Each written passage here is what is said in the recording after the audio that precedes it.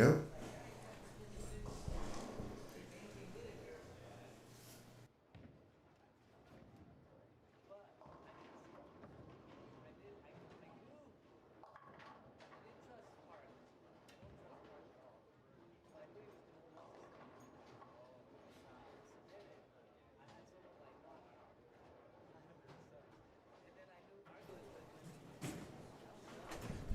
Hey, welcome to the Greater Denver USBC Masters, Senior Masters. Yeah. Finally, there we Regular go. Masters was last week. That it was. So We have solved our audio issues. yes, Rob Warner, Isaac Hernandez here. Hopefully, we can bring you some good bowling today. We did have audio issues. We missed the first two games, but hopefully, you guys were able to view that. So we are now back. We are You may live. pick up a 710 while it's gone. Sorry, I didn't leave any. There you go. So All right, we shall be with you the rest of the way. We're hoping, we'll barring get you, anything crazy. nothing crazy yet. So we do have Game 1 standings after Game 1. These guys are flying already. So Yes. they just finished Game 2, getting ready to start Game 3. Who's bowling? Let's start with that. All right, well, let's see here. Let's go this route then. I see a Rod Hostler. We got a Dwayne Steinmetz, Randall Wood, Scott Roberts, and a Tim Sullivan. Mark Dahlberg's in the house, Jason Prather, Mike Riley, Steve Badavinick, Wayne Stellick, Brett Cromwell, Jeff Newts, Robert Worrell, Jim Hubler, Romeo Clemente, Chevelle Kane, John Johnson. Romeo Clemente. JJ. I like that. Yeah. Romeo Clemente. I like that name. Clemente. It's almost as good as Giovanni Capasso. Yes. Not as good as Robert Warner. That's true. Best name out there. We got Tim Osgood, John Jackson, Jermaine Brown. We got Gooch, Frankie. We got Honeyman, Mr. Michael. There's John right in front of us. Yep, Ernie Lloyd, Scott Berger, Ed Cook, Anthony Unrein, James Polk Jr., Christopher Palmer, Christopher Woolsey, Steven Dudak, or Steve Dudak. Yeah. Let's see here. That's Dan Hurlbert. Say that, but Yeah. and Chris, how'd you pronounce his last name? Always get yelled at. So Woolsey. there you go. Woolsey. Woolsey. Somebody said something. I've been about working on it for all week. it. Trust me. I heard you say something about Yes, his sister. God bless her. I love her. I've never met her, Yeah. but She corrected you? Absolutely, which Good- she has good every for right you. to. Absolutely. Yes, you need to And be I have corrected. worked on it. So if she's watching, I have worked on it. I probably will slip every so often, but it is Woolsey. How were you saying it before? Woolsey. Wool instead of wool. Okay. Very distinct difference. Yes. Very distinct. And I'm sure all their lives they've got it, so they don't Very hate true. hearing it that way. We got Doug Ewell,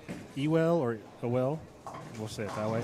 Michael Smith, Robert Geik, Stephen Gallegos, David Tolson, Mike Diaz, Kevin Maloney, Roundel Rose, John Lyons, Chris Martinez, Ron Hosler, Nate Bolton, Dwayne Mellinger, Dennis Brown. I'm sorry, Dennis Brown is not bowling qualifying, so that is Michael Stark that's there. Awesome. Dennis decided just to go into the. Spectate, yeah. What would you do? I think we talked about this last week. I would probably want to at least get a look at it. I mean, being seniors now, I mean, we're not all as agile as we would be if we were younger, like the kids last week. Oh, goodness. Let's see here. Larry Harper, Felix Garcia, Brian Haar, Scott Sloan, Dan Streeter, Giovanni Capasso, Giovanni? Joe Boomer White, Ishmael Smitty, Roger Waller, Greg Neeram, Ricky Schishler, and Greg Wabama. Awesome. So that's who's in the field today. So we have standings after 2. Who was leading after game 1? Let's go with that first. Okay, so let's well, that's going to be a little difficult. So I thought you were better than this. it has nothing to do with that. So let's put it this way. After game 1, they're going to take 20 today. And then, well, what's the format today? I don't even remember. Top third, semis, and then Is it top semis 8 and bracket. Top 5? Yep. Yep, top 8. So They're going to take 20, then they're going to do a semis, and then they're going to cut to the top 8 round robin bracket, correct? No. No, just a bracket? Yep, elimination. Elimination Single bracket, elimination. okay. 2 games, single elimination. So after game 1, your leader was David Tolson shooting 277. Awesome. Followed by Randall Wood shooting 264. JJ at 252. James Polk Jr. at 246. As well as Steven Gallegos. Ron Hostler shot at 245. Greg Nerum shot 242. Dahlberg shot 237, as well as Mike Honeyman. Woo. Yeah. Michael. Yeah, Wayne Stellick shot 234. Ed Cook shot 232. Mike Diaz shot 226. This is game 1. Yeah, this is game 1. So Mike was good for 1 game. Well, hold on there. Let's get to game 2. That's true. Good Let me point. get to at least 20. Chris Martinez shoots 225, followed by Gooch at 224, followed by Nate Bolton at 223, as well as Boomer White. 17th was Ernie Lloyd at plus 220. I'm sorry, plus 20. Okay, I just kind of changed that all up. My bad. It's been a while since I've been on air, so let's see here. I guess. Well, every time that's excuses. Well, it's their good excuses because I've been bowling everything we've That's been. true. Bowled well last week. Commentating. Thank you. Appreciate Congratulations. it. You actually did something right. I always do something right. Well, I guess that depends on who you ask. Exactly. Absolutely. So Ernie Lloyd That's was. what I was about to say. Well, we could ask her. So Ernie Lloyd shot 220. Kevin Maloney shot 215, as well as Larry Harper. And to round out your top 20 right now was Jason Prather, who shot a 214, so plus 14 right now is your cut. For game 1. All right, game number 2. Whoop, see, those standings are coming fast. Yeah, game number 2. We got David Tolson, who shot 233, is now plus 110. Randall Wood shot 225, he's plus 89. Michael Honeyman Get out shot of here. 243, he's plus 80. There you go. John Johnson, he shoots 213 to go to plus 65. Chris Martinez shoots 235 to go to plus 60. Ron Hostler shoots 209 to go to plus 54. Mark Dahlberg shoots 215 to go to plus 52. Michael Smith shoots 257 to get him up to plus 50. James Polk Jr. shoots 203, gets him to plus 49. Steven Gallego shoots 202 to get him at plus 48. Ernie Lloyd shoots 225 to get him to plus 45. Dennis Brown, a.k.a. Michael Stark. Got to remember that. So he shot 247 to go plus 42. Mike Diaz shot 212 to get him to plus 38. Wayne Stellick shot 201 to get him to plus 35. Greg Nerum shot 188. That got him to plus 30. You got 225 by Badavinik to get him to plus 29. You've got Nate Bolton, who went 202 to get him to plus 25. Giovanni Capassi. Capasso. Que paso? Exactly. He shoots 220 to put him at plus 23. Joe Boomer White shot 200 to keep him at plus 23. And Ed Cook is now your cut at plus 20 with a game of 188. Awesome. Our own Michael Honeyman in the cut. Yeah. And bowling well. Yes, he is. He must have made it easy out there today. Well, it looks like it's the same length and same distance and volume as last week for the regular Masters. The pattern is definitely built a little bit different. It's not as flat on the outside. So I think it's a 6.5 to 1 ratio. I believe so. So there is forgiveness to the outside. So if you kind of push it to the right, it's going to make it back. But being Arapahoe Bowling Center, its tendencies have the gutters hooking a lot, no matter what. So okay. That's just Arapahoe's characteristics. The outside just hooks. So. Gotcha. And we are on the high side. Correct. The high end. Correct. Other notables, let's see here. We got Christopher Woolsey at plus 9, Mellinger at plus 7. You both go last week. Yeah, last week. Seems like forever ago that the Denver Masters, but it was last week. Yeah, I know. That is crazy. You got Steinmetz at minus 3. You got Gooch at minus 4. Let's see here. got Garcia, Felix at -17. Kevin Maloney, -30. Scott Sloan, -29. You got Schishler at -60. Streeter at -68. That's about it at the moment. Awesome. So not too bad. And shout out to the association. Yep. Another great tournament putting on. Greater Denver USBC. Absolutely. Masters was very successful. It was. Senior Masters looking on that same path. Yep. We love being here at Arapahoe Independent Center. Clean, well-maintained, one of the best centers that we have in the state of Colorado. Yes, sir. I'm saying in the state. Absolutely. No doubts about it. There's a tie for that, I would have. Yes. I would There's two big. As a state, we're lucky enough to have two really good centers. Yeah. If not more. Yeah. There's other ones coming up. Well, if we want to go geographically up north, we got HPL. Yep. Okay. Here in the Denver metro area, we got Arapahoe, where we're at now. Yep. Down south, it's probably going to be a toss-up between Harmony and maybe Kingpin. See, I would go. I would probably say Harmony. Okay. What are we taking into consideration? See, I'm not trying to badmouth anything, but if I take everything in consideration, I would go HPL up north, followed by. I'm going to stick up north for a second. Okay. Followed by Sweetheart and Centennial are probably about a tie. Okay. Sweetheart, because they just only have 24 lanes versus 32. Right, okay. So I see where you're going. Staff-wise is great Yep. on both ends. Then when we get to Denver Metro, you're talking. See, I consider Arapahoe South. Okay. Denver Metro, we're going to say Holiday. We'll say Denver Metro North. Holiday. Okay. No doubts. Definitely. Winner. There's Chicken no doubts. dinner. Absolutely. Get another one. Go back Absolutely. for Then we get south. We have Yep. Arapahoe. Yep. We have Arapahoe. Then when we go to Springs, I would Kingpin and then Harmony. Yeah. I mean, as far as lane availability, definitely Harmony. Okay. Because they have 40-plus lanes, Yes, I they have believe. more lanes. I will give Yep. them that. And they both accommodate to whatever's needed, basically. Now, we're also forgetting about one thing. Talk to We me. have to throw Peak in because they have the cheese fries that are unmatched. We're going back so to we, the cheese we fries. have to give them a bump just for that. Okay.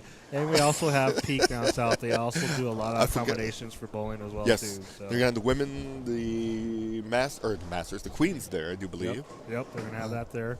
So, Speaking of Queens, Cheyenne Queens coming up yep. in a couple weeks. Actually- First edition.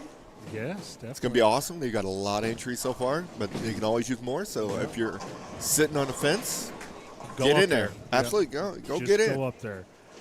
It's a good experience. It's going to be ran kind of like the regular Masters that they run up there every February. Which is a Sellout. tremendous. Yes, good luck So- getting into that thing. Let's put it this way: the regular Masters, if you're in, you stay in because it's hard to get in.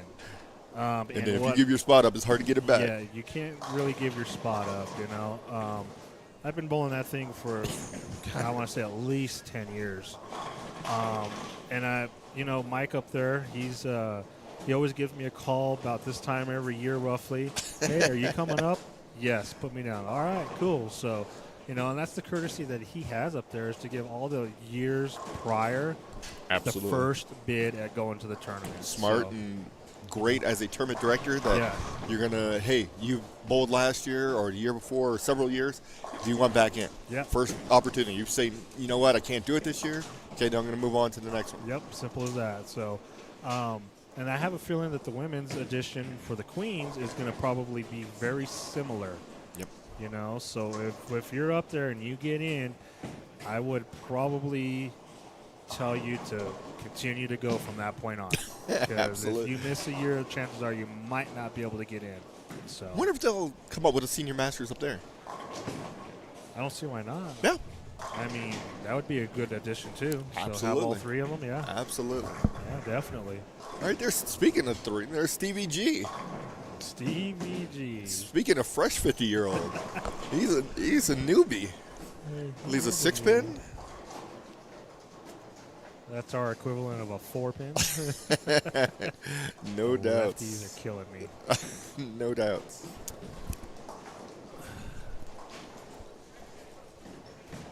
So, but yeah, I mean, other than that, it's actually nice Got to be back. We got some. This field's pretty stacked. You got Sloan. He's been winning everything lately. Yep. You got Diaz over here. You got Maloney. Absolutely. You got Tolson. Steve. Gallegos. Woolsey. You got Woolsey over here. You got Polk. Polk always makes a cut. Yep. Frankie's always, you never can count him out. Who is that? Chris Martinez. Mark Dahlberg.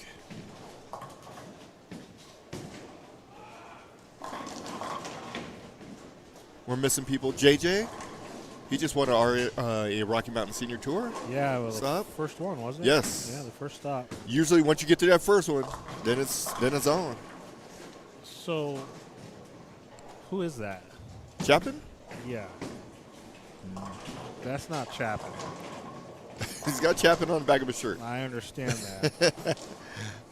We don't have a Chapen on the list, so I wonder if that is Speaking of John, JJ Tim Osgood.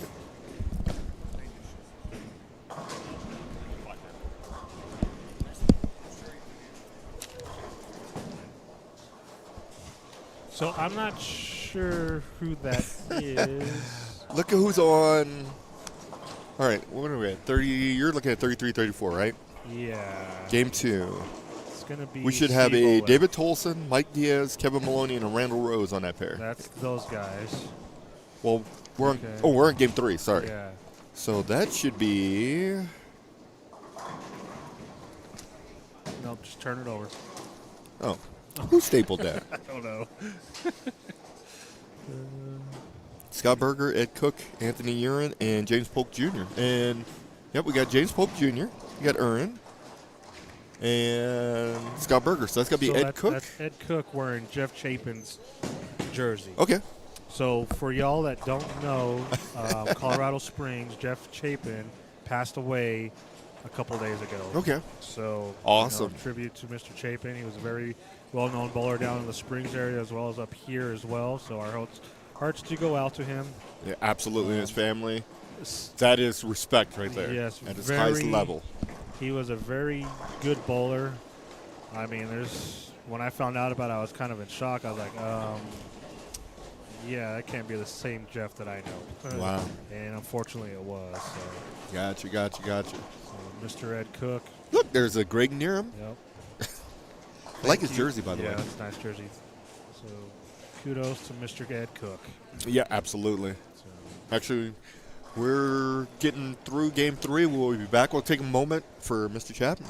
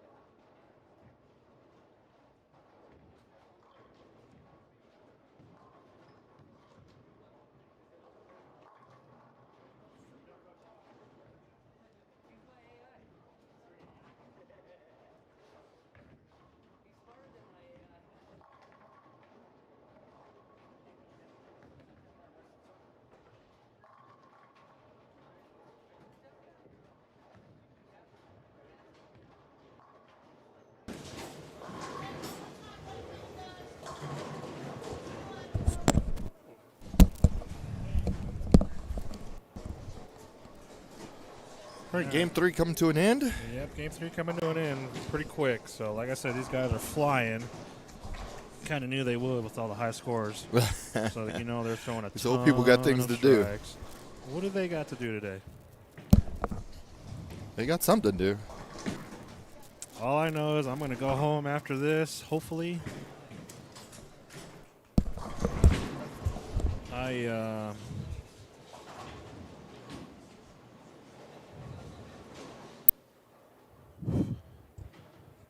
Interesting.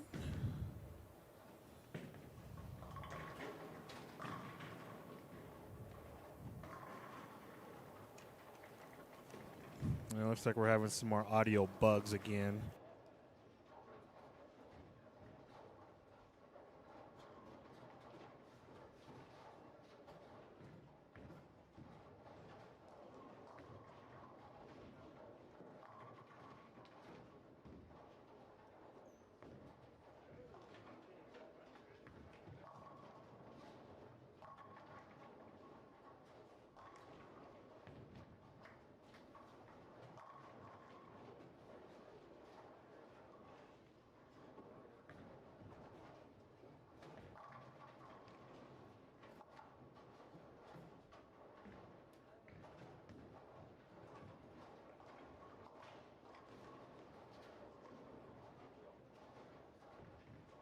All right.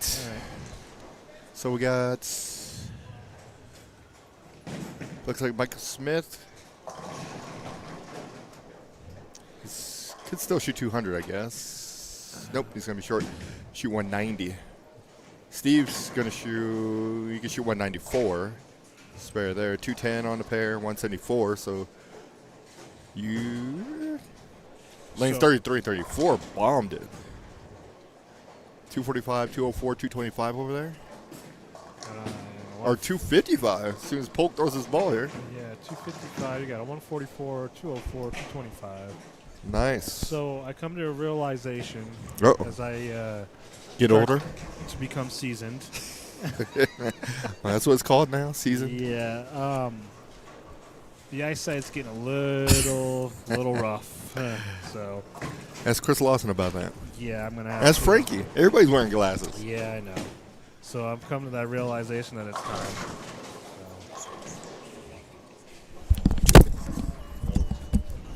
So yeah, I'm gonna be joining the elders with corrective lenses probably within the next couple of weeks. Awesome. Awesome. Hey, I've been blind all my life.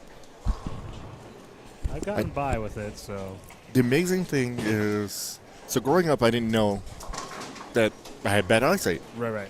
Until one day I was like 3 inches away from the TV, and they were like, you might want to go to the eye doctor. So I went to the eye doctor and got contacts and had those forever. Then got LASIK when I was 30, I think. Oh, wow. About 30, 31, somewhere around there. Because eyesight finally settled in from being bad, and then got that done. Best money I've ever spent in my life. Good. I would trade that over any car I've ever had, any house I've ever had.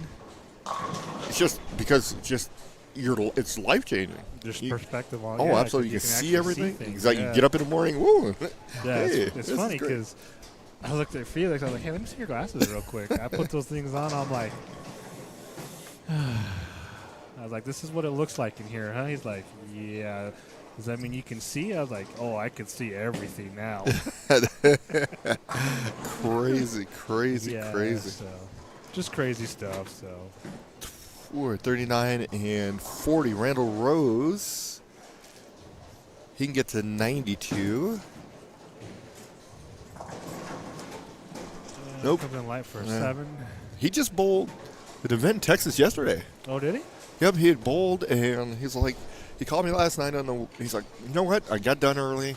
I'm going to drive up there and bowl the Masters. I said, really? He's like, absolutely. He's on the road right now. So nice. Kudos to him for getting in the car and hauling butt up here. Absolutely. And where's he from? Amarillo. Oh, okay. So 6-hour drive. Not too bad. Yeah. You got Gooch over there on 36. Diaz is he should be in the 200s. He's sitting at 197 now. First ball, it's the second ball in the 10th. He's getting ready to throw.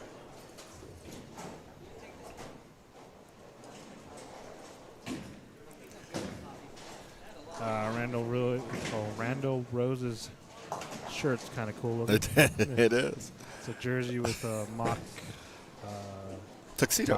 tuxedo, whatever you want to call it. Diaz with a double there. Hey, that old guy can bowl. Yeah, he sure can. Don't tell him. All Tell him I these call old him guys old. can. Oh, I think he already knows. That he's old or that I called him old? Both. That's true. I've known Mike forever. For a long, long time. Yep. Both Mikes. Actually met Mike Honeyman when we had a center. He was doing score. That's where I met him at. Yeah, he was doing. He was working in the scoring industry at the time. He worked for Ebonite. Yep, I remember that. All right, so Diaz finishes 226. Yeah, that's where I've met quite a few of these guys back in the day. That was about, what, roughly 20 plus years ago? 25 years. Because we got the center in 2000. Yeah, and that's which was perfect, because then I could always remember everything. Yep. So I met Mike in 2000, met Diaz in 99. Because Diaz had a shop at your place, too. Yep. And first we met him, he was at Wheat Ridge. Yep. We met him right before he bought the center. Yep. So like 6 months before then. Met Jack probably 6 months after we had a center. Jack. Who else? John Jackson. There you go. There John you go. Jack Jackson. Say that fast 3 times. Exactly. Frankie, I met him probably about a year after having a center. See, I met Frankie when Rocky Mountain was still around. So that was probably right around 98, 99-ish. Gotcha. So. No, I met him. It was funny. He comes walking in the center, right?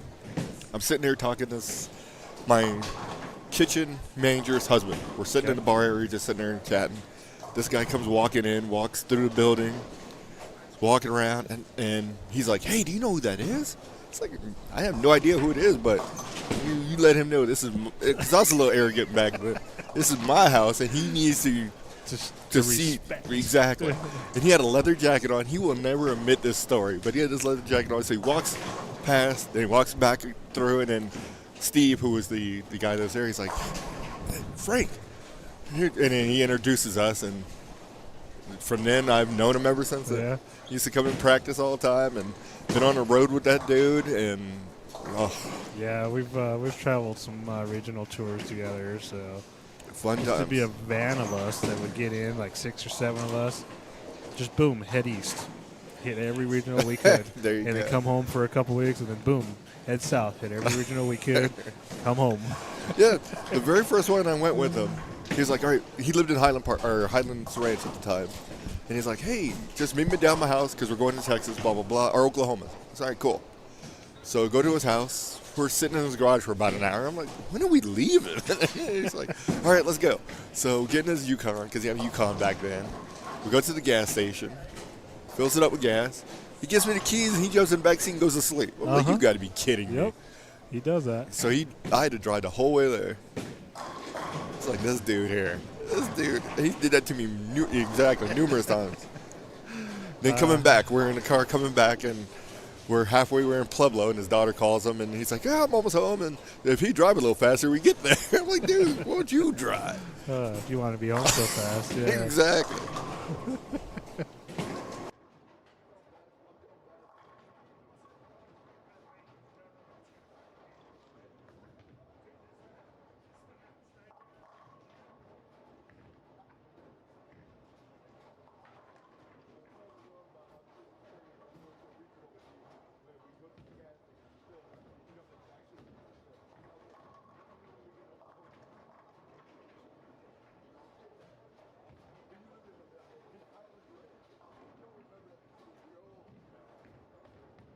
For one, it was his turn to pay for gas because every time we'd stop for gas, somebody would pick up the bill. So I was like, all right, I'll get out, I'll pump it. Give me your card. So he gives me his card, slide it in. That thing stopped at like $29. I was like, hey, dude, your car's no good no more. He's like, why? I was like, it only gave us $29 worth of gas. And back then, that was probably like, I don't know, almost half a tank. Exactly. I was like, well, that gives us less than half a tank. He's like, oh, we'll be fine. I'm like, what do you mean we're going to be fine? I'm like, we're in Missouri. I was like, we still got at least 9 hours to go before we get home or to the next fuel stop. He's like, That's you're hilarious. fine. I was like, you know what, man? Get your stuff out of here. I see it. Dominic, how is it? How's it going, Dominic? Thanks for joining. Yeah, he did something similar to me. We're going to Nebraska for a local tournament up there, and so we're in his Yukon. He jumps in the back, or he's in the passenger seat. So he's like, he could drive. So I'm driving, and it's snowing outside. So I'm driving probably 10 under the speed limit. He's like, dude, if you don't drive any faster, we ain't going to get there. I was like, dude, you realize how slick it is outside? He's like, no, just go ahead and drive. We hit a bridge, and he's like, oh, yeah, it is slick, isn't it? I was like, yeah, geez. dude. Like what I've been trying to tell you. That's what my 10 miles under the speed limit's telling you, too. Absolutely. That dude. All right, so over to the left here, we got Honeyman. He's gone strike 3 in a row, so he's on 35 and 36. There you go. We got Scott Berger. Comes up a little light. So Scott went 9 miss, gutter spare. Interesting. And over on 33, we got a player with 4 in a row.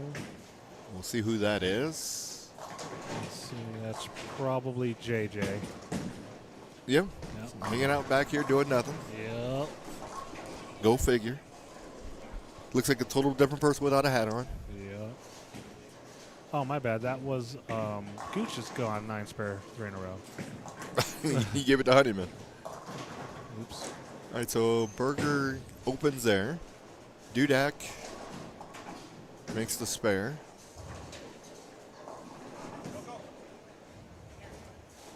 Polk struggling. Or no, sorry, Polk is the D-bowler, so he goes strike spare. I got a pole right in my way. I can see that just fine. And The pole? Yeah. And what do you mean, Mr. Lawson, welcome to the club? What club are you talking about?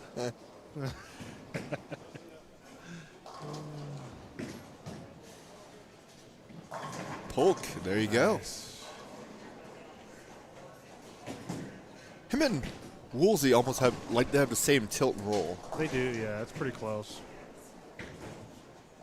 So if I was one or the other, and the other roll was scoring, I'd go watch him.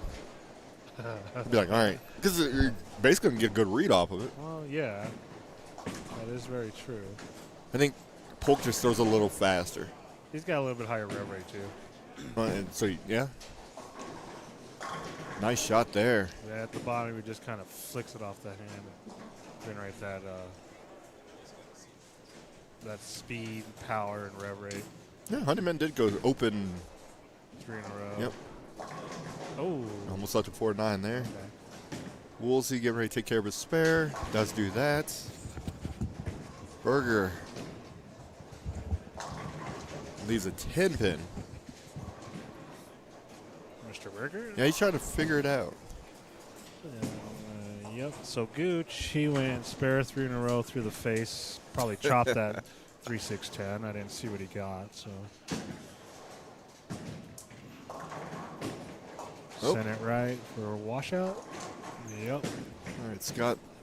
Let's go and take the spare. Did take care of that. Steve Dudak did strike on 40, so he goes spare, spare, spare, strike. Dudak will clean. spare you to death. Yes, he will. He's got a ton of ABT titles. Yeah. I've won a few against him, and he's won quite a few against me. Tons of ABT titles. But that was back in the day. Yeah. Gee, that was 20 years ago for me, too.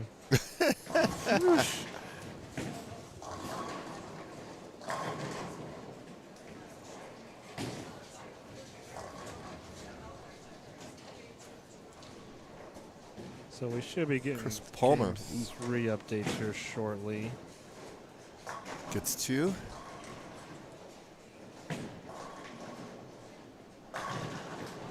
It is JJ stringing. Is it JJ stringing? Yeah. Okay. So he's got the front 5 now.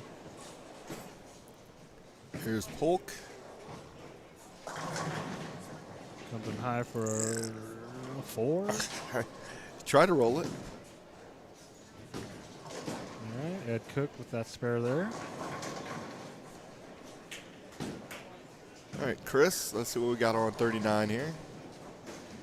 You bowled a lot in the center. Is it different from the lower to the mid to the high? Yeah, 39 and 34 are probably like your hookiness lanes out there. They are very tricky. So I was actually here when they added Add them back in. Added the next 8 lanes in. Yeah, because it was only up to 32. So I was part of that process. You got to help put them in? Not building it because they had whoever it was come in to do it. So, but smart. You know, just unloading, moving stuff around. You know, crazy. That's stuff when you were like young. That. Well, that was maybe 10 years ago, give or take. I don't remember. You were young. All right. Speaking of Game 3, man, you must know somebody. Why do you say that? Because now we got standings. Oh, I'm kind of looking at that. Okay, just checking. David Tolson continues to lead. 724 after 3, so plus 124. Yep. He's averaging 240. Check that off. Yeah. Randy Wood. Yep. He's freshly right minted Hall of Famer. Yep. He's right behind him at plus 116. JJ's averaging 236. His average about to go up. Yep. And he shot 244, deployment at plus 109. Chris Martinez is in 4th. 5th is Polk. 6th, Dwayne Mellinger, Mike Diaz. 7th, Hostler at plus 57 is 8th, along with Nate Bolton. And Ernie Lloyd is 10th at plus 49. We got Steve Bodovinik, 11th. Ed Cook, 12th. Chris Woolsey. See? Woolsey. I know it's going to screw it up. It's when I read it. When I start reading it fast is where I get it. Take your time. Steve Gallegos is 14, 15. Michael Smith. Honeyman is 16. Ooh, shot a 150. Dropped him down to 16. That'll do it. Yeah. That's going to be Mike Stark at plus 33. And then we have Roger Waller, Mark Dahlberg, and Wayne Stellick is your number at plus 29. And right now your cut for the top 8 bracket is Ron Hostler at plus 57. So 29 and 57, that's relatively doable. Catchable, most definitely. Definitely. It's just David Tolson. Catching him's going to be hard. Yeah, it might be a little tough to go from 29 to 57 because the scores are about the same. Meaning that if they're going to be high, they're going to be high one way or another. You're going to gain. Let's shoot 300. You're going to gain 10 pins a game probably. And you're hoping they go a little bit backwards. Yeah. Is what you're banking on. Yeah. Hard to say. So high game so far is 277? Correct. We agree with that? Yep. Mr. Tolson came out the gate today. You got to put something a little harder in this app.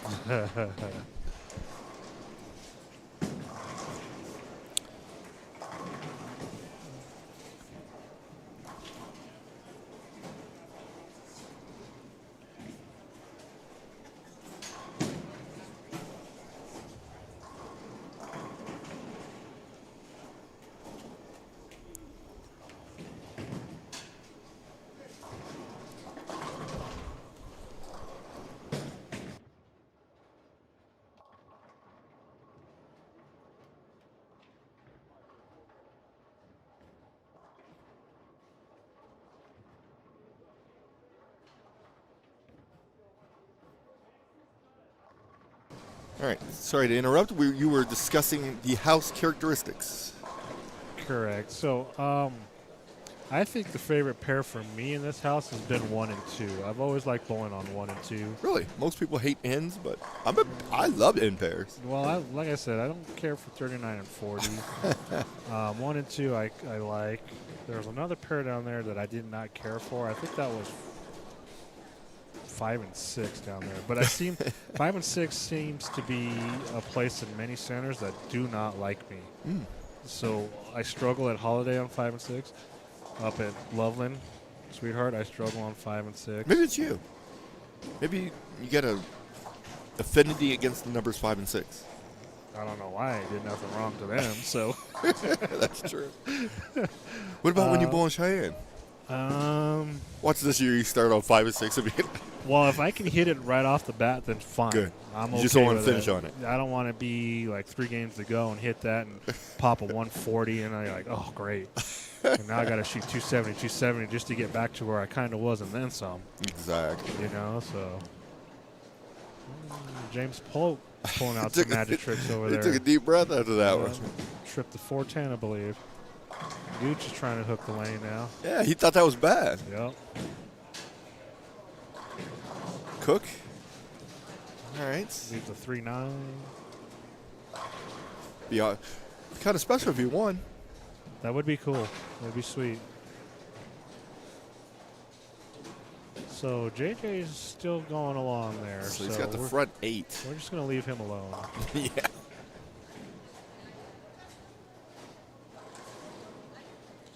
I don't know if we want to try to get something going if he gets to the 10th.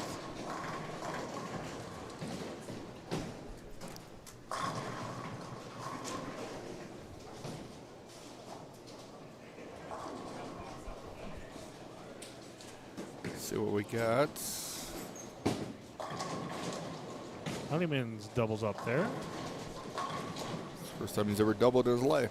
Not like where I was going with the in pairs. The reason why I would love just to bowl leagues on in pairs because you get done faster. Because you're not waiting on somebody on one side. That's the only reason. Well, absolutely. Do I need another? I just checking, so No, I thought there was more to it than that. No, I've never understood how on league the in pair would be the last pair done. You got to be dwaddling at that point in time. That's happened on Friday nights a couple times over at Holiday. Really? Grab the end pairs, and you're like the last one's done. It's like, okay. Yeah, we got to have a chit chat if you're on the in pair and your last one's done. Yeah, I don't know. All right, Gooch throws 4 in a row. So he went spare 3 in a row, open, and then the next 4 in a row. So he can shoot 223 if he punches out.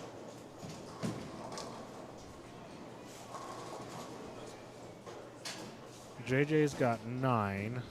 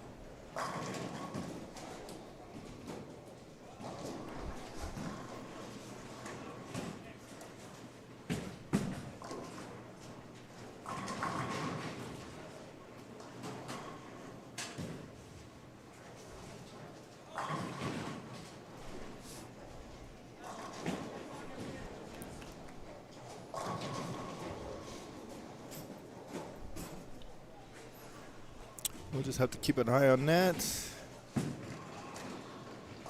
All right, JJ's getting up, getting ready to start. Oh, he's being iced out, too. So Nice. I like it. You want me to get it, or you? Okay. All right, Berger leaves an 8-pin.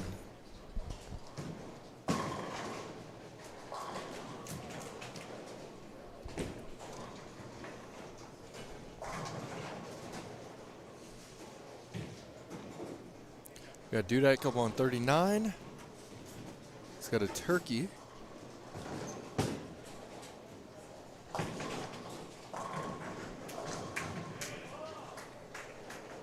right, JJ did get the first one in the 10th.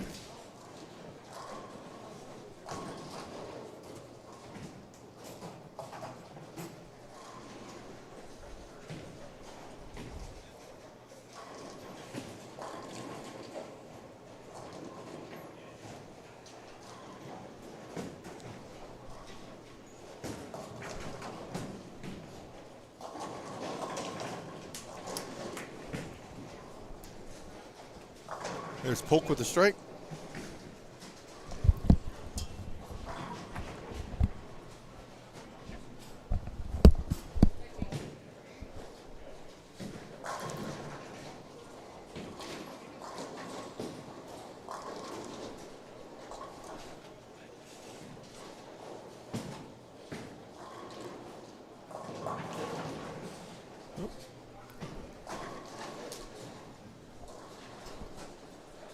So Dudak does go 4-bagger going into the 10th. All right, good run by JJ. Was that 4, 6, 7? Yes, sir. It looked like he missed a little inside. So She just missed it completely and shoot a 284. 286. 286 it is. That is our new high game. Yes. All right, Dudak over here has got himself together. Where's he at? He's on 40. So after that open, he decided, okay, I know how to strike now. Ooh. And leaves a 4-pin there. Still going to be a plus. So Gooch ended up throwing the last 6 to shoot 233. Honeyman's going to shoot 237. And he said he didn't have a good look. What's his definition of a good look? I don't know. 280?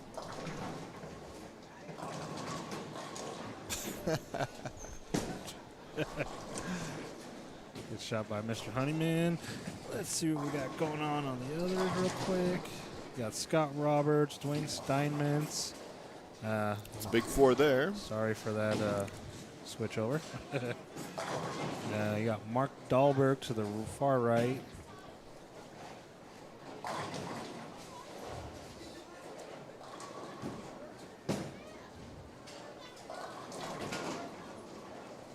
So now I wonder, now that I'm seeing this, is this going to favor the guys that play the middle part of the lane and can move left a little bit better? Well, let's look at our leaderboard here.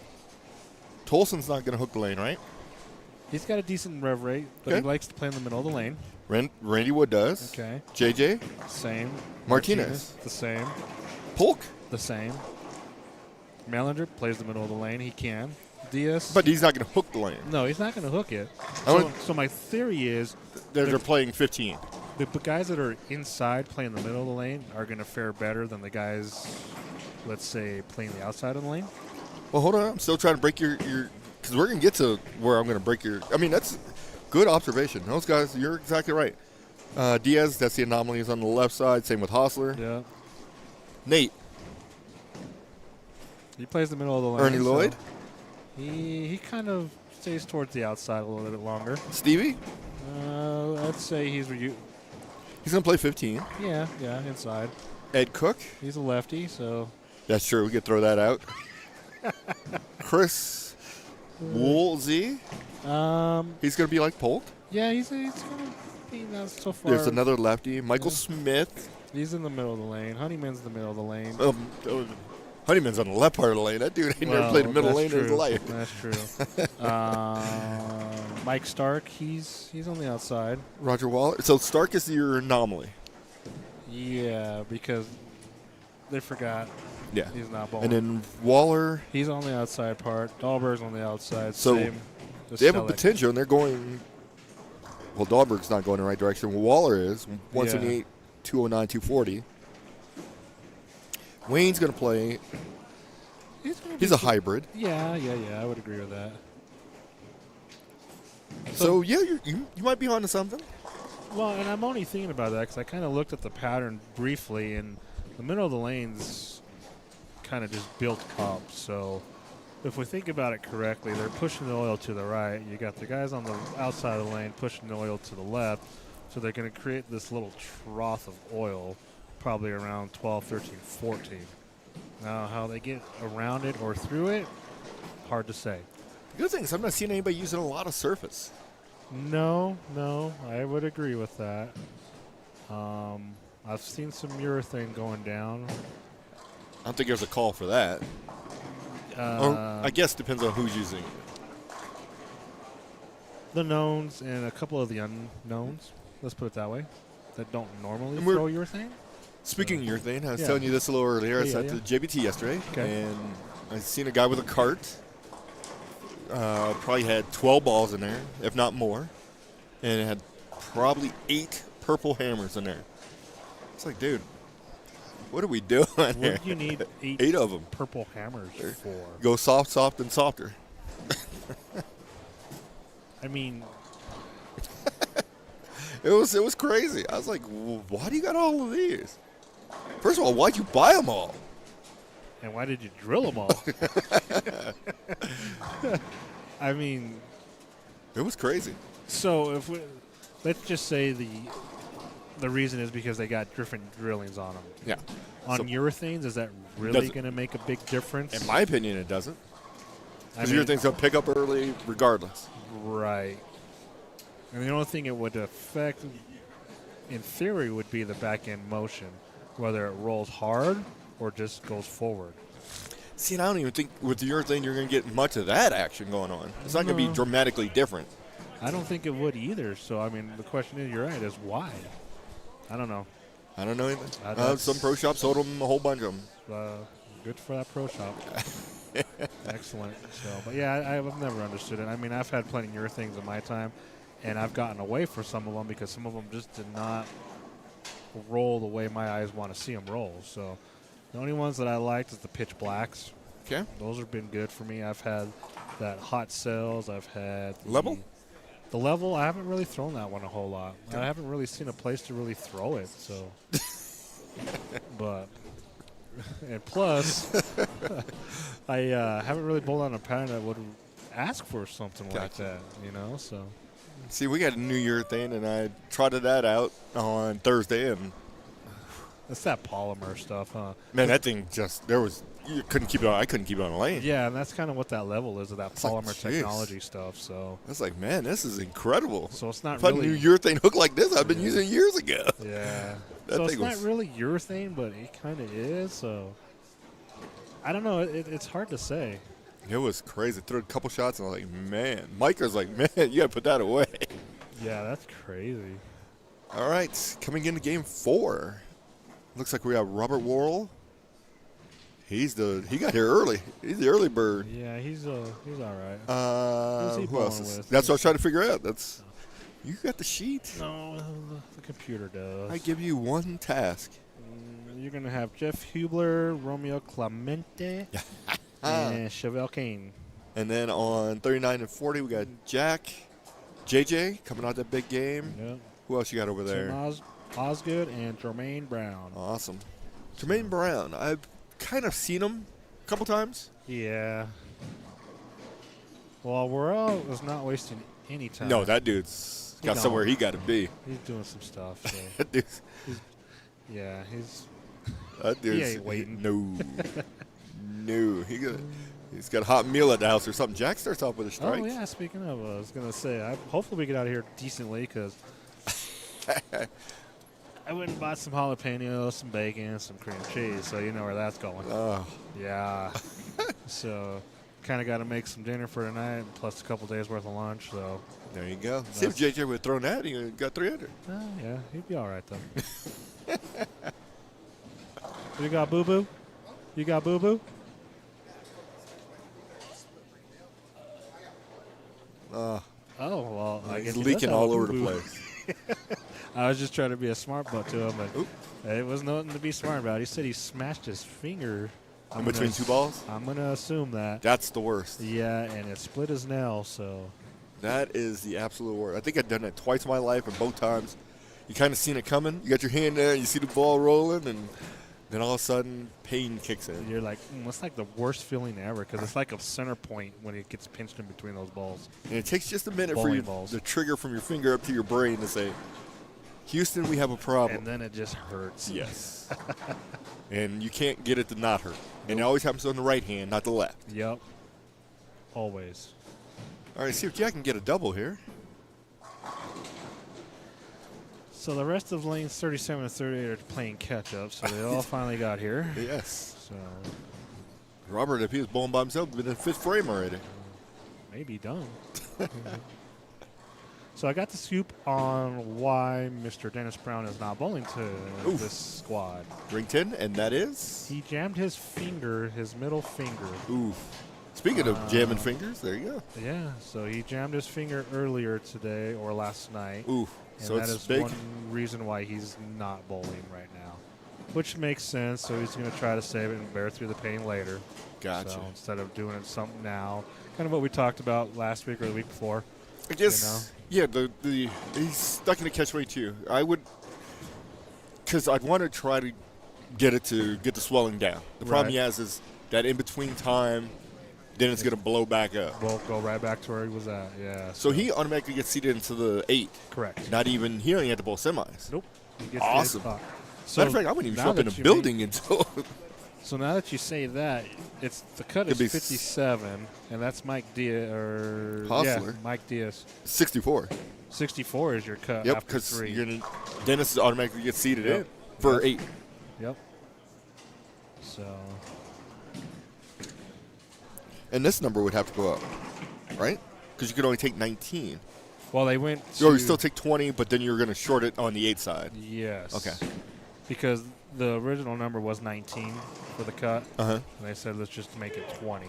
And then going to 8 is where you're going to make your change. Correct. So they're actually taking 20 and then 7 plus last year's winner.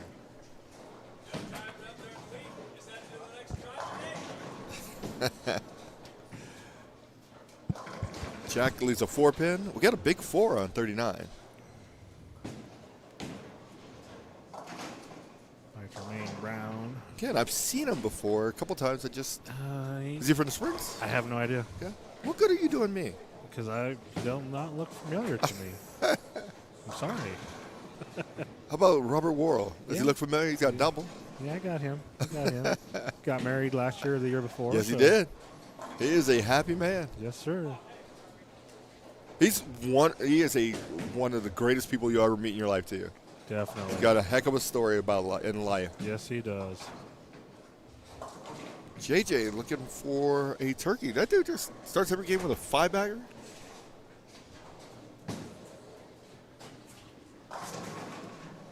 Yep. So, yeah, I kind of conversated with him a little bit earlier about lane play. So that's kind of giving him my 2 cents. He gave me his 20 cents. And I was like, well, your 20 cents is working better. So that's He gave you some change for your 2 cents? Oh, yeah, he did. And then some. So his game plan working real well. And mine was just nothing. It's like, I told him, I was like, it's similar to last week. It's built a little bit different. You got more forgiveness on the outside. So, and he's like, okay, I got it. I got a plan. I was like, okay, do it. Oh, back to back. Yeah, back to backers. Interesting. That dude's cursed. Yeah, that's not good. Nah. Only thing be crazier is if he went back to back and picked them both up. Oh, that would be crazy. Yeah, that would be the most impressive thing I've ever seen in my life. Yeah. At that point, I'm halfway thinking I'd advance him into the top 8. Dude, if you're picking up big 4s back to back, yeah. He's from Aurora. Bowled him for about 30 years. Mr. Lawson, you're showing your age. Chris is old. I don't like his attitude.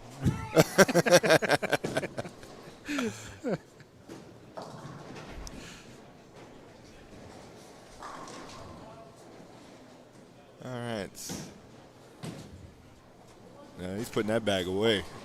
Yeah, that bag's no bueno. I would have took it that way. Yeah, there's a green holder over there, too. Put a sign on the outside the door. Free to a good home. Yep. We should have game 4 or Coming 3 up. standings coming soon. Nope, Or 4. Yeah. So we're in game 5 now. Yeah, because we never changed. Yep. This is how fast they're moving. Typically, it's about 30 minutes in between games. We're moving in about 15, 20. JJ. Ooh. Light 7. Wow.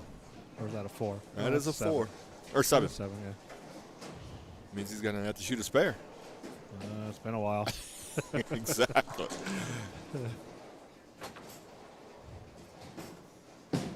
Chevelle Kane. Leaves a 1-3-6. Let's see what Jermaine does this time. He goes 3 big 4s. Oh, JJ missed that one. He ain't shot his bear in forever. Well, But you shouldn't miss regardless. yeah. All right, here we go. All right. That's a win right there. Yep, That is a definite win. definitely.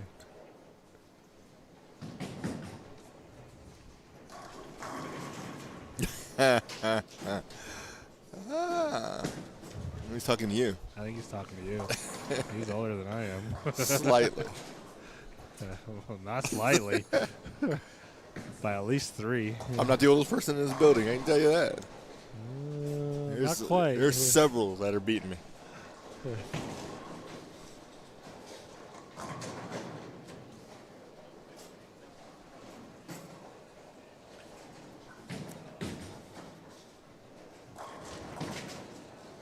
All right, here's Jim. 37 looking to pick up, what is that? Oh. 3-pin. Just missed I believe it was a 210 conversion over there. Wow. Give it a run. Yep. Didn't catch enough of the 2. Kind of went in front of that 10 pin. Chevelle's going to open there. JJ. See what he does here.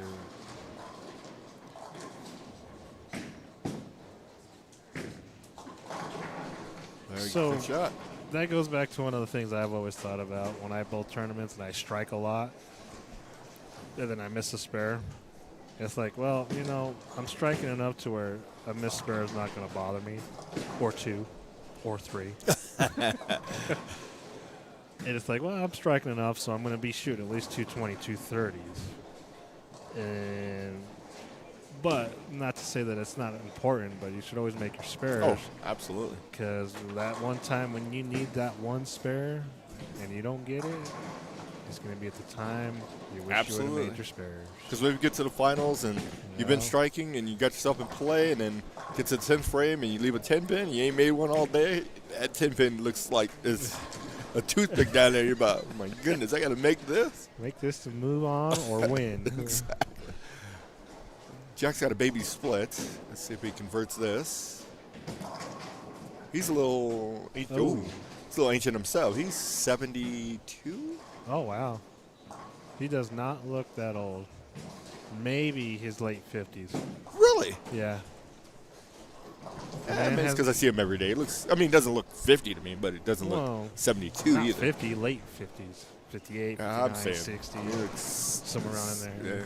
I'm trying to put his business straight, but I think he's. Well, you just did. I did. All right, Jermaine, nice strike there. So after a couple of bad frames, And a ball change, and looky. back to normal. Look at Lawson, 52. One day I'll be 52. Yeah, you got a few on me.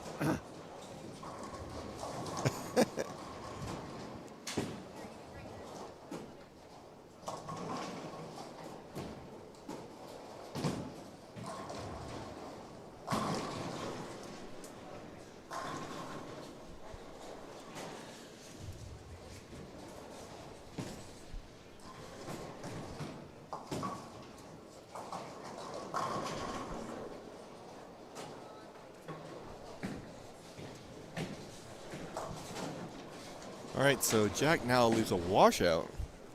It's a 1, 2, 4, 10. As our good friend Lucia would say, it's makeable. She believes everything's makeable. Everything is makeable. There you like go. that. He made it. It's just your odds are higher on some things than others. Yes. Just like her 10-pin shooting. Yeah. Oh, there's an interesting lead. We got a 157. Nice. Interesting. I don't think I've seen that in a while.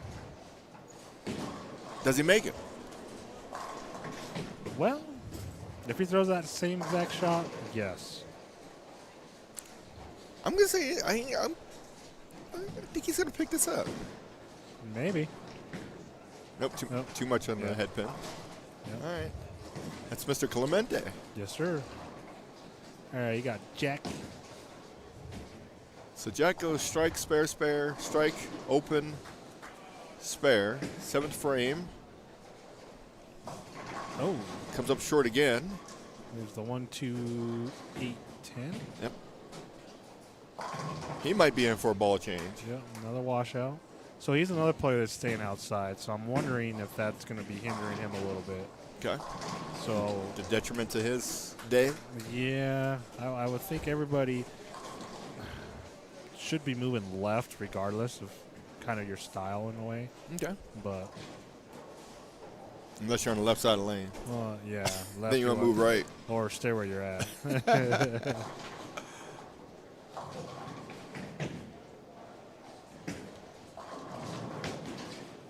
Oh, and he gets that one. Just Mr. Jack, well, he's the king of the Washout washouts? covers. Yep. JJ tried to roll a 2.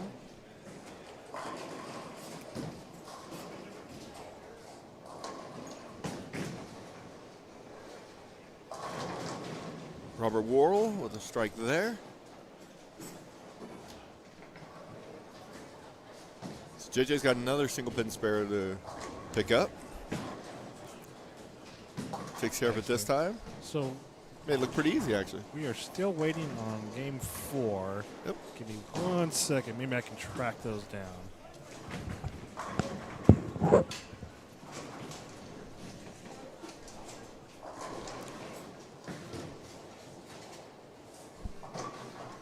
Oh, fresh out the press. Coming in hot. No?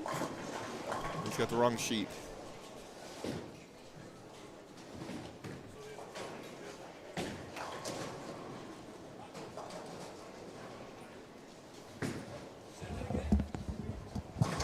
Oh, 8-pin. All right. So I got an update on game 4 Ooh. scores. Got to do some corrections before they get them to us. So Oh, somebody was hard to say. fat fingering it. Could be. Wait and see how it looks. I'll be right back. Yes, sir.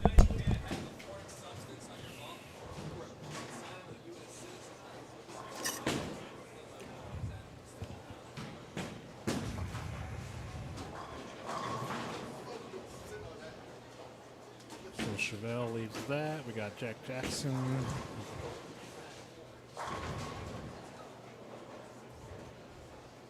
I'm sorry, John Jackson. He's going to be up on 39. He is working on a spare. JJ's working on a spare as well.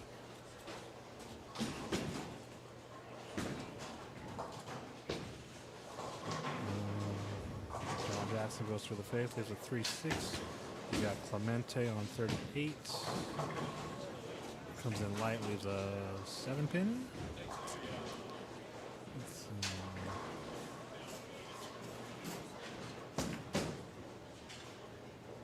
JJ flushes it for a strike.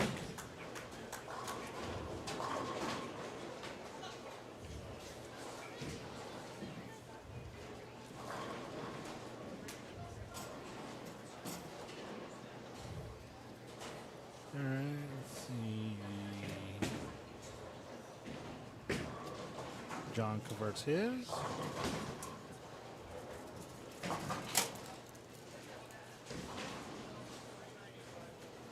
Got Robert Worrell.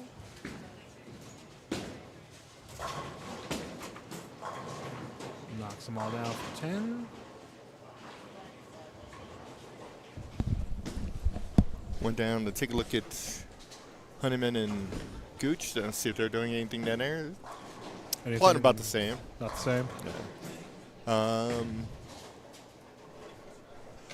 Someone down there that was on Polk's pair couldn't surmise whether it was James Polk or somebody else. Went 7 frames going 9 spare. Oh, interesting. I don't know if that's good or bad. I don't You're making all your spares, but Yeah. you just can't get over the hump. That's probably the most frustrating part, too. Yeah. I mean, because you're probably making some really small moves, and the minute you make that bigger move, it's probably going to bite you. Absolutely. And then you go back, and then it's going to bite you again, and then now you're like, what do I do now? So let's see. Over here on 33, we got a player that went spare 5 in a row. 33 must be the easiest pair in the house. Everybody's bombing that pair. Yeah. All right, game 4. There we go. We've got a new leader. Go figure. Yeah, imagine that. John Johnson shot 286, but we seen the last game to put him at plus 195. He's averaging a whopping 248. Damn near 250. I mean, that's crazy. You got Chris Martinez at plus 152. You got David Tolson at plus 147. James Polk Jr. at plus 130. Mike Diaz at plus 108. Nate Bolton at 109. Steve Adavinic at plus 99. Michael Smith as well. Randall Wood at plus 91. Dwayne Mellinger at plus 86. Jason Prather plus 75. Michael Honeyman hanging in there.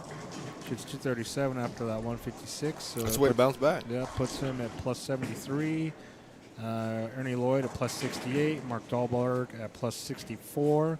Ed Cook plus 61. Christopher Woolsey at plus 51. Ron Hostler at plus 47. Scott Sloan at plus 30. Mike Stark at plus 26. And your top 20 is Roger Waller at plus 23. I think the most amazing thing about this is Tolson shot 223 that game and dropped 2 spots. Yeah, that's pretty rough, isn't it? That's a brutal beat. Yeah, because Tolson was 124 after game 3, went up 20 pins and went down. Exactly. The math ain't mathing, but that's what happened. That's just brutal. And the thing you got to do is you got to keep going. It's not like you're like, well, there's nothing I can do. Yeah. So I'm going to predict the top 7 cut right now. Can pins carry over? Good question. Not sure. So if the pins carry over, I believe your top 7 is probably going to be around 140 to get in. Sounds about right. Yeah. What do you think the 20 will be? It's probably going to hold strong, probably around 30 to 40. What's it at now? 23. It went down. Yeah. Went down 6. I'm going to say it's going to hit 32. 32? It's going to spike here in a minute. Yeah. It's kind of where we're at, so. All right, Jack's finishing up. He can get to 88. How'd you get that? Good at what I do. I guess. So Jack leaves in, what's that? Oh, 2 pin. A deuce. A deucer. So he'll finish at 178 with a spare. JJ's going to put a, he's going to be in the 240s again. Oh, if he shoots 240s, average is going down. Yeah, because he's got to shoot 248. Oops. I go down a couple pins. Yeah. Yesterday we were at JBT. I was talking to Nathan over there. And, we were talking about 300s at Crown. And he said, yeah, somebody shot one week 1 of league. He said it was the dude's very first 300 ever. Shot one in the very first night of league, and it's been going downhill ever since. Wow.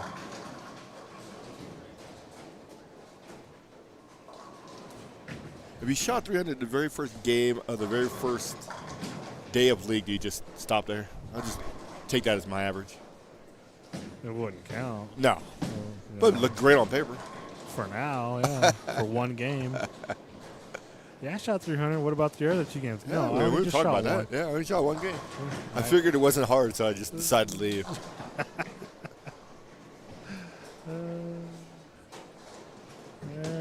right, JJ, 246 on the table. And again, he will lower his average. You missed it. Yep. All right. If that's your miss, you're doing pretty good. Yeah. So 245 there. Robert Worrell can get to, he can get the plus. He can shoot 202. Yep. Or no, he can go higher than that, right? Because they're going to go 80 here. 82, so he can go 212. Oh, yeah, that's right. We got one of those those scoring things. How some centers already added in and some don't. You would think they would have made it universal. Yeah, it would be too simple. True. Way too simple. Well, bowling scoring in general is not universal. No. We got the weirdest scoring mechanism of any sport ever. That is very true, especially when you get into the World Bowling Tour. They only bowl like 3 frames or 4 frames or 5 frames or whatever it was. And if you get strikes in all 5 frames, that's a 300. There you go. Go figure.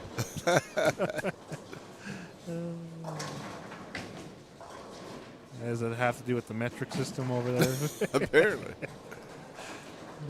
It's just weird how you can not. It depends on where you 9-count at. You could lose a game to somebody else who 9-counted. Yeah. Whether it's the first frame or where you make your mistake. The 4th frame.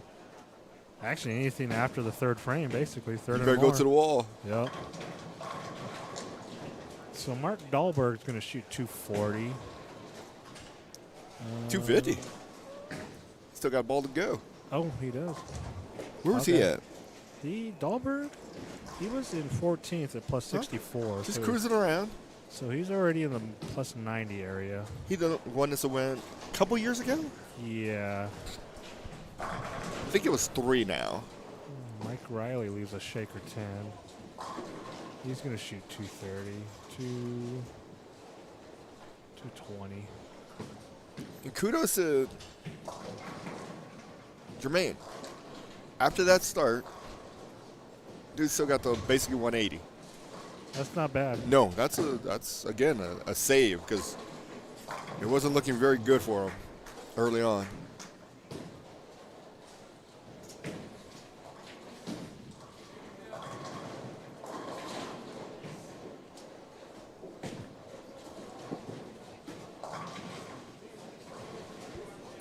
I mean, Stella tried to trip a 3-pin, but that didn't work out.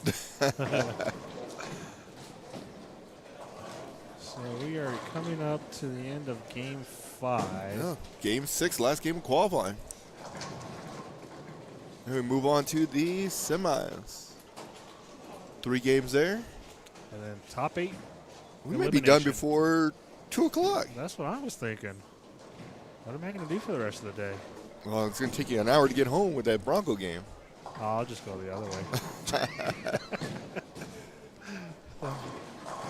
I'll take Arapahoe to E470 and then back to the house. There you go. That way.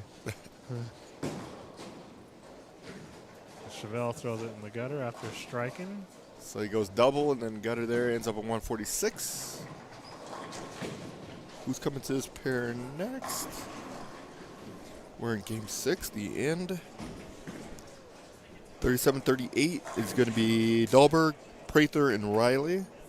39 and 40 is going to be Bodovinik, Stellick, Cromwell, and Jeff Mutes. Any of those close to the number that we need to be worried about this last game? Dahlberg, he's going to move himself up a little bit after that last game. What did he shoot? He shot 250, so he's 100 over. Prather, over. is he close? Yeah, he's in 11th at 75. Mike Riley, Mike Riley, he's going to be close because he was down here. 35th. 35th at minus 36. So he got to plus like 10. okay. So Something he's like that. coming in the right direction. Yeah. Stellick, I don't see him.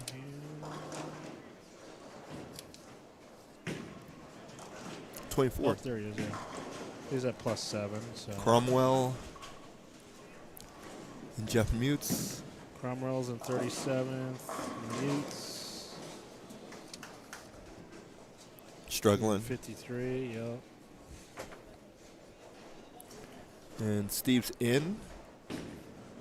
Or no. Yep, he's in 7th, so he's just trying to seed up.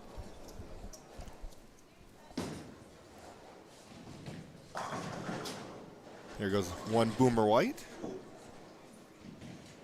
a.k.a. Joe, a.k.a. Mr. White. Kind of threw me for a loop there. I'm like, AKA Joe. Well, yeah, his name is Joe. It is. He does not seem like a Joe. Not a Joe. A boomer, definitely. Absolutely.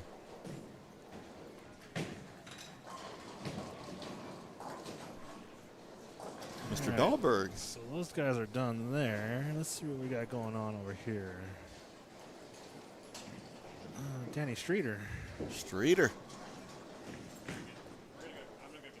That Brian Hall. Another extremely nice guy. Yep. He come up to me. He's like, "Are purple hammers good?" And I'm like, "Yeah, they're good." "Are you sure?" I'm like, "Are you gonna question my questioning and then me question my questioning?" You question your authority? Yeah. So I was like, "You know what? Let me just go double check." But from my understanding, purple urethanes are no longer allowed on most national events Correct. and some junior events Yep. and whatever else. And so I went and looked, got online. I was like, okay, looking at it. There's like 5 or 6 different listings for the purple hammer. Correct. So the one we were specifically looking at was the purple urethane pearl hammer is legal unless it starts with serial numbers 6 or 7. Those are oldies. Yeah, so we had to look at a serial number, and it started with a G. The G. So it's good. Stands for good. Yep, G for good. And I think what they're going to do too is balls moving forward. That's in the urethane category. Going to mark with that 78D. Yeah. If that's going to be the case, I don't think those balls, urethanes, are going to be around much longer. I don't think so either. Because they're going to be basically, not to say worthless, but worthless.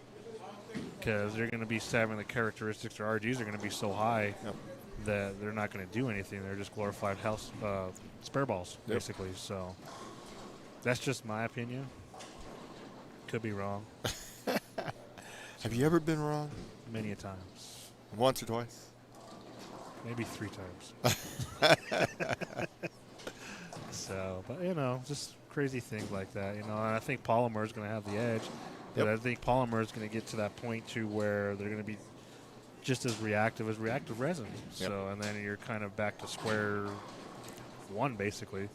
How do we create a ball with high enough RG, with a cover stock that doesn't absorb but still reacts to a certain point on the lane? I don't know. Weird things. Yes. I'm curious. I would love to talk to some engineers, scientists, people who make balls, because they were on that particle for a minute. They thought that was going to be the new best thing, and that went south quickly. I think they just were cracking too much. Back in the day, yeah. Probably early 2000s. Yep. Around 2000. Particle ball was going to be the new best thing ever. Yep, but that's basically what the hybrid is now. So that's kind of what they were trying to do back then. But they were using a different chemical. Not so much a pearl and a solid, but it was like a... They were throwing glass in there. They were just throwing everything in there just to try to make the ball hook. Yeah. You cut your hand rolling across it. Right. Chip it out. This was a little sharp. Exactly.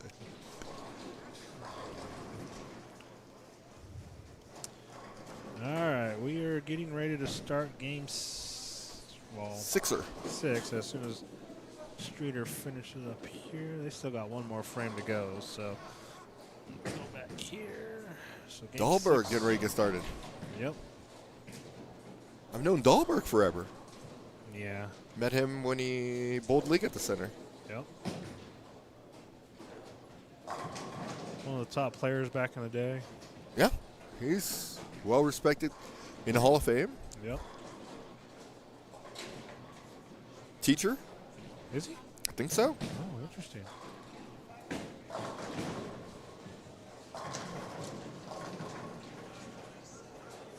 Yeah, I remember back in the day, the Big Time was one of the first particle balls out there by Ebonite.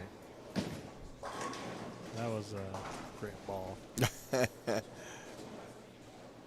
I'd like to put big on stuff. Big one, Big Time. The Big Time was great because that was when Tommy Jones first started his tour career on the PBA Tour, and he won a tournament throwing that ball, I believe, throwing the Big Time, and that's when Ebonite was really hot. Storm was just starting to come out and starting to make their name on the bowling platform.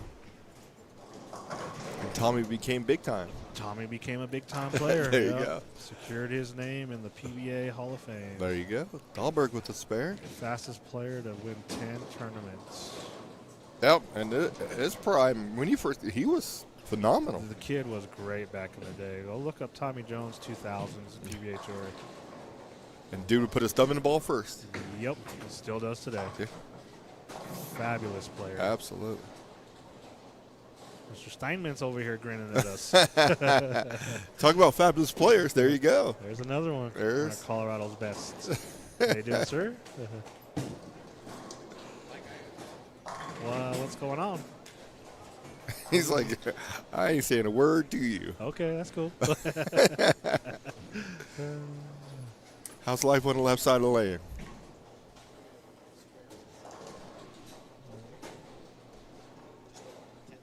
Ooh, this is not too good on the left side. A couple of opens, missing easy spares. Famous 10th frame opens. Oh, usually that's reserved for right-handers. Yeah. Well, lefties do struggle too, believe it or not. Maybe not as much as right-handers. Now, here's a question for you. What do you got? I don't think anyone's ever took a scientific approach to this. Who's better spare shooters, left-handers or right-handers? In general? Yeah, overall. I would say it'd have to be a wash. I mean, just consider Okay. the fact of the sheer number of righties versus lefties. True. So if you got 100 righties and 10 lefties, and 100 righties make 9 out of the 10 spares, and the lefties make 9 out of the 10 spares. Let's get it same even. percentage, yeah. So I don't know. It'd be interesting to see if there really is a Difference between the two? yeah. That's a good question. Yeah, I like that. 'Cause I'd be interested in that too. Because I do know it's proven fact that actually women are better spare shooters than men And why is overall. that? Why Because is they have to that? shoot more of them. Okay. I guess. Yeah. You saying women can't strike? I didn't say just it. playing. Those words. See, you can start up controversy. Now, men make more split conversions I would agree. because again they leave more. Yeah. It's all in the numbers. That too in. Well, shot on I'm paper. not going to say power has anything to do with it because you can throw a ball slow enough, and if it hits the pin correctly, Absolutely. it will throw that pin around or whatever. So Yeah, you got to hit it right at the right spot and hit the kickback perfectly, and it's going every which way. bounce off the ball the right way. And yeah, I know because we've all had that where we leave a 7-10 and we drill the 10 pin and nothing happens. We leave a 10 pin, we drill a 10 pin, and it just goes flying everywhere. It always flies when there's Yeah. no 7 there. Yeah, so There's no doubt. More people made 7-10s when there's not a 7 and a 10 both there. absolutely correct. Cromwell takes care of his spare. There's a few left-handers in the field. Yeah, there's quite Didn't a notice few. some of them. Let's see what we You got got Cromwell, Hostler, Diaz, Riley. Yeah, Who am I Cook. missing? Cook, here. 4, Steve, Gallegos. yep, 5, 6.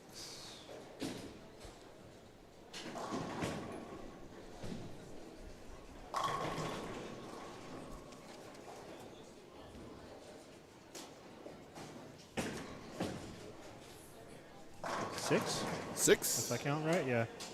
6 lefties. 1 two-hander. Who? Oh, yeah. Never mind. Yeah, you went to the who really quick. Who? Well, it's a senior event, not a whole lot of seniors throw two-handed. Oh, Greg. I didn't notice Greg was here. Oh, yeah, so that's 7. Well, see, you forgot about Greg. My bad. Riley, Yep, got him. 4, 7, 10. All right, here's a low. Let's see, Scott Roberts on 36. He's got the most unique. Well, Footwork. well, that footwork Release. was not very good. His release is. If you ever, you could. not even know he's throwing a ball, and as soon as you see his arm, you're like, oh, no, it's Scott Roberts. It's going to be one of two people, Scott Roberts or, God, as soon as I say his name, you'll be like, that's right. Brian. Oh, yeah, Mr. Hayes. Yep. Those two are the only two people I've ever seen do it like that. Yep, that is true. And very successful. Very consistent. Yes.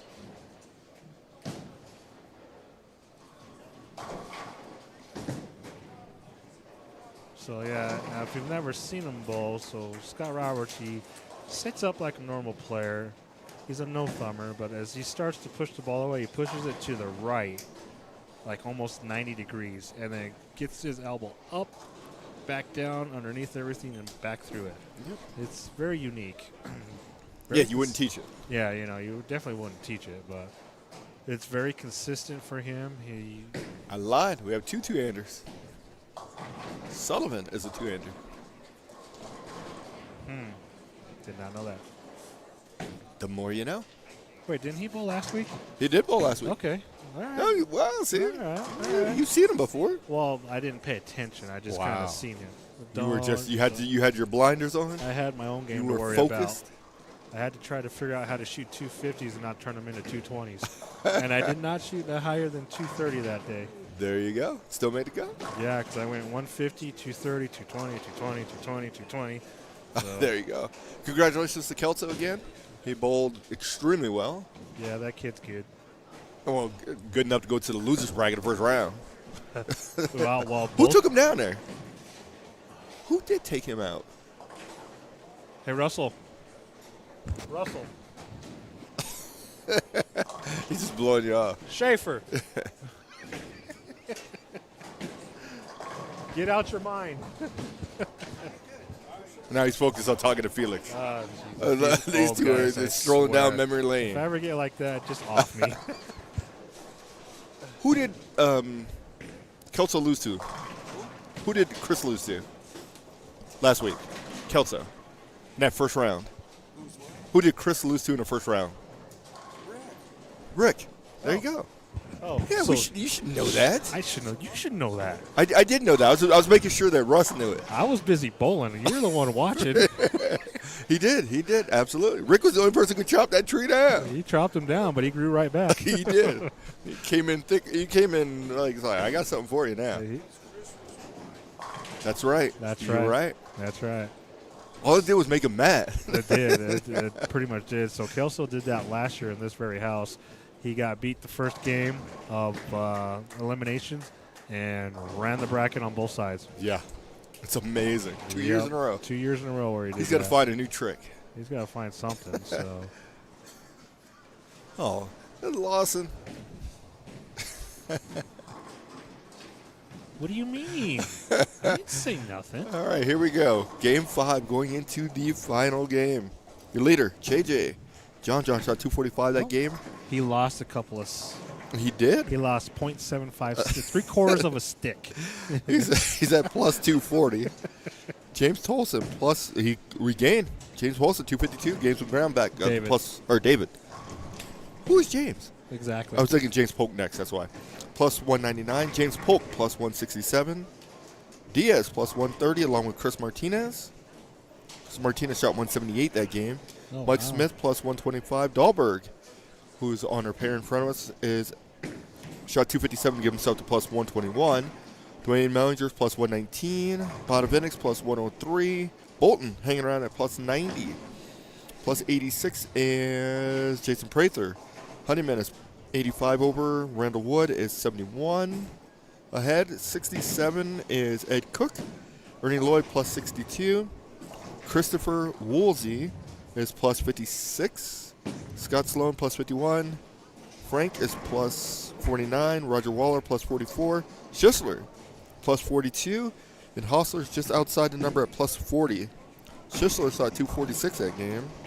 He went back. Digging himself in there. 230, 240, yep. Trying to look to see who's the most consistent. It was Martinez until that last game. Because he went 25, 35, 48, 44. Then shot 178. Polk's kind of there. Yeah. That 203 is the anomaly. DS is pretty consistent. Yeah, that's So DS goes 26, 12, 26, 44, 22. So That's really consistent. yeah. That's just a spare here and there, strike here and there. So your cut was Fischler at plus 42. So it went up. Told you Yeah. it's going to jump. It But did it's go going to up quite a spike. bit. Your top 7 right now is plus 121. What was it last game? For 7? 99. So it went up It too. went up, yeah. Literally 2. So from here, it looks like. Oh, we meant to ask Russ if they carried over. That's what we should ask them. Now we got to go find them again. No, I don't think you have it on there. it should. Well, you can look all you want. I'm gonna. Mr. Lawson, you just spend one day on the right side of the lane, you'd understand what it's like. Ooh. There's this thing called traffic over there. Shots fired. There it is. I always give him a hard time. Oh, yeah, you got to. Known Chris Lawson forever. Yep.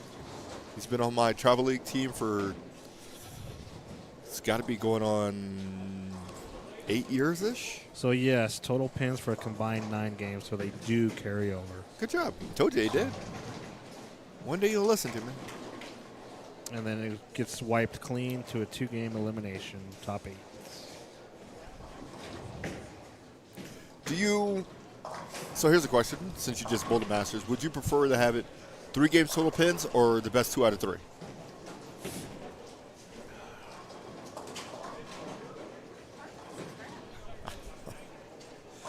I can see it from both sides. I would rather have it total pins because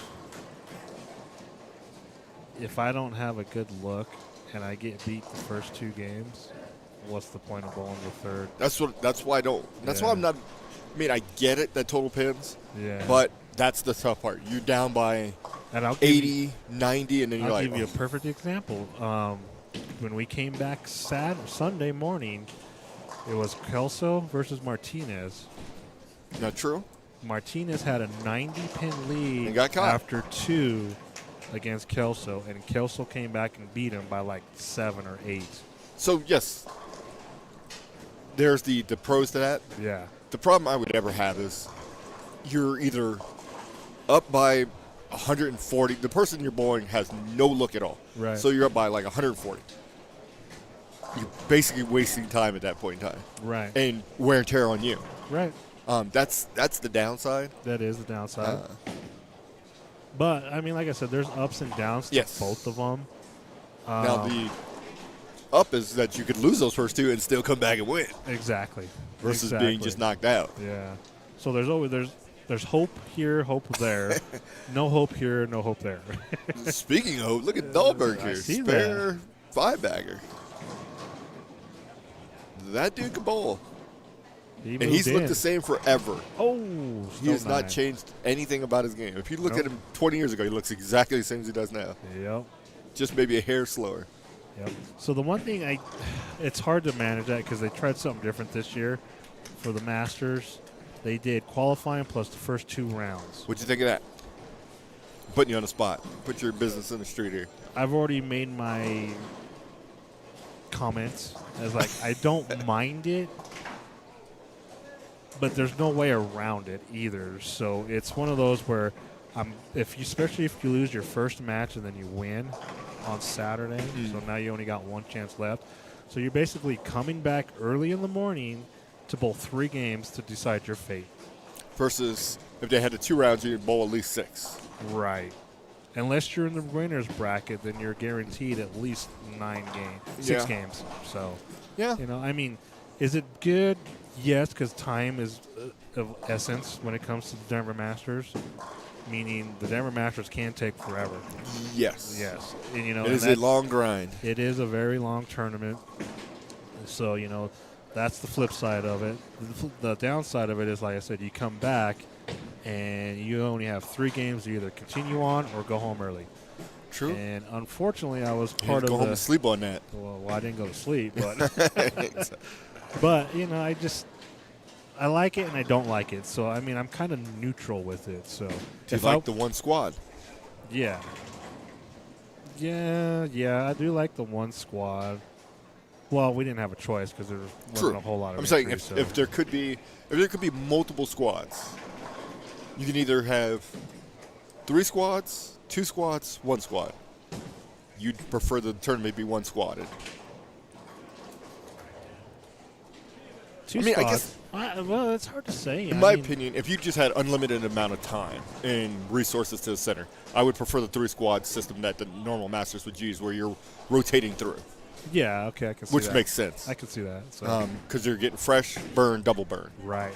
It just sucks for that last day if you're in the double burn, and the people Basically- before you didn't care, then you got a problem on your hands. Basically a true Masters format. Yeah.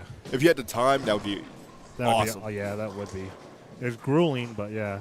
Absolutely. And if you're the winner of that, then there's a reason You why. deserve to be going to the Masters. Exactly. So, but yeah, I mean, it is what it is. So, now I don't think we can figure out a way to get away from that. No. So, the only other option would be is to go to a triple elimination. But that will Oof. basically put you right back in the same spot as far as time restraints. Oh, yeah. So- and a bracket nightmare. Yeah, that Moving bracket, people around everywhere. that would be a logistic nightmare if even possible. Nope. Dahlberg lives in 8-pin. We went stone 9, stone 8. Oh. See, shouldn't have made that adjustment. What if he did?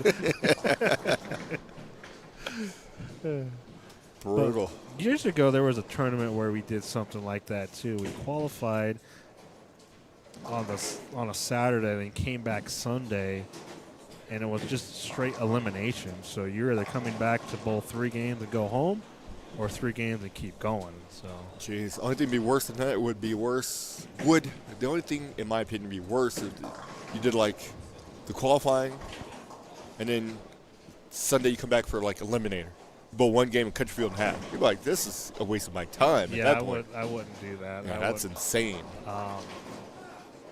The only places that were like that was the eliminators in Vegas back in the day. Yeah, That was brutal. the only thing. You signed up, you paid your $75, you got 1 game. And that was it. You better hope you were ready to go. Absolutely. But you know what you signed up for. Yeah, exactly. So, but Make the most out of it. re-entries were allowed to a point, and then, but if you won that thing, it paid hefty. And that's the key. That's the draw. Yep. Hey, I can beat half the field 1 game. That's your mindset going in, and until half the field beats you 1 game. Well, the event I bowled wasn't an eliminator, but it was against the player you were bowling against. Gotcha. So my second time out there, and the only 2 times out there, the first one I didn't do very good. Second time I went out, I'm like, I'm going to do this year. And my draw was Oscu Palermo. I don't know if we remember him. I do know an Yep. Oscu. Yep, Oscu There's Palermo. only one of those in the world. Yep, that was my draw. And the second part to that was our lanes broke down. Oopsie. We had no practice, and they would not give us practice. Wow. So basically, Stingy. yeah, we basically went in there with nothing. So Oscu decides he wants to shoot 270 at me, and I Take think some I of that. shot- Yeah, I think I shot 210, and that was it. 'Cause I couldn't strike. There you go. Couldn't strike with the kid, so. And that was probably the last time I bowled the eliminator. I was like, yeah, this ain't gonna happen. Not anymore. Like you say, you know when you're beat and when you can do things, because there's a lot of good players in the world. So Speaking of striking and young kids, so yesterday, again, I was at JBT. okay. Diego Lujan, I don't know if you know him. Yep. Awesome. Put a show on yesterday. Oh, did he? 8 games. That dude, with bonus, because the way they do their semis is you bowl against the person across from you. So if you beat them, you get to 30 pins. But you're just basically round robbing it Right. until you get to the top 4. Anyways, he ended up with his bonus sticks was like plus 496. Oh, wow. And the most amazing thing of that number is he's still in 11th place on JBT scoring list. So plus in that particular instance, meaning that format, he is still in 11th place. There's 10 people who are higher than him at plus 496. That's Wow. incredible. The leader is still another 100 and some ahead of him. That dude put on a clinic. Wow. That's crazy. That is. Scoring records are So crazy. now that over we're there. talking about JVT, let's stay on this subject a little bit. Do you think that these kids are going to get hurt a little bit more if they decide to totally ban urethane? No, it's going to make them. I don't even think this is going to sound bad. Okay. I think all urethane was or is from a perspective taking pros out of the equation because of the anomaly. Yeah. Or put it this way, this is how I'm going to say this. The worst thing that ever happened was pros got really good on TV using urethane because then average Joe thought he could do that same thing. Right. And that's where it creates the problem. Right. And then when they got super soft or softer and you could hook the lane and then everybody else is like, well, how come I ain't got that kind of hook? Right. That becomes a problem too. Urethane, it has its place. I get it. I just believe that in order to use urethane, in my opinion, you should have to have a license just like you have a car because you need to be able to hit a target consistently to be able to use urethane. Because when you're a sprinkler head, it becomes a problem. It does. You're And right. that's it where does. everybody gets mad because it's spotty all over the place. Which is understandable too. So, but with the same aspect, if you're a good enough player, you should be able to navigate through all that. But it's just one of those things to where No, to a point because Yeah. you're bowling either league or whatever, and you need to make the shot for the 10th frame for your team to win, and you happen to hit that one spot that dude happened to hit 4 frames ago. Right. And you weren't expecting it, and the ball goes another foot. Now you're like, oh, okay. now you're 210, 2810, Absolutely. 24810, something like that. Yeah.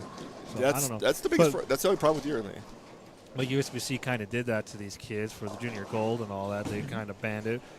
I think they kind of screwed that up because they should have, if they were going to ban it, then they should have just outright ban it at that level because they are going to allow the juniors to use it during qualifying. But once they make the cut, they can no longer use it. Yeah, that's ridiculous. That is just That doesn't even make any asinine. sense. That's stupid, in my opinion. Yeah, it'd be like Because- saying go to nationals, we'll let you use it during team, but Yeah. you can't use it during doubles and singles. Right. So I think that's where USBC dropped the ball on that. Yeah, that's just stupid, I would love to know the reasoning behind that. amongst other things. Yeah, that Yeah. just doesn't. And I get it that as an organization, and I'm not shilling for USBC. Yeah. The problem they got is they've got manufacturers in their ear. Hey, you can't do this, you can't do that because you're going to affect our sales. When our sales are affected, then it's the trickle down effect of everything. Right. So you got to appease each and everybody. Just like when bowls from whoever as a manufacturer become illegal, they've got to navigate how am I going to do this, because if the consumers have bought a lot of them, you don't want to mess up the consumer, Correct. but you got to penalize said manufacturer. What's the way to do it? Right. And the manufacturer's like, especially if they sold a whole ton of these, whatever ball it is, Yep. can a manufacturer be able to absorb taking that hit of replacing that ball? Well, Some can, some can't. yeah, and unfortunately, one of them was able to do that, Yeah. so which was great. So, I mean, I think that was just a. Because if you I think that looked was at it, more and of I'm a not, hit job. and so. I'm not I'm only using this because it's an easy Right. way to make this argument. If you went to Storm and said, "Hey, all of a sudden, you know what? We feel like that your IQs and your high roads are illegal. You'd have to be banned." You know how many of those are out there? Yeah, I do. Exactly. So then that would hurt a lot of people, Well, not only that, I think there'd be a lot of repercussion back against USBC on that. and that's the Because problem. I think not only will Storm go after them, but I think all the other manufacturers will join up to get on them in the same boat and go after USBC or whoever the association is that is deeming that stuff illegal. And for But if it's whatever truly reason. illegal, Well, I you understand can't. that. I mean, you have to have rules in place. You do have to have rules in place, but it was kind of like the scandals with Motive's Ghost, I believe, or the Jackal, I'm sorry, and then the 5 balls from Storm a couple years ago. I mean, if they're we could talk about this all day long, Exactly. but if they initially pass the test product and they say, okay, it's good, and then they just randomly say, oh, let's just check it again after 200 games on a bowling ball, I mean, is that really fair? Who knows? It's like a Sure. tire. A tire you get with good tread after 60,000 miles, So- it's going to wear out no matter what. The way I was told how this goes down, and Spike Shot 232 here, is that was Dahlberg. yeah, you're right. Said ball passed, but then what USBC does is they'll do random spot checks to take balls that's been out for 2 or 3, 4 months, pull them from a distributor, and take another measurement. If that fails, then that ball is going to become illegal because what you basically, because the reason why you have to do that is because if you're a manufacturer and you're shady, for lack of better words, you send them test examples that are really, really good, and then you make a ball that's bad. If they're never going to check them again, you skirted the system. So, Well, but if Yeah, now, we touched base on that too. So I mean, I think that's still a touchy subject as well too. You know, so balls will be affected on how they're being stored, regardless. You know, nature will affect every product that's ever made, whether it's a bowling ball, piece of paper, absolutely, liquids, whatever. It's always going to have some sort of change to it. And I think by being a micromanagement like that, it's going to be a little too stringent, I guess you can say. 236 for Prather. For Prather? Good job, Prather. Yeah, it's I mean, because you can have a ball sitting in a warehouse for 5 months and you pull that and then it tests whatever. You know, is that truly a true test, or is that just time and nature taking over what's happening to the $1 equipment? million question. You know, so Unfortunately, I'm not a scientist. me neither. I would love to. I would love to be in like some. To me, that's fascinating. Being in the room with when stuff like that goes down to see how it all come about. And who says what and how they say it and what the logic is behind it and stuff like that. Yeah, And- definitely. Man, we may not know. There could be several balls that we don't even know about that were like, it is Yeah. a little shady. Yeah. But people went to other people and said, "Can you just discontinue this ball? You'll be good." Yeah, you know, it's hard to say. So, you Because know, some of your favorite balls, you're like, "Why did discontinue that ball?" yeah, you know, and I believe truly that Storm, Motive, Brunswick, they all produce great equipment, you know, and they're just like we said, they're at the limits of USBC. True. know? Now, the weird, or not the weird, but the crazy factor about the whole thing is this: is that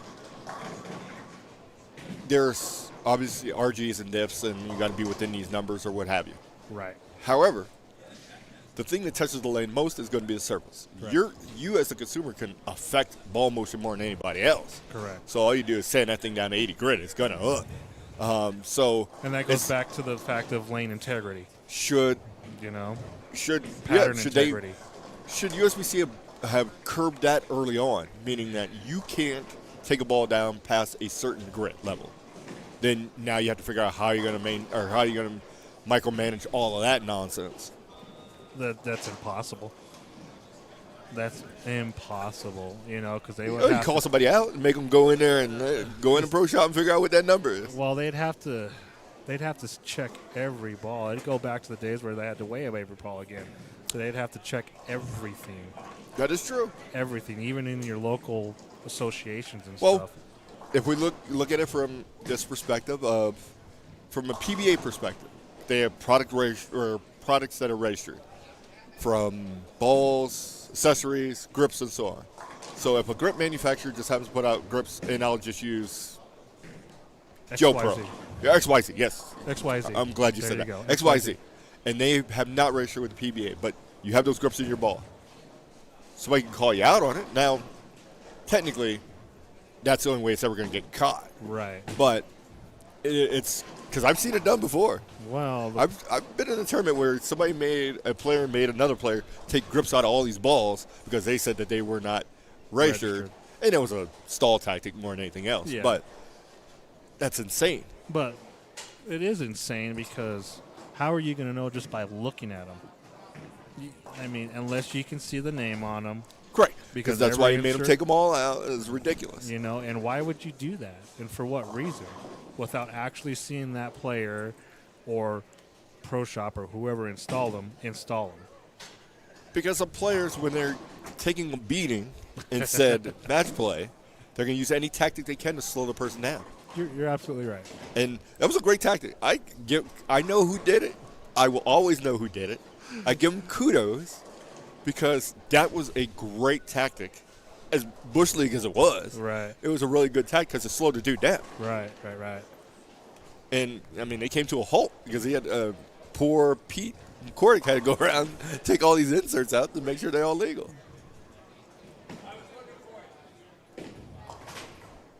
And you know the person. Probably. Oh, no, there's no problem about it. I will tell you the name. You will fall out.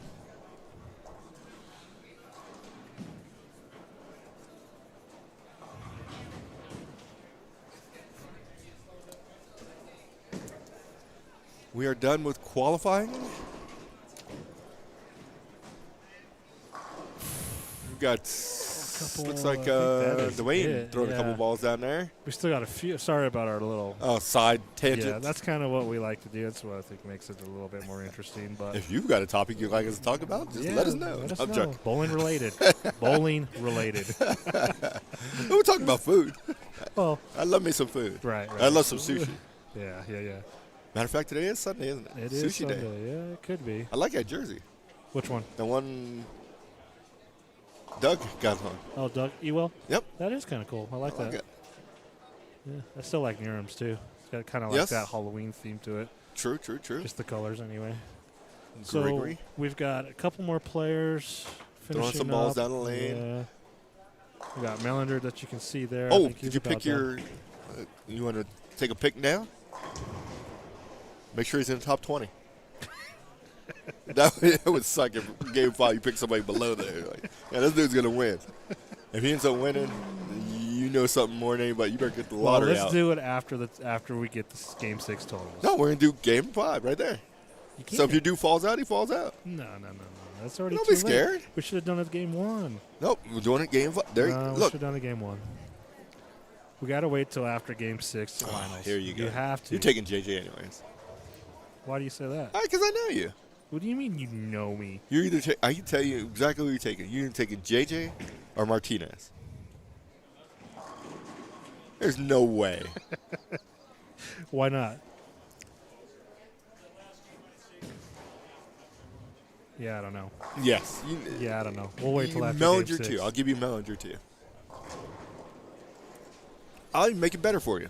What? I'll give you those 3 or the field. Your choice. Those 3 or the field. Yep. Yeah, we'll wait till game 6. No. You can pick now. Wait till game 6 finals. Those 3 can win at any time. I understand that.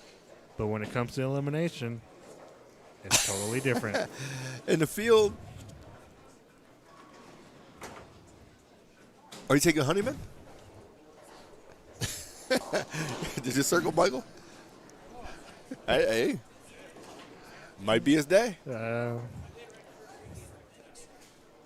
I don't know. The field is strong. The field is strong. We should just do it after the game 6 because that only makes it fair. What a coward you are. That ain't no coward because if I pick the dude and he just happens to. No, I'm giving you those 3 to the field. No, we'll wait. Here's Mr. Honeyman turning his sheet in. I think did he make the cut? Yeah, he's in a good mood, so he must have made the cut. Oh, maybe not. Nice. Nice.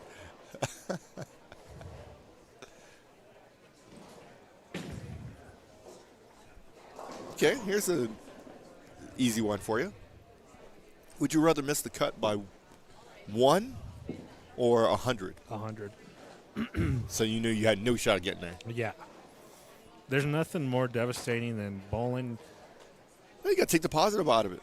Well, I was almost there. I understand that. Everything's but working. almost is not a check. But everything's working the proper way versus if I'm not even close, I got to retool the whole thing.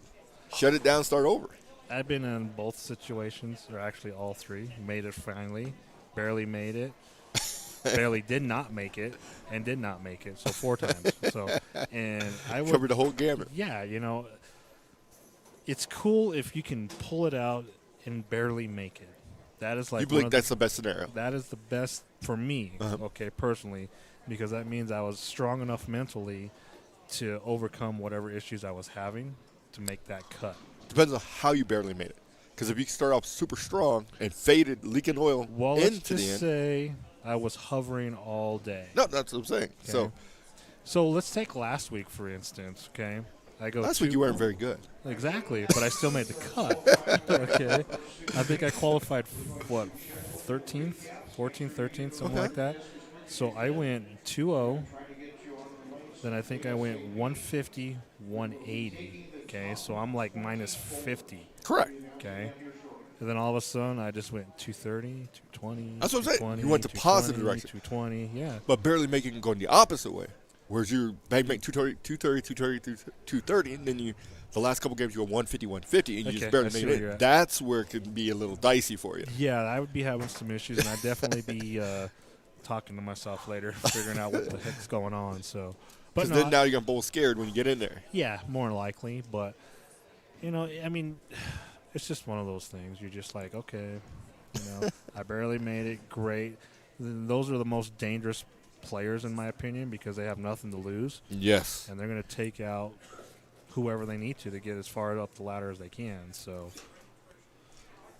and it's fun, I mean, like I said, I've been on both ends of that stick, and I definitely don't like being out of the cut and then bowling my butt off to barely miss the cut by one.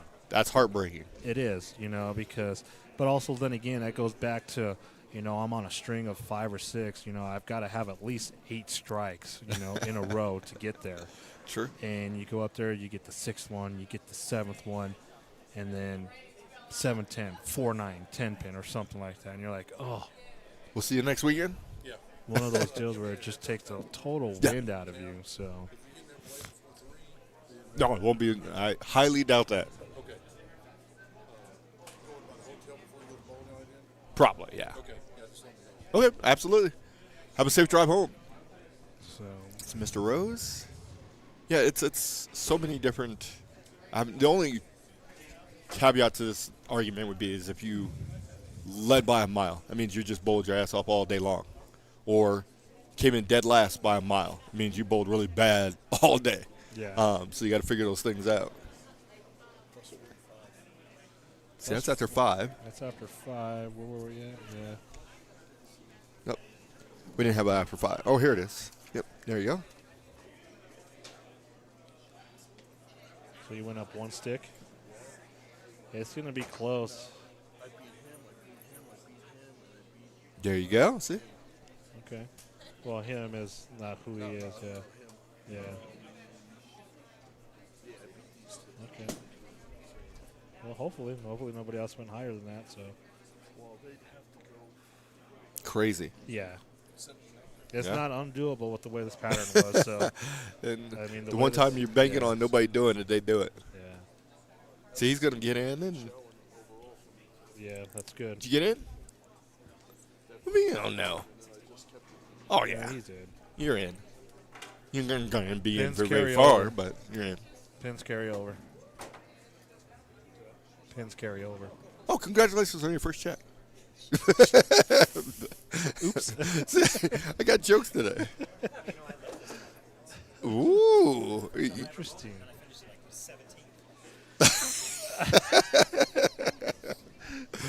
So speaking of jokes, have you guys been doing the jokes of the day or no?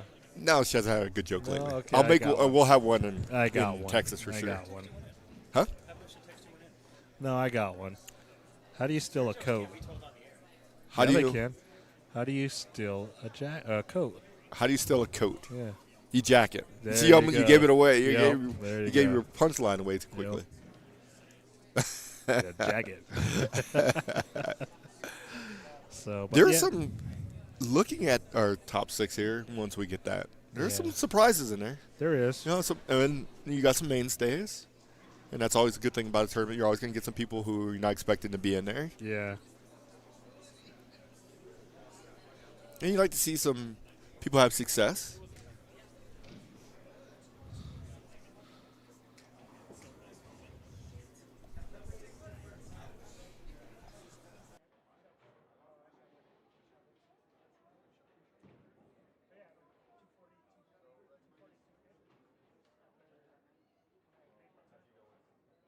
Oh, yeah, for this one, yeah. Yep. So, where was Maloney at? Oh, Maloney. Really? Just making sure. Oh, he was down in 40th after 5 at minus 80. Wow. That's kind of surprising. That is. Only because he likes to play the middle of the lane as well, too. So after 5, was your middle lane people still there? Yeah. yeah, For the most part. most of them, yeah. Good majority of them. It's interesting. That is an interesting mix of people there. Very, very. Out of that group, if we started before the day, I probably would only picked maybe 6 of the 20 to be in there. Really? Yep. I ain't gonna tell you which 6. The knowns. Again, I'm not gonna tell you the 6, Yeah. but there's literally, I guess a little bit more. I would 'Cause I say expected- half. I would say yeah. at least half. I mean, because they all can play. They all have a game. True. Some games are stronger than others. True. Yeah.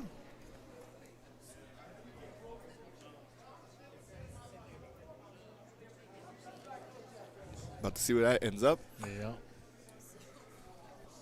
So, but yeah, it's been fun. So they already got the lanes ready to go. Yep. Don't have to oil them.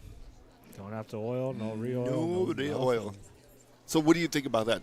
Should they re-oil like when you're doing match play or when you guys did match play? So day 1 they just left them the same and then oiled day 2.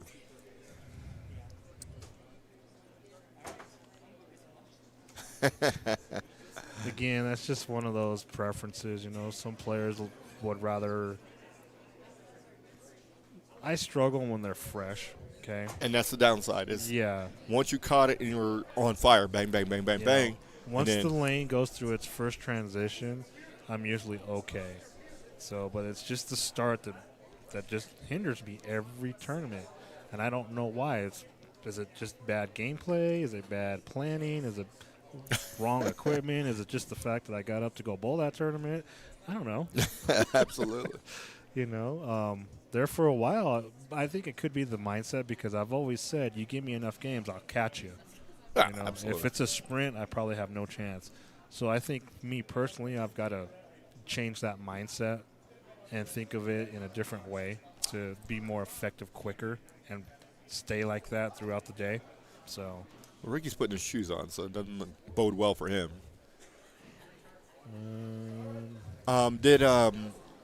What is the format for the Cheyenne Masters?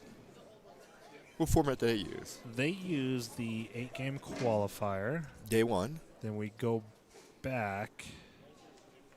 for semis?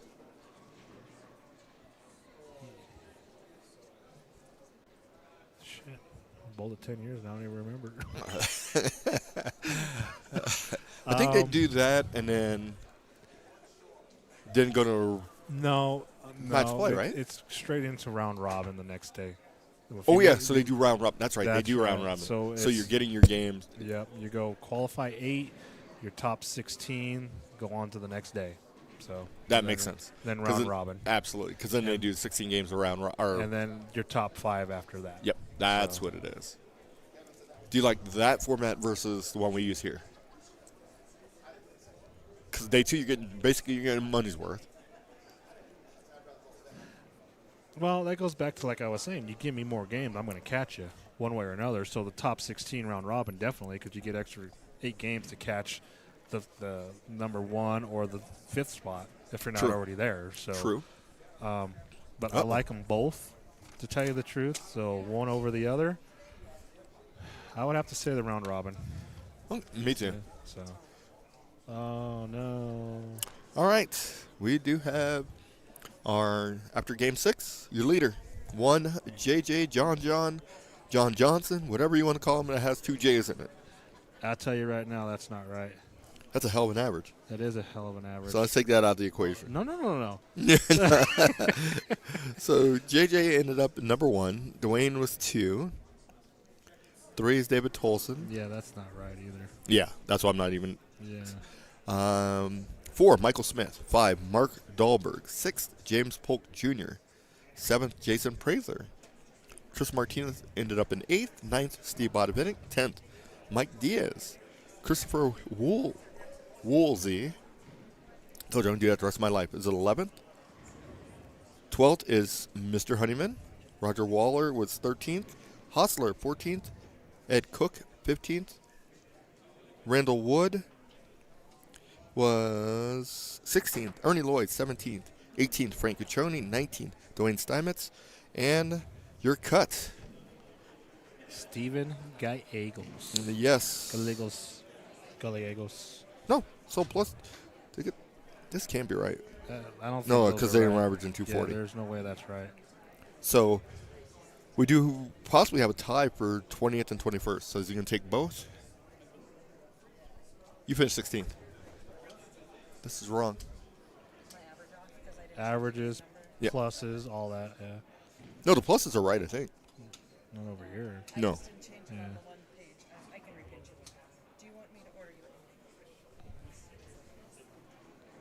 So speaking of ordering, Mr. Honeyman's next to you. How'd you bowl?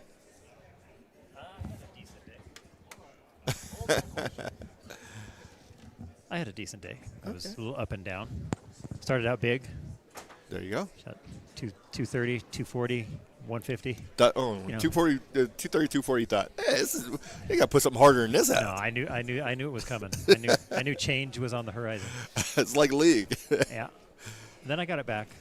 I ended up the last game we hit a pair that we just couldn't get the ball to climb the hill. So What pair was that? 15 and 16.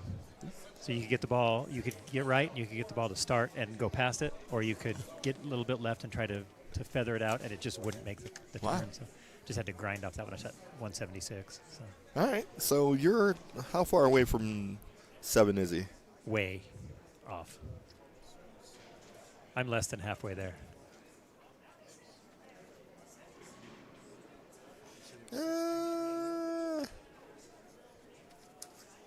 Yeah, 60-ish.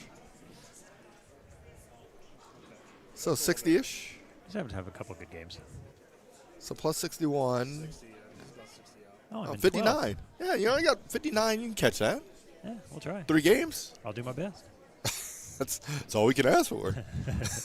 With the way this week's gone, I'll shoot 268, 168, and then Average 210. That's higher in league. no. Depends on what league you're Which talking league? to. Yeah, it depends on the league. I'm going to say scratch league. Scratch league, yeah, that was much better than my scratch league, and this is a tougher shot. Quote unquote. Yeah. The difference is there's a little bit of oil somewhere down the lane. Yes. Yeah, I didn't have to stand over and lay it down on one on the left. So we do have the tie at plus 24. So we're going to see what their ruling is on that. I think they're probably going to put them both in. Who's the tie? Nate Bolton and Steve Gygos. That means Frankie made it, right? Yes. All right. And that means Ernie made it, right? Ernie Ernie Lloyd? Lloyd, yeah. Yes. Was there all these people on your pair? Yeah. Your whole pair made it. My whole pair made it. That's ridiculous. I should Yeah. just ban that. Well, they put all the good bowlers on in that grouping. Here we go. Should only allow one player from a pair to make the cut. So the other two be pissed all the time. They're like, be mad at somebody else for 250. I'd be fine with that in this case because I'm the one that made it. But That's true. That'd be a crazy tournament. that would be. Moves on. So absolutely. Yeah. So what you do, you run a tournament. Absolutely. And so you just run your tournaments can be however many people you have. So there's not going to be a specific amount of games. Because what you do is you just beat everybody in your pair and then you And then you're done. pick again. We've had this conversation Yeah, before. exactly. Yeah. Me and Mike talked about this before. But that would be the ultimate tournament. Yeah. It'd be tough. We should do a Rocky Mountain that way. Draw pull? Yeah. I don't know if people would go for it. Rocky Mountain Seniors, come on. It would be awesome. That would I be like fun. the idea. Just the problem is that look who I picked. So It's a luck of the draw. we have an experiment till tournament. We'll run it in the summertime. All right, I'm going to sign off. See ya. Turning it back to Mr. Isaac. Oh, wow, Mr. Mr. Mr. Hernandez. Yes, thank you.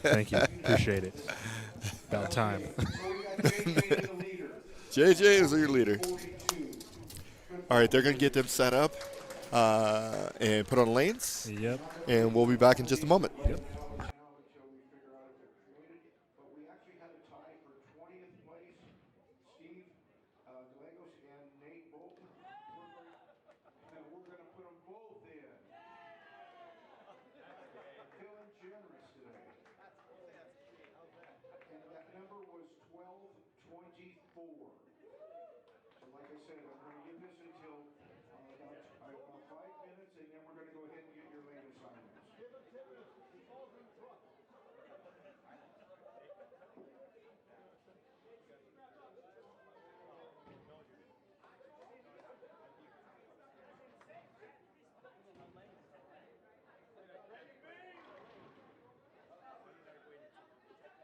Bowlers, one more announcement. Bracket payout is available. Bracket payout is available. Bracket payout in front of the bar. Jermaine, in front of the bar. Did you win any brackets, Jermaine? Are you sure?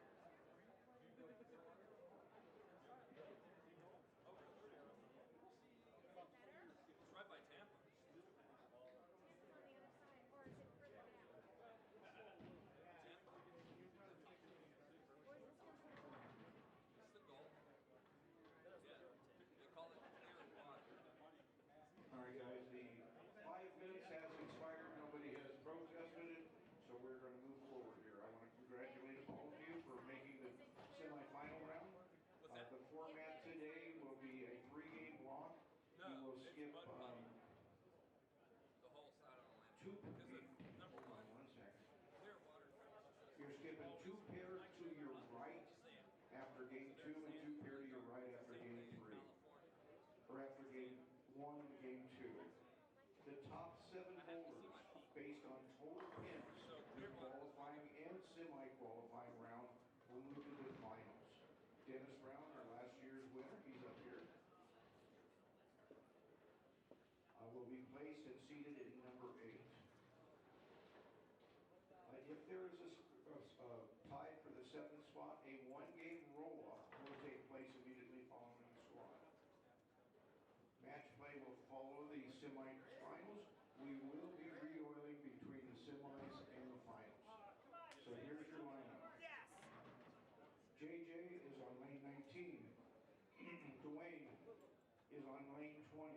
David Folsom is on 21. Mike Smith, 22. Mark Dahlberg,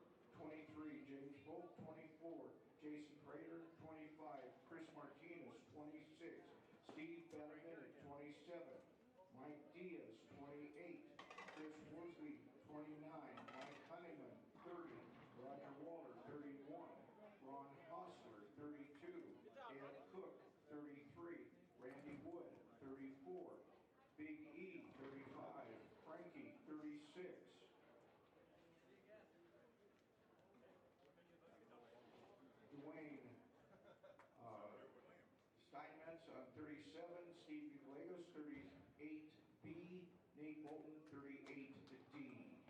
We're going to go ahead and turn your lanes on, guys, for about 7 minutes of practice. Give them time to get there.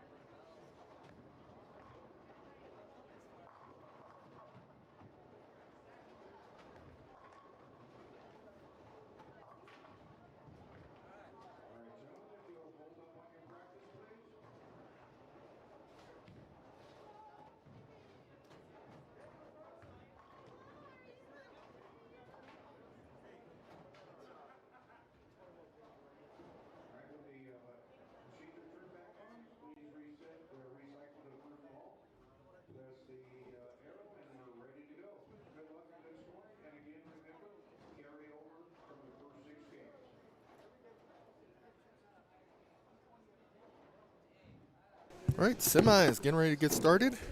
The semis. All right. They're going to bowl 3 games. Pins carried over from. Qualifying. Absolutely. We'll cut to the top 7 after this. Plus add in Mr. Dennis Brown. Correct. I knew you were drawing a blank. I wouldn't say it to White like that. Oops.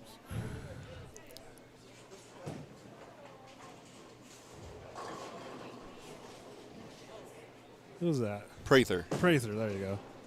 Couldn't see a shirt. So it looks like you got Prather and Martinez on this view. You've just seen Christopher Woolsey to the right over there.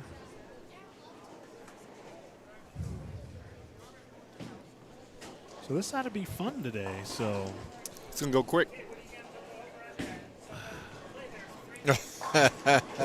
Where's he just said he's playing? for you, go get your ball. Let me see what you're throwing. Let me see what you're throwing. Oh, in the gutter? Oh. For 3 games? I'm going to say under. 580. Yes. Okay. All right. I was going to say like maybe. Wait till you hit 15 and 16 on that gutter. Right. That number's dropping. I was going to say the under on that. Okay, so, we're going to see. Hold on. Just for everybody who's paying attention, we're going to go over here really quick. Yeah. He's by the pole, but he's going to play the gutter for 3 games here. This is Frank Gachone's idea here. I don't think that's been in play all day. Okay.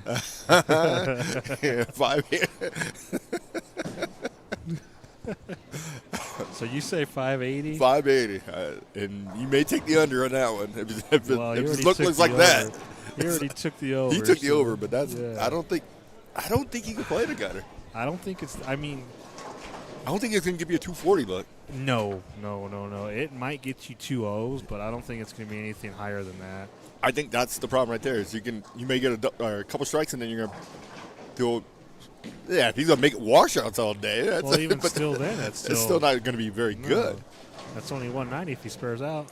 It's not productive. Yeah. And I kind of had a little small dot like, dude, you need to get left, dude. Well, Steve's going to play the gutter. Well, he's a lefty. But he's got that your thing. What is that? That's the new tank. Is that the new tank? I think so. Dark purple or whatever it is? Or he's either that or a primal Ghost. I don't know. or primal jackal. I mean. So he moved in. So Yeah. See, moved in. hey, he thinks that's the gutter. That ain't the gutter. I'm playing 32 at the Arrows gutter. No, you're not. Exactly. He's changing the rules, but that's okay. We'll let him. That's not the gutter. That wasn't the gutter. The first one, yes. That one wasn't. Exactly. He's think changing you- where the gutter's Did at. you miss where you're placing your feet? 5 is not the gutter.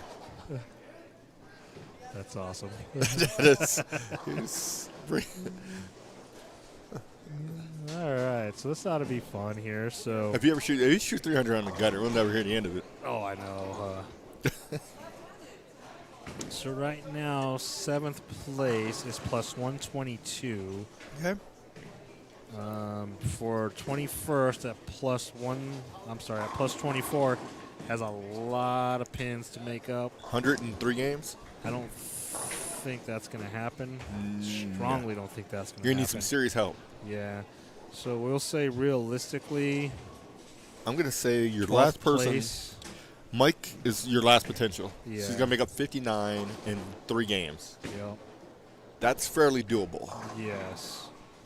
Not to say some of these others below that, like 45 and lower, can't do it, but That's a big hill. all those stars need to line up and line up perfectly. Yeah, that's a pretty big hill to climb.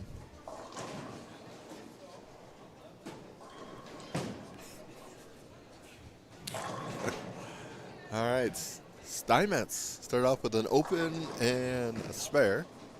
He's barely snuck in there. Yeah, by 2. There you go. Collecting a check. Yep. Steve opens there. Randy Lloyd start off with a double, then an open.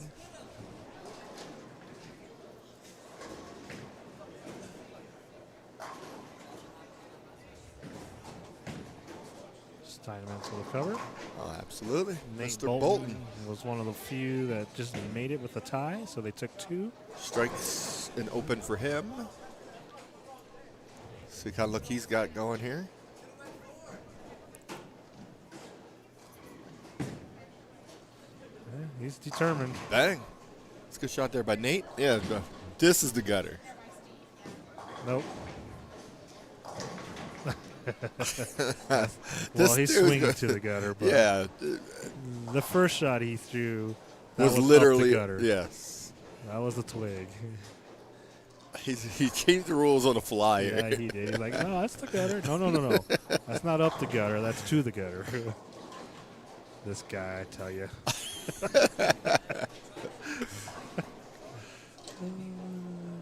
Hilarious.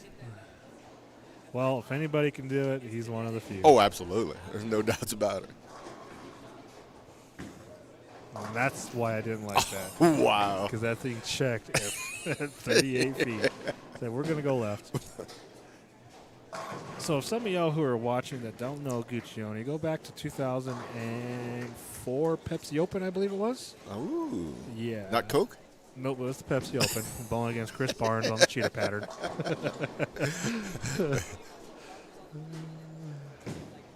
That dude, Back in the day. his physical game is impeccable. Back in he was, Yeah. Chop. oh, yeah. So yeah, just go back there, 2004 to I'm pretty sure it's the Pepsi Open. So just Google him, PBA Frank Guccione. And I've always said this, and I will continue to say this. Well, hold on, we got to listen to this nonsense. He's 1 for 9 on that spare. So you've gotten better shooting it. I will always say this. I told him, in his prime, his physical game was better than anyone I've ever seen. Maybe 1 or 2 people on tour that was in that caliber at that time. Yep. I mean, that's how great his physical game was. Yep. Very, very stellar game. Yeah, a while back we were talking about stuff like that. He's like, my parents didn't care what I did as long as I graduated high school. I was like, okay. I was like, what'd you do before that? He's like, I lived in the bowling center. There you go. All I did was bowl. He's basically a self-taught player who would change hand positions and understand what the ball did, no matter what. Absolutely. So Dude had a same thing. yeah. His peak, his rev rate was insane. it was higher than it is now, yeah. I would say he's probably up there. I bet you at his peak, his rev rate was I would say that, 580, 600. I was going to say it'd be up there with the Belmos and, Oh, absolutely. and Troop and stuff And like that was that. pre two-handers. Yeah, pre-two-handers.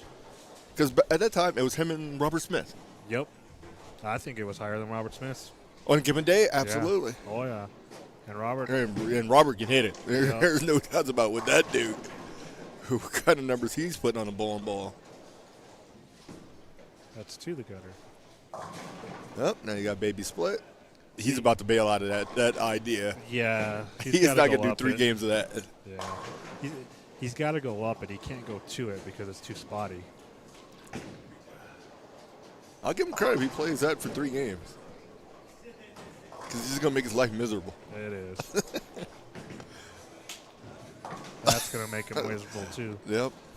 So.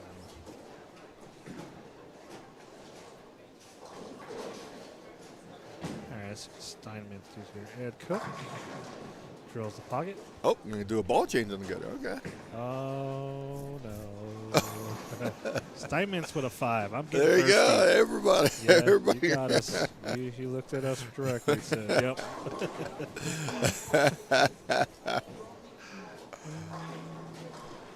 Nate Bolton, strike, open, strike, spare, strike. Okay. He's playing 4th arrow. See a little determination there. Yeah, he looks focused. This is the most focused I've ever seen him bowl, to be honest with you.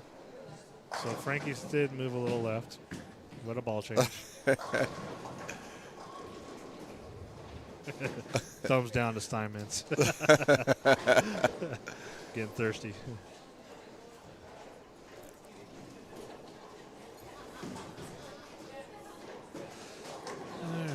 see what else is going on here. See how C-Mart's doing down there. Chris. Yeah. Ooh, careful. Almost there. one down. Don't do that. Yeah, exactly. It's going to cost you a lot.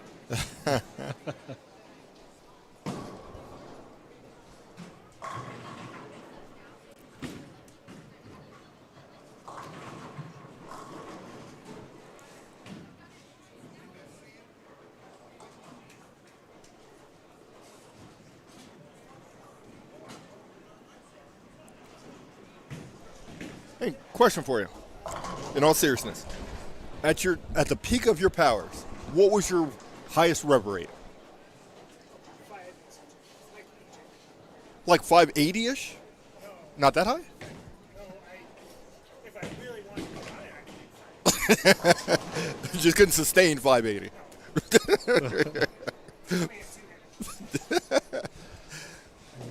At least he's honest. Okay. Yeah. It's about right, yeah. What was Robert Smith's? What So was Smith was a little bit higher? About So in the same ballpark. Okay. So yeah, there you have it. He just said about 500 and change. Yeah, he gave Sustained. him. Yeah, he could max out at 5. Jesus. Then you had to replace your hip. And your knee, and your shoulder, Absolutely. and your knees. He said they had a contest back in the day on tour who could have the highest rev rate, and he won it at 620. And That's I don't think he ever tried to get to 620 again. That's ridiculous. 620. Is insane. Either the lane had a groove carved into it, or the ball had a flat spot all the way around it. And I mean, he just got every bit of that ball. All right. Martinez has started off with a spare, double, spare, double.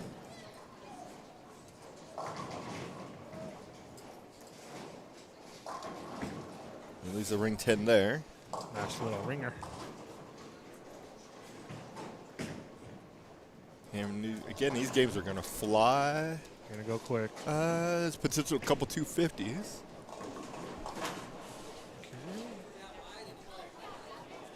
Nobody's really got a string yet. No, I think Randy Wood's got the best luck. He was spare double, spare 4-bagger.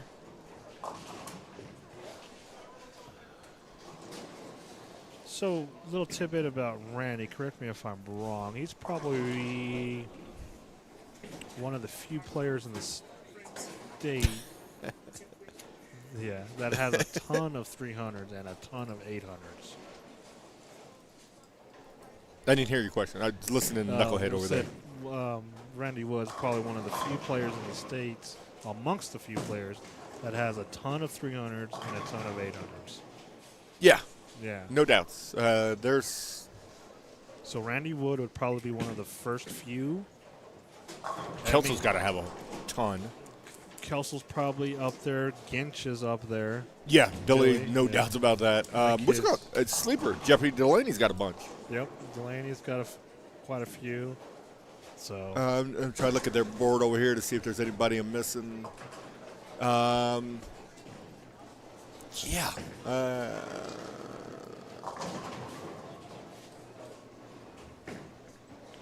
I don't know. I think I'm up to like 20, but half of those ain't even listed, which is crazy because, well, it makes sense because I've shot quite a few of them in tournaments and stuff like that. But it's like ever since, like most of them were shot before USBC came around. Correct. So ABC days. Yeah, so my ABC days, I probably had about 10 or 12 of them. And Absolutely. USBC's only showing like So 8 of them. I think they started in, they only keep, like if you go online, look, I think it's from 2000 yeah, or so. at the earliest 99 maybe. And they got this little small print. If this is incorrect, contact USBC and we will investigate. I'm like, really? Yeah, but I mean, I don't know how you could even, without having some kind of written proof. Well, I got the plaques and the certificates back home, so, or at my mom's house. But they're not going to go put 99 on there. No. So. They're like, no, that's no. Nah. Absolutely. I don't have a lot of 800s, I tell you that. Yeah, I agree with that. Mine were way back in the youth days. Mine were mainly in tournaments where they didn't really recognize. They recognized them, but they didn't recognize them, if that makes sense. So I can only put together one game here and there. I'm gotten old. Yep. Unless you really motivate me. Okay, I got something for you. I'm not even motivated for that anymore. I can't remember the last time I saw an honor score. It's been a while. Really? Yeah, it's been a while. Wow. And through 2 last year. Yeah, I've seen that. Mainly because I don't bowl league anymore. A whole That's lot. true. That would have a lot to do with it, wouldn't it? Yeah, yeah.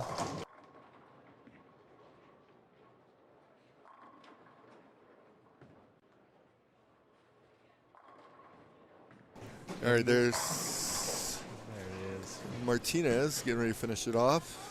So Gucci decided to quit messing around, make a ball change, move an inch or 2 left. So And now he's got the world. If he probably would have started there, we definitely he give would have him lost over. a couple. Yeah, he would have lost a couple frames there. He shot 260 this game. Where's he at? Who, Gooch? Yeah. He is an 18th at plus 27. Yeah, so he would have made up a nice chunk if he wouldn't have messed around the first couple frames. Yeah. He can still do it. So So Wood did finish at 248. okay. And he was, where's one? He was plus 31. So he doubled his number. Yeah.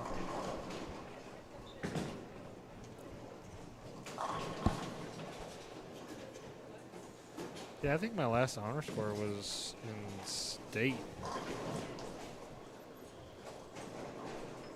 Awesome. 4 years ago. Shot a couple of. I'm not here to, because I could care less or talk about it, or care less about talking about it. I've shot one in Pueblo, Colorado Springs, Denver, Longmont. I've never shot one in Highland Park I've shot or Loveland, actually. Let's see, I've shot a couple of 299s in Highland Park. Oh, yeah, Highland Park's got mine now. You know, another place that everybody in the world, Holiday, never even got close. I think the highest game I ever had at Holiday is like 260. Well, I've got a 300 there. I can't strike what everybody else on the planet can strike in that building except for me. Yeah, I got nothing in there. Oh. So Frank's going to shoot 33. So he that- doubled his number Yeah. just like that. He could have had 260 if he'd been playing, right? Yeah. Yeah, listen to the guys who are back here watching what's happening. We see every lane that's going Absolutely. to change. Bolton's going to shoot 220. That gives them double. Yeah, that squeak in and anything's possible. 227. He does look, dude, he looks like a different person today. He looks super engaged and focused. Yeah, let's hope he keeps that same momentum. Absolutely. Got 2 to go. Is that, who's Who's what? spare turkey spare 4-bagger? Is that Diaz? Yep.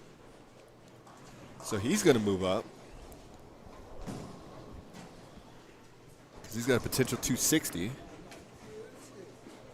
He's in 10th, so he might move himself into the number.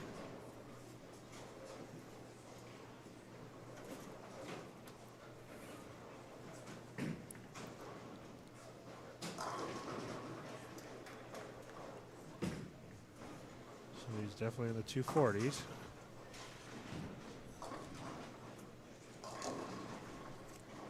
Look at Polk over there. Polk just laying stuff down.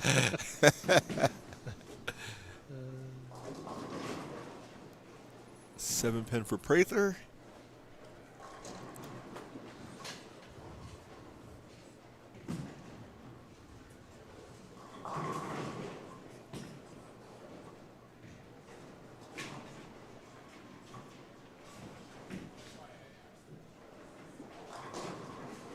Another one from Mike. Diaz is in the 260s. Yeah. So he's going to jump up to, what did we say he was at, 10? He's going to be about plus 160, 170. That's a big jump. Yeah, that's a nice move. Yep. Very nice move. He went from a penthouse to the mansion. Yeah, he did. Just like that.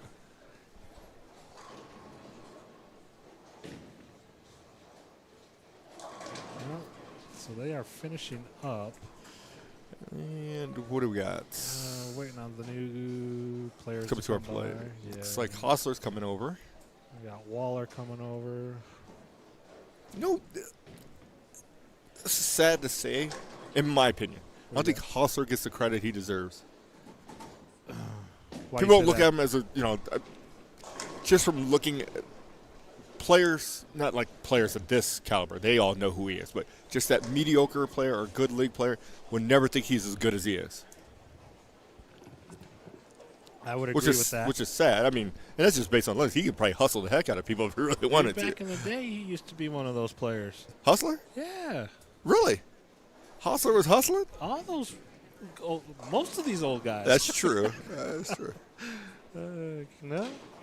I mean, you don't get to where you're at in the sport of the game and Without- without stuff without being able to hustle somebody That or is true. something. So, You know, either that or you're broke. yeah.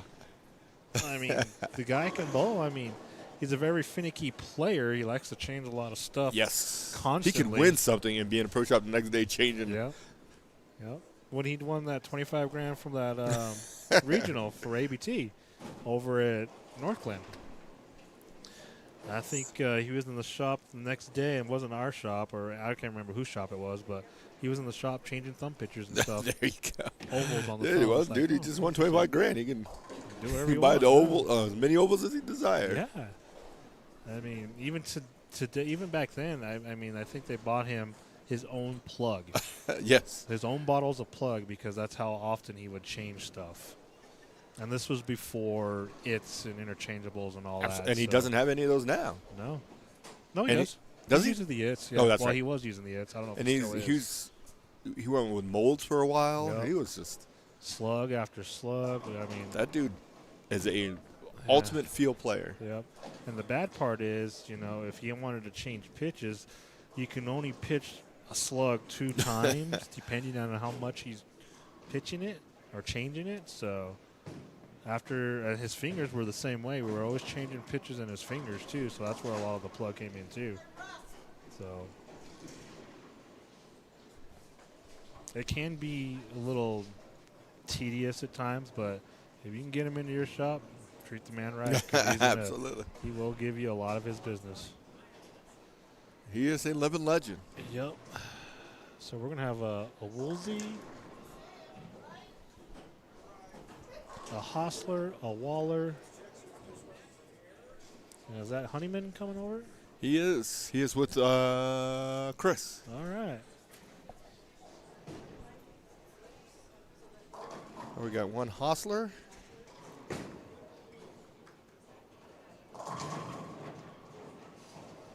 Starts off with a strike. Diaz is coming down yonder. Shot 250. He's strolling.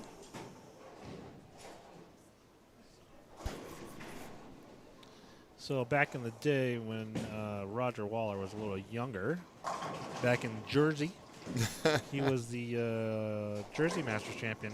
Awesome. I believe he's got 2 titles back then for the Masters.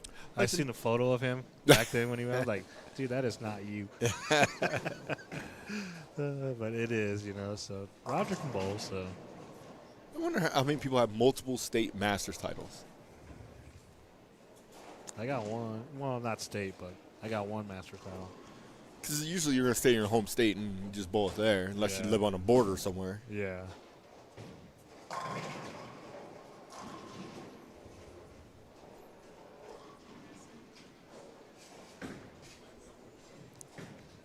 Michael takes care of his spare.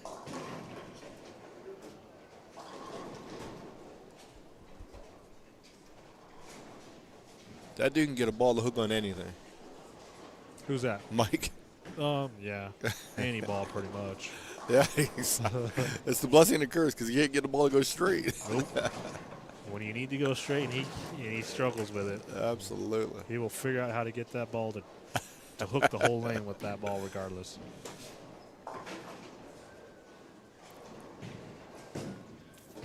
Nice. I thought that was better than that. So he leaves a 2-pin? Can't really tell. Yep. Yeah. Honeyman is in my way. Of course. Story of his life. Absolutely.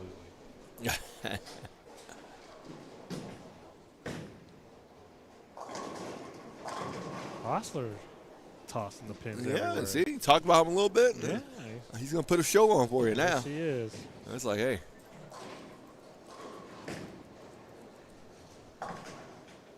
Good spare there.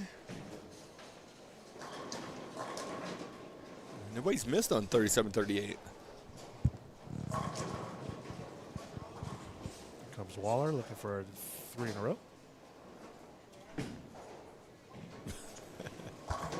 He does get 3. I slept in this morning an extra hour and a half. So I was up at 6.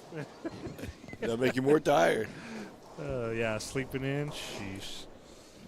Here's Chris. I slept till 6. Like, what do you mean sleeping in? Well, I sleep in because I usually get up between 4 and 4:30. There you go. So I slept in. And I was awake at 4:30. I was like, I ain't got nowhere to be right now. So I slept till 6, got up, made some coffee, took a shower, hit the road. Here's Waller. Ooh, might have got a little quick with that one. Yep. 2-4. Chris Woolsey going for his deuce. Nice.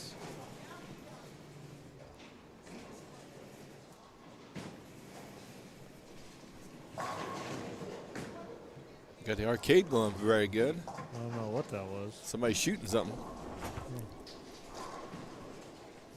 And they got a lot of bullets.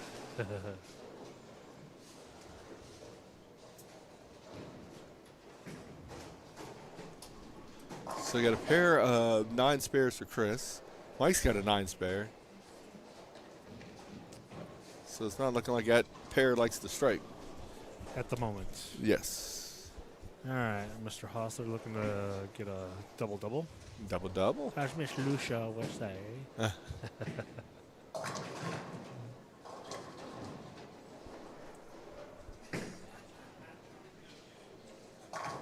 Sure, why not? No doubts about it.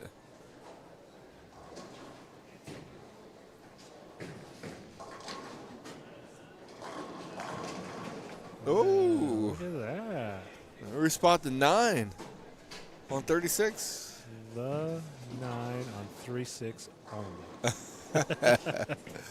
Split that one pretty well. Throwing that phase AI.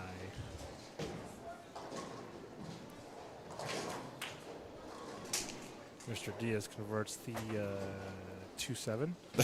You have to think left-handed. Yes. Oh, look at Hostler get a nickel. Look at that. in there. He know he got away with one there. He stole that one. Taking my nickel with no change. All right, standings after the first game of semis. On moving day. JJ still your leader? JJ's still your leader. He's got about a 60-pin lead against second place. Dwayne. So JJ's still in first. So after 7, he's plus 274, followed by Dwayne Mellinger at plus 212. Shot 279. Oh, wow. That's why he Now moved it. that's another That's a cat. heck of a move. Yeah, you don't Yeah. want no parts of the way when he gets Yeah. lined up. David Tolson's plus 197. Mike Diaz with that 260 game shot him up to plus 172. Oh, the 279 was game 6. Sorry, I'm just looking in the wrong place. So for Dwayne, when he shot 279 was game okay. 6. Okay. Yeah, there we go. That kind of, yeah. Threw me off, but Yeah, we're a little golden. bit. Where were we at? Mike Diaz, 172 over. Yep. With that 268 game. James Polk is plus 170. Michael Smith is plus 166, tied with Chris Martinez. And that is your cut for the top 7. Dahlberg's just right behind. Dahlberg's at plus 155. Prather's at plus 137. Christopher Woolsey is plus 97. Randall Wood is plus 79. Sipa Advinik is plus 67. Frank Guccione is plus 60. Mike Honeyman is plus 53. Nate Bolton's plus 51. Ed Cook at plus 46. Ron Hostler at plus 226. Stephen Gallegos at plus 16. Roger Waller at plus 15. Who shot 170. Dwayne Steinmetz is plus 8. And Ernie Lloyd, That's Big E, Yeah. is plus 7. When you start reading stuff fast, it gets you. Yeah. Well, Hostler doesn't like the position he was in. That dude is making a move. Yeah, he's gonna give himself a chance. So right now, I'm gonna say plus 60 still has a. Where's he at? Actually, no. I'm gonna say I'm gonna go down to 11th place. Randy Wood at plus 79 still has a chance to get to the top 7. He's only 50 back, so. And 90 Hostler back. was how much back? Hostler is, where's he at? He's at plus 26. He's getting in. He's going to try to get in, yeah. He shoots 300 here, boy. That That's puts him at 126. And that definitely gives him a lot of hope to hopefully back that up again. So, plus he feels great about himself going to that last game. yeah. So right now your cut is plus 166, and that is Chris Martinez and Michael Smith. I think realistically, Christopher Woolsey at Is your 97. last guy has yeah. a legit chance. Yeah. Just by what we see as far as numbers, because it's pretty much a strike fest out there. Yeah, now it's got this game, everybody's striking. Spares are no bueno. No. If you got more than 6 spares a game, you're probably done. Yeah.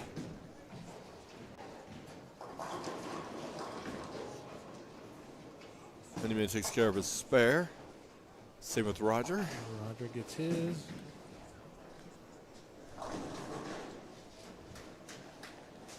I think some of these guys are getting amped up.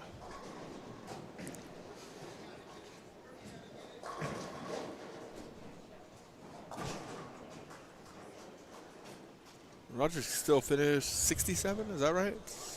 47, 67, 57. 57, yeah. That'll get him up to 60 over roughly. Then you need a big, massive game at the end. Huge.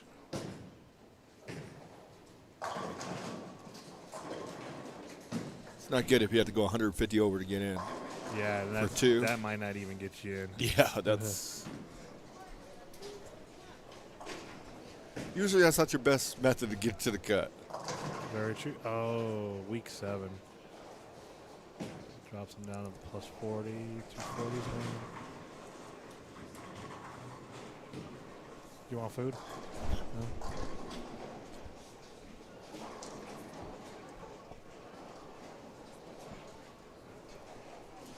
What are those, chicken nuggets? No.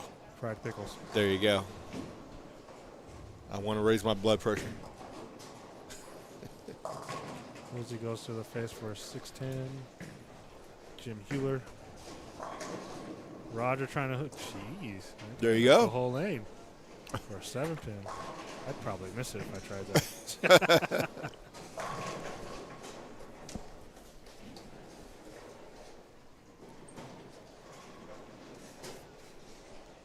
Can Ron do it? Looking for 8. I say if he gets the 9th one, it's over. Think so? Oh, yeah, he's going the distance.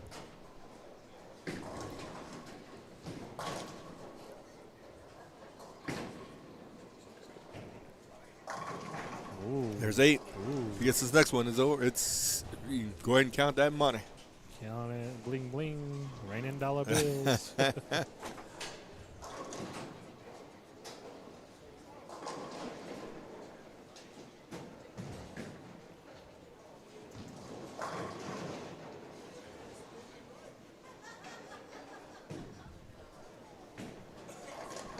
Here goes Hyman. Got that one a little wide. Did he get Trickled it? everything over, Oh, he yeah. did. That was it's not the most impressive strike ever, but it still counts.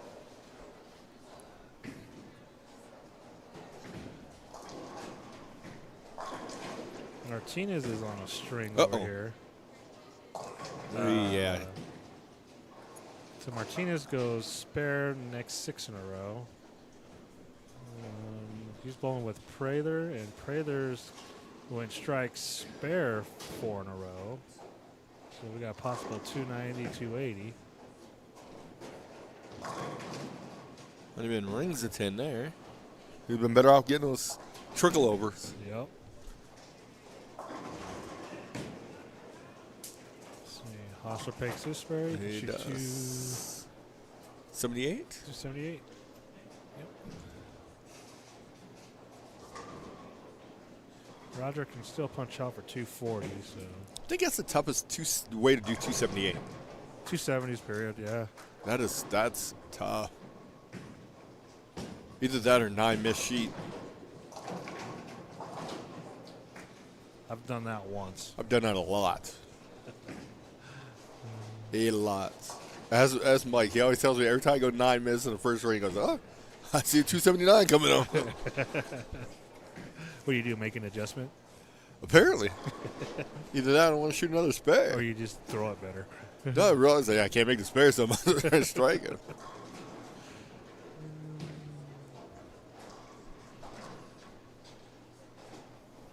Woosley can punch out for 250. Diaz Ooh. is on a pair that's struggling. Yeah, that ball never even attempted to get up the hill. He's got a half bucket with a side. Yeah. Uh-oh. Oof. Didn't look good. Brutal. Yeah.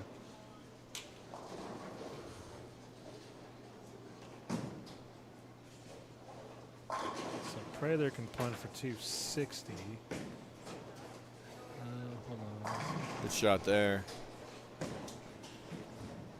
Waller's in the 220s. You can get to 240. Right now, 240 is equivalent to shooting 220. Yep. Woolsey can spares his frame.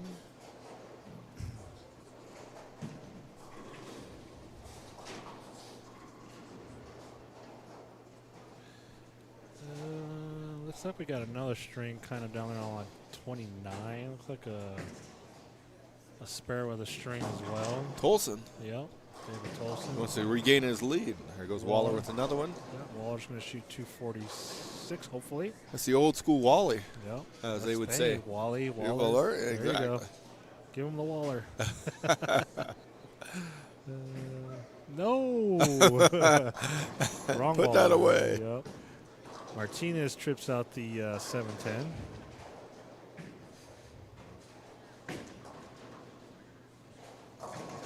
Ooh. Woozy comes light for a 2-5. Waller Finishes it off, out. 246. Good game. And Tolson leaves a 7-pin in his streak.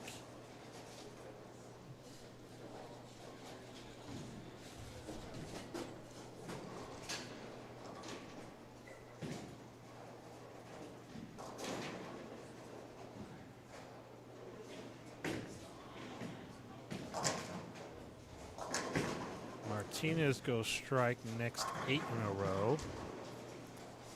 Ron leaves a 7. Let's go. He went. What did he leave the last one? What did he leave? Oh, he came in high, so Yeah. he probably left like a 4-pin, maybe. No, left side. So I think he left the 3-6. Oh, the maybe? 3-6. Okay. I don't Yeah, know. what he left. 3-6. He left something that he Where- made. Is that bad? All right, covers his spare. All right, so 67 on the table for Hostler, which means he would have to shoot even another massive game in the next one. Give himself a shot. Yep. Diaz swishes the rack. Swishes the.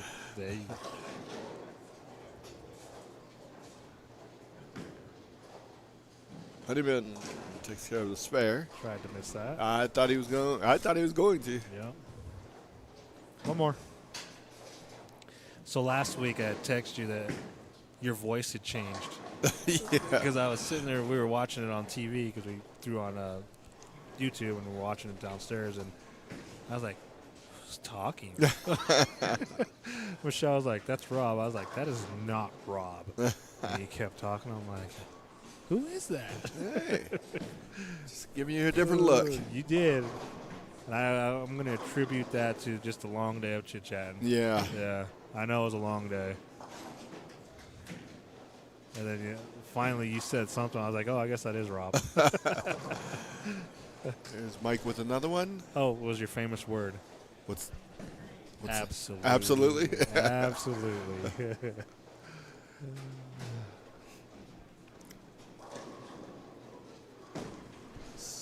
Where's Mike at? He's not going to have enough. Diaz. Or Honeyman. Honeyman was a 53 over. So the best he can get here Put would him at be 80. 38. That would put him at 80 over. Let's say the cut goes up at least 30. He'd have to have a really big game. He's going to need to get to around 160-ish. Yeah. So he actually, that's where it's at now. So he would need 290 or 300 basically. Yeah, just to give him a chance. 300 and a prayer. Yep. So we got a 238 over there by Prather. Martinez is on 290 pace still. Stepping up in the 10th. And he was the number, so that That blew just- that out the water. Yeah, that just shot him over 230 plus. They should be glad that they don't make it if you're in a number, whatever you shoot, that keeps moving the number up. Right. That'd be crazy. Yeah, right now that number come out the roof. This one. Okay. It's about to have the high game of the day. Yep. So he's now in the 270s.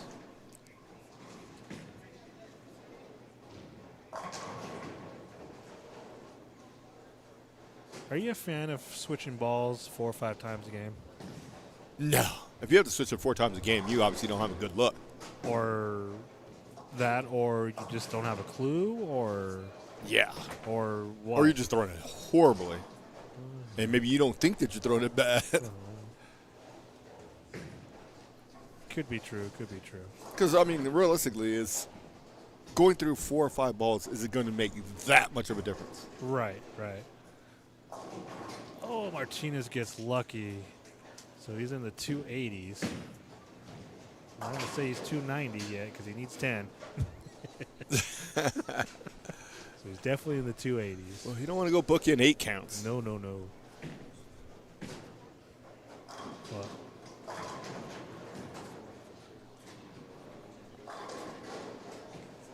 but you're better. Yeah. You're not as nervous. Yeah. You're not as tentative. Here's Yeah. Rolling good. And he gets it. So Martinez does. shoots 290. so he's cemented himself in. That jumps him up to plus 256 over. Might be your new leader. Almost caught the John JJ. Depends on what JJ did. Well, I'm just saying. If JJ goes in reverse, Yeah. If JJ shoots 0, he almost caught him. he could take the game off, and he still ain't got me. All right, here is Honeyman. He's hanging out by the pole there. He pushed it. At least a 10-pin. So his hopes are fading fast. Yeah. So he's going to shoot 210. It's going to put him roughly around 70 over.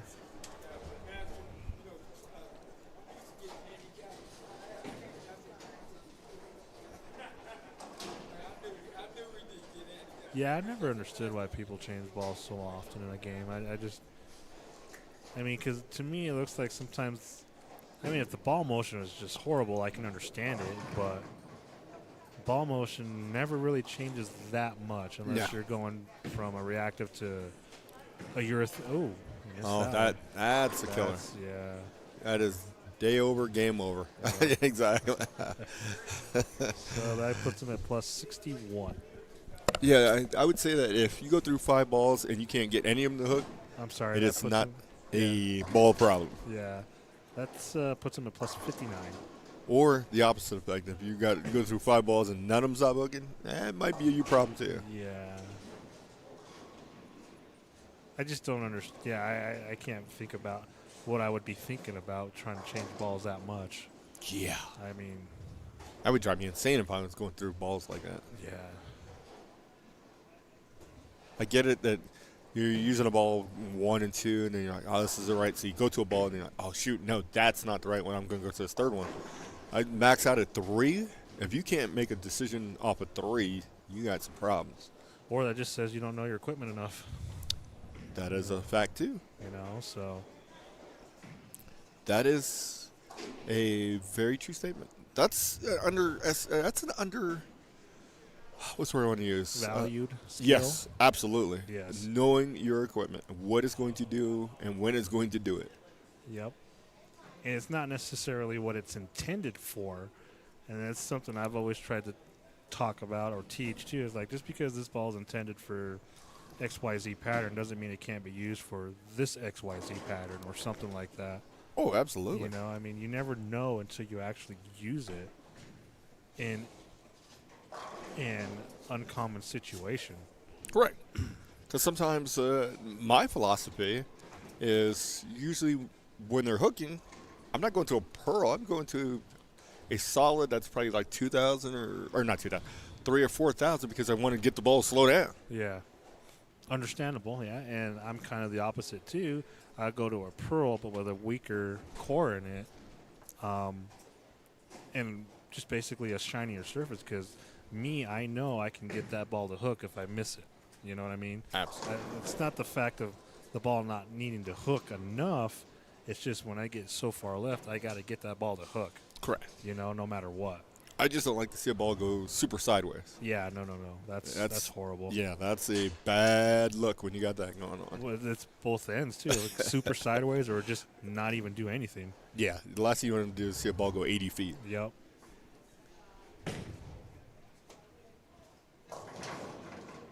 Kind of like that one. Yep. So JJ comes over on 33, leaves the 210. Tolson is going to be on 35. Who's he bringing with him? Oh, who was that? Smith? Yeah, I believe that is Mr. Smith coming with him. And then we'll see who's coming in 37, 38.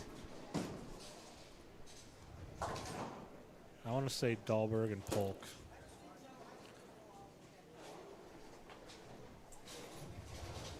Think so? Yeah. 'Cause everybody else has already moved. And they're the only ones that haven't moved yet. True. They're slow rolling it. Polk is struggling there. He's not getting the 200. He's going to be in the 170s. Oh, my. So that's going to, if he shoots 170, that drops him down to possibly 130 over. Oof. So he's going to need a big game to stay on the top 7. Does have a game to go, so that helps Yes, definitely. the cause. Good things he made the spare there to get to the 170s. Yeah. You ever bowled a tournament with just one ball? When I was a junior, I only had one ball. This guy. Yes. This guy. Yeah, I'll give you that. That was pretty good setup. Okay, all right. In your adult No. career. Negative. Now, I mean, have I bowled a tournament that only allowed you one ball or bowled a whole tournament with just one ball? Just one ball. Oh, yeah. You just take one, or Absolutely. you bring 12 and use just one. Absolutely. Okay. Many and many a times. I've done that too. Because if I get to a point where even if things aren't going good and I got a game to go, I'm not going to go get a ball. So I'm like, just going to ride it out. I did that, was it last year, I think it was, for the Masters at Greeley. I took 12, took 2 in, used 1. There you go. And they were like, don't you have any other equipment? I was like, yeah, in the Jeep. You think you should go get it? I was like, no, my ball motion's good. My carry's a little weird, but other than that, I'm okay. I was shooting 190s, 2 O's, 190s. Man, by then the field was, after like game 3 or something like that, 4, the field was already so far ahead of me. I was like, with the way my look is, it's okay, but it's not great. And Absolutely. I don't think a ball chain's going to make it any better. So. Yeah, and that's same thing. You got to know who you are, what you got. Well, You know, one is thing, it good? I did that because I just wanted to see if I could do it for one thing, and I did, and to see what the effects would be from lane to lane to lane. And honestly, from lane to lane, my ball motion never really changed drastically. Mm-hmm. You know, so there's a couple boards here, a couple boards there with my feet, but other than that, it stayed the same, which is kind of interesting. So I did learn a lot about that day. It is Dahlberg and Polk. Yep. Polk, they're going to need, well, Polk's going to need a big score, that's for sure. Definitely. Got him coming out the press here. Printer is printing. And out of ink change cartridge. It might be. You might be right. Shame on you.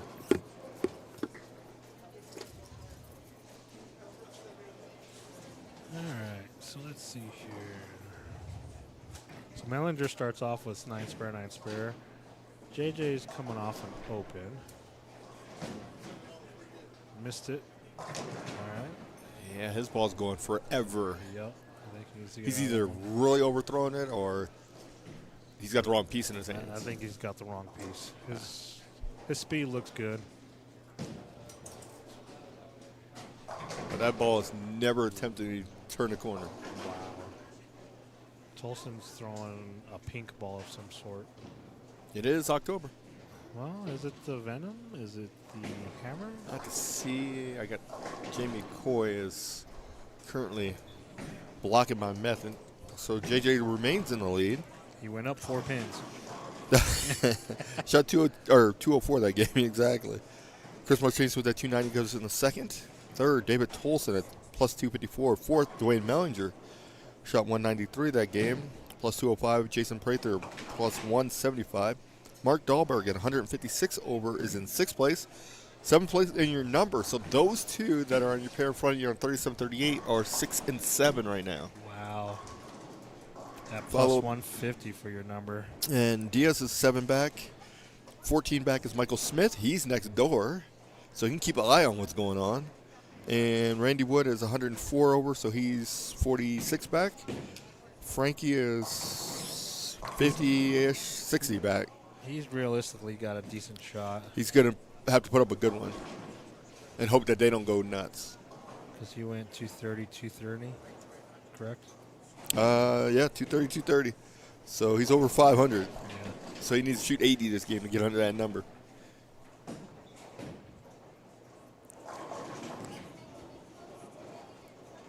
Yeah, but is he still? He's not playing a gun I know. anymore. There's no way That's that what dude's we still have- playing a gun. Where's he at? He's on He's right 29, here. 31, 32.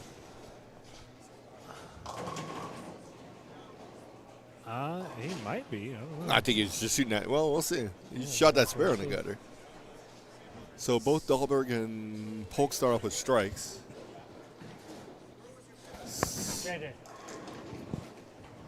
Smith starts off with a strike and a spare. And then you made an adjustment and went. What are you thinking?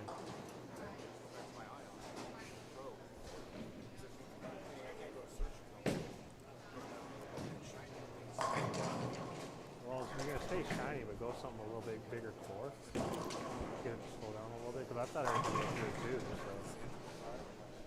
So Polk with another strike there. that might be.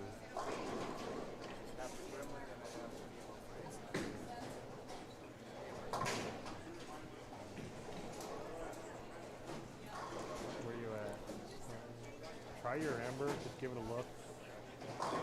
Here comes Dahlberg.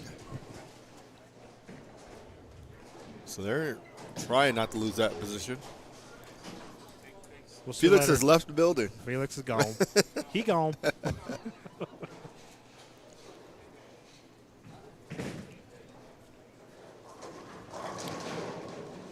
Can't trip the Oh. 4. Mellinger just pockets a 7-10 over Oh. there. He's in second currently. Or, oops, he was second over there. Yeah. So he dropped down to fourth.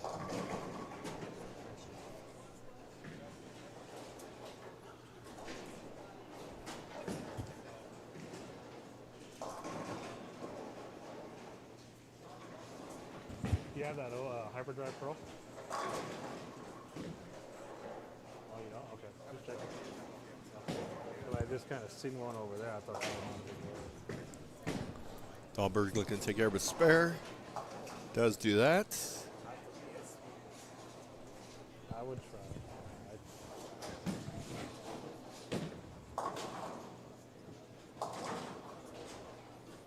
Well, let's just see if my ball advice works for this gentleman.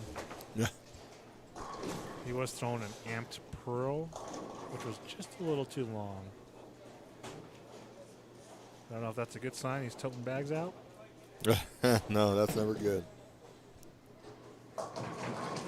At least it's got motion, so that's okay. Yes. That's what you want in life is some ball motion. Yep. So that amped pearl, I felt it went a little long. Like we both seen it, so I want him to go something a little bit different. Still stay shiny, but a little bit bigger core. Maybe that slows down just a touch more. Dahlberg left a 5-pin.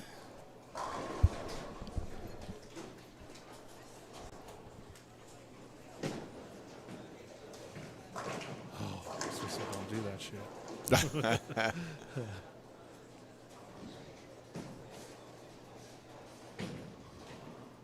Are you a fan of wiping your ball off every time? Nope. How come? Never do. Because two things. One, this is my new philosophy. I was just thinking about. I'm glad you said this because I was thinking about this probably a few months ago, and I was telling Mike about this. So, in theory, especially in league, this is a little bit different, but in league, right? You throw a shot, throw your spare, you get a spare ball out, and throw your spare, right? 5-man league, you wait 5 minutes, 7 minutes, you come back and throw your ball. If the balls are absorbing oil at a decent rate, what are you wiping off? Exactly. Wiping off dust. Exactly. It's just more of a byproduct of a trend than anything else. Very true. And I've never been one to do that. I tried to do that, and I think I ain't got time for that. I No. think I've probably bowled the worst of tournaments or games in my life. Well, I shouldn't say the worst, but they weren't what I was looking for, basically. So Yeah, it's just like same thing. I was like, okay, I'm going to try to do this. I would do it one frame, then forgot to do it. And then, so I was like, you know what? you know, I've never been a fan of wiping my ball down between shots. I've never been a fan to touch up the equipment or clean the equipment before bowling. Yep. And it seems like every time I try to do that, it just doesn't work the way I think it should work. Probably because it's back to where it was or close to where it used to be when it was new. But I've just, did you get that? No. Okay. But yeah, I've tried it here and there, and it's like, why did I do that? You know? I'm the absolute, with the capital, absolute worst at cleaning any equipment. I don't think I've cleaned a bowling ball ever in my own. No, that's a lie. Usually, if we're going to nationals, I'll clean them up then as they're heading out there. Other than that, I am not cleaning a bowling ball. Yeah, I'm the same way. Even when I go to nationals, it's hit or miss. That's about the only time I'll even entertain it. I just don't do it, and it's sad to say because there's two factors. One is I got another ball coming in 45 days. And it sounds I'm not trying to be a jerk or it's just the nature of the beast. So it's never going to get enough to make it worthwhile. Right. Unless even the balls that I use constantly, I don't clean. Yeah. Same here. I mean, I'm in the same boat. I get new balls every 20 to 40 days, so which is crazy, but it is what it is. So. Yeah. I've got stuff at home that I've drilled, and they've got maybe 2 or 3 games on them, if that. I just don't use them. Absolutely. So I'm in the process of getting rid of some of this stuff. Well, Dahlberg's got a big 4 on 38. See if he can take care of that.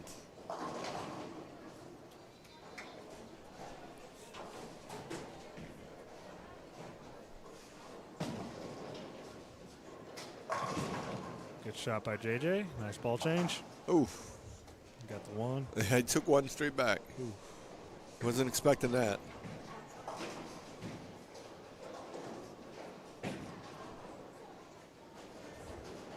Michael Smith on 35. Yeah, so and he's not putting anything together to go around them. Nope. I don't know if tilt on his ball. That ball stood up and went right through the rack. It sure did.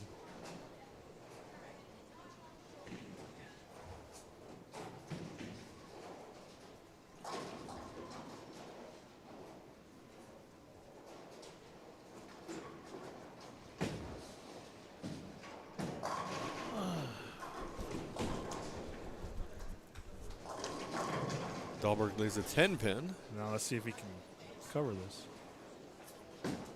Smith or Dahlberg? Both. Okay, just checking. It's a good way to hedge your bet there. Ain't losing. Wow, there's only one way to. Yeah. Okay. It is a Venom, pink Venom. Nice. Good call.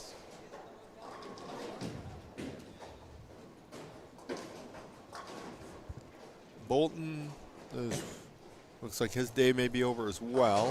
Is he struggling over there? Yeah. Looks like it, yeah. Everybody on that pair is having problems.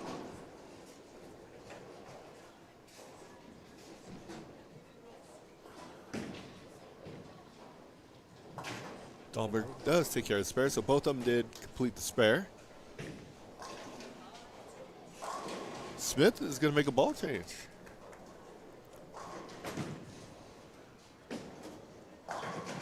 Good shot there by Tolson. Where's Tolson? He's in third. See, I like the, not because of what's on the ball itself. I like the shape of what he's doing compared to what Michael Smith did on, and maybe that's why Mike's getting out of that ball. Could be. But that ball just stood up and said, I'm going this way immediately. Well, we ain't even thinking about turning the signal on. We're going straight. Hey, you missed that? No, I didn't. Woo! James Polk. He's going to make a run at it. He's currently your cut.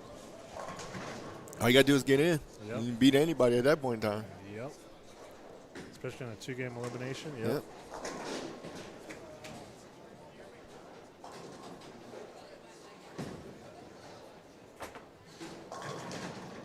All right, good shot there. Tulsa with a turkey. 3-bagger. 3 in a row. What's Polk doing here? He's got a turkey spare strike. Ooh, snap the 10. Oh, you out. like that one. Yep. You got it. Bolton's getting a little vocal over here. So here's a question for you. Or not a question, but a observation in my opinion. Uh-huh. See if you agree. I think Polk's actually gotten better the older he's gotten. Yeah, I would agree. He's gotten a lot better player. He's making just about every cut. Absolutely. In every tournament he bowls. So his game has definitely improved a ton. And Smith's ball reaction, I mean, his shape is just, It's either enough or not enough. yeah, that Too is. much or not enough, yeah.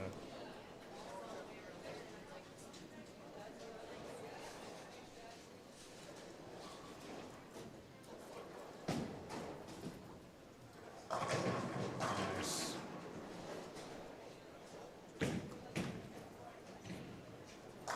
Good shot there by Dahlberg. I mean, actually, James Polk's one of the few. I wouldn't say about many people because usually you hit your peak and then you go down a little bit, and then Then let you get to a point where you just quit. Then you just stalemate. Yeah. But he's actually got, I think he's gotten better as he's gotten older. Yeah. He's like a little bit of wine. Yeah. Yeah, I agree with that. His mental game's definitely got stronger. Oh, absolutely. Yeah, definitely. JJ. That was tugs him. it. Yep. So he saved pretty much that game, so it's not going to hurt him. But it didn't start out very well for JJ. He went split, spare, and then ball change and threw the next 4. So it took him from 130, 140 to 200. Dahlberg leads another 5-pin. His ball's just not going anywhere. See that ball? That's no. He struck, but that's not a good look. I just think his tilt's weird for him to get that deep like that. Yeah, that exactly. The ball looked like it was going to go super strong through it, and it got there and deflected like it was 8 pounds. Or something.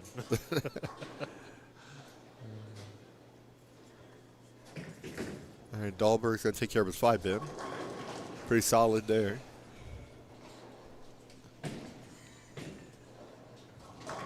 Oof. Oh, that's the second 710 for Dwight Mellinger. Yes. Both on that lane. Miss it? Nope. Yeah. No, Oh, because one it's on each lane? Yep, one on each. Wow. Tolson, excited. So you talk about a player that only uses one ball. That dude right there. India, no doubts. No doubts. But he can make him work. Yes. That's what's crazy. Polk. 4 pins.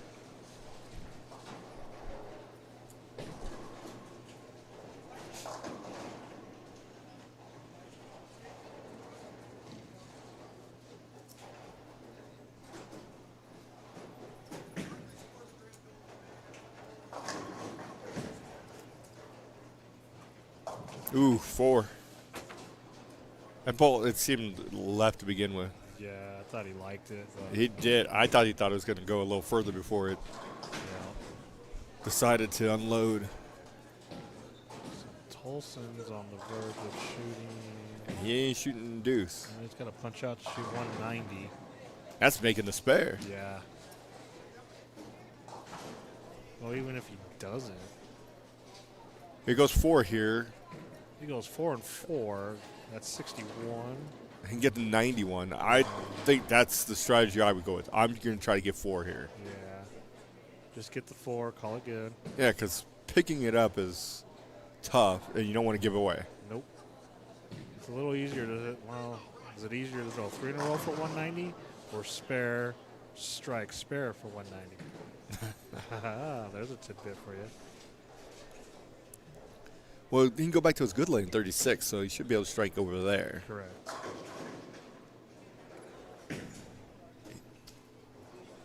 He got See, 2. that's he got Did he get 2? 3. Oh, he got 3? So 61 gets him 91.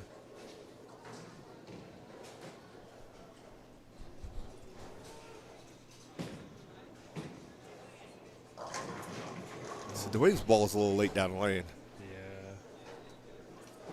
So he's going to shoot. 183.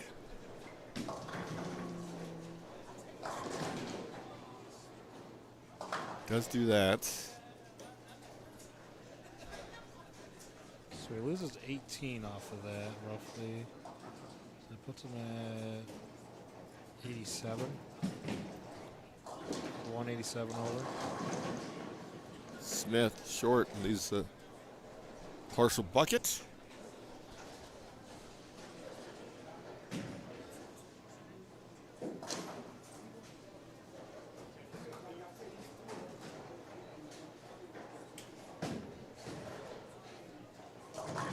Oh, JJ. I think he's playing it safe. Or he missed, but I think he's playing it safe. Dahlberg with an open.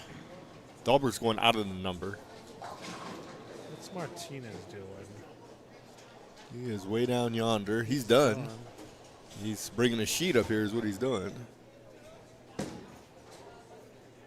Where would he have been at?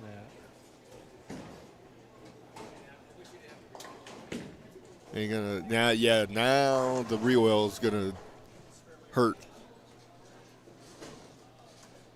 Oh, they are re-oiling Yes. for the finals. Where are the finals at? We're gonna start on where'd my cheat sheet go? It's under there.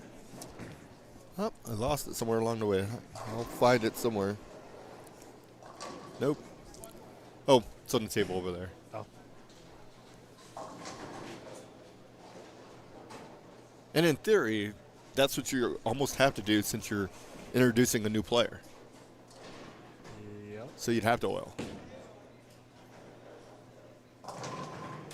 I guess the theory would be if you chose not to bowl. Correct. So Yeah. I see both sides of that Yeah. equation. Yeah, same here. So JJ misses that spare, shoots 193, 192, so he loses 8, puts him at 270 over.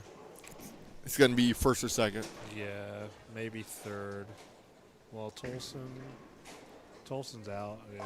Well, not out, but he's going to drop a little bit. Yeah, Tolson's going to, at best, he's going to drop 9.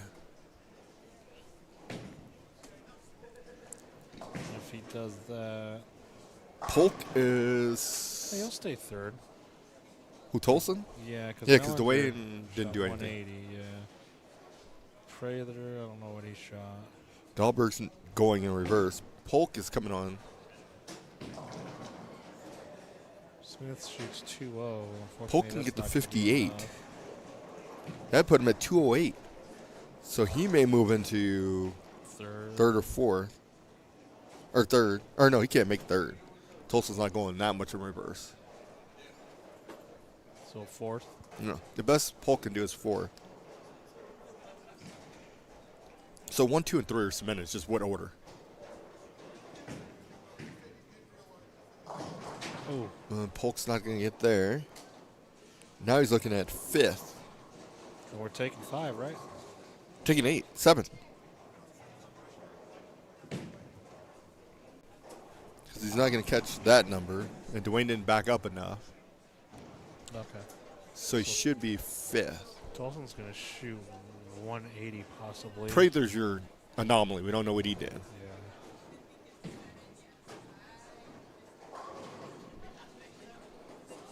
Because Polk's going to be plus 180s when all said and done.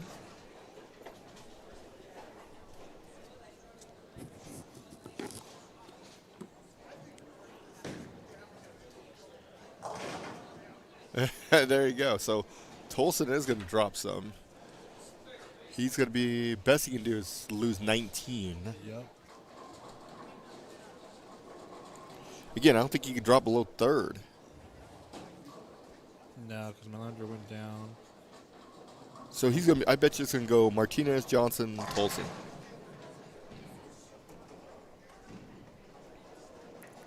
And then Smith didn't have enough to get there because he's at probably 190. Polk. Dahlberg's going to drop out because he's 59.89, so he's going to lose some. So Diaz is your mystery there. He could sneak in. Well, it depends on what he shot, too. Yeah, that's... Hard to say what they all shot down there, so we're just about wrapped up. One frame left, and that's going to be Dahlberg to finish up our semis. Let's see what he does here.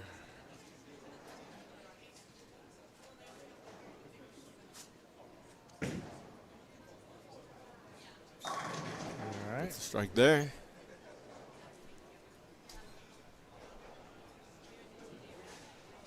Can he hang on there?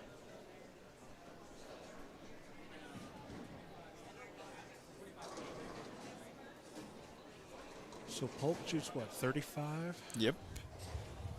35.50 puts one at 185. Yep. And Dwayne didn't back up enough for him to go around him. Because Dwayne only went 17 back. He would have had to go 20 back. Puts him at 87, 88, 188.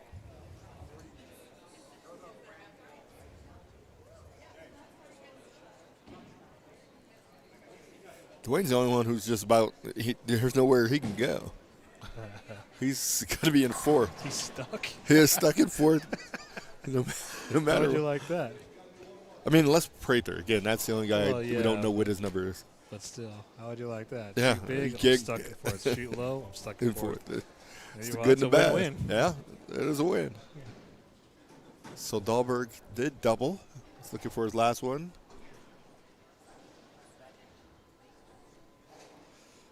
Polk went around Dahlberg. There's no doubts about that.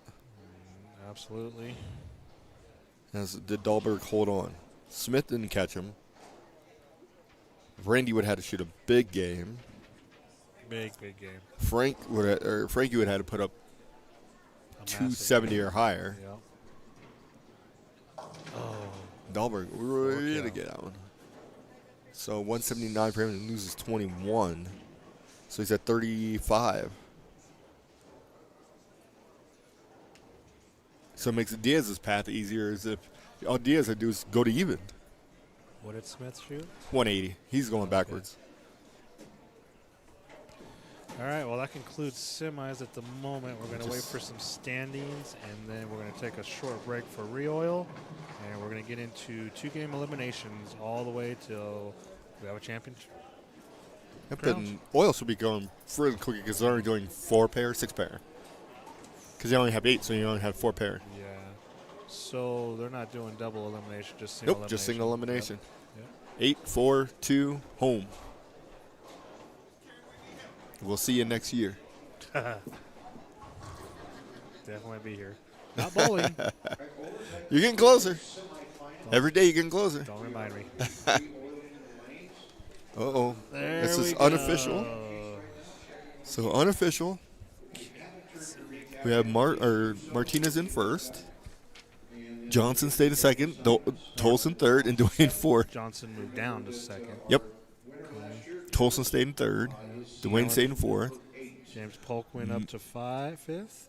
Jason Prather went up to sixth. Mark Dahlberg was your number at plus 141. Diaz, he shot 191 that last game. Yeah.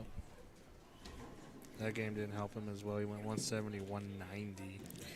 So that was 40 pins right there, roughly. Smith missed it. He was at plus 126. Guccione got to 96. Shot 199. So he had a shot. Other than that, that's about it. So they're taking 7 from semis and inserting last year's winner, which is Inaudible Chris. Dennis Brown. Yeah. So Chris will bowl Dennis, JJ will bowl Dahlberg, Tolson, Prather, Millinger, Polk. Wow. Interesting. So, yeah, there Tough we to have pick it. any of those matches. Yep, very It so. could go either way on any of those. And it's going to be fresh oil, so That equals a playing field. Martinez did not. He was referring that they stayed with what they had. yep, he's like, it's a shame. What did he shoot that last game anyway? 250? 250, so the dude shoots 800. Exactly. You don't want no oil out there. He's like, man, just leave this Shake that alone. off. Yeah, let me just throw out an 8 real quick and call it good. See what he shoot. He shot 802. Brutal. Yeah, 802. Yep. That is crazy. All right, we'll return momentarily.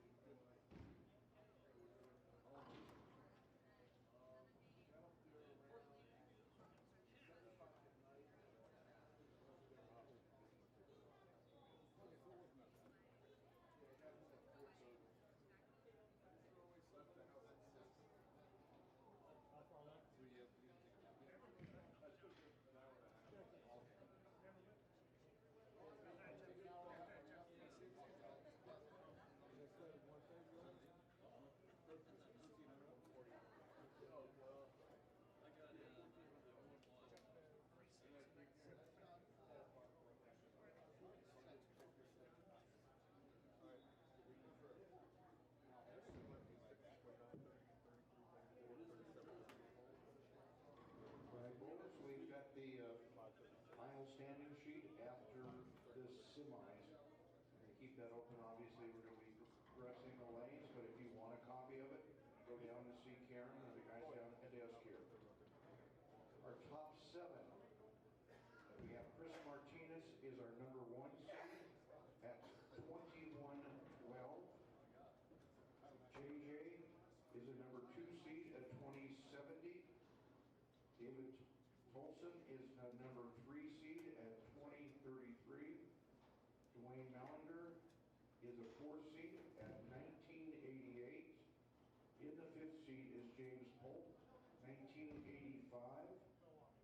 Our number 6 seed is Jason Prater at 1961.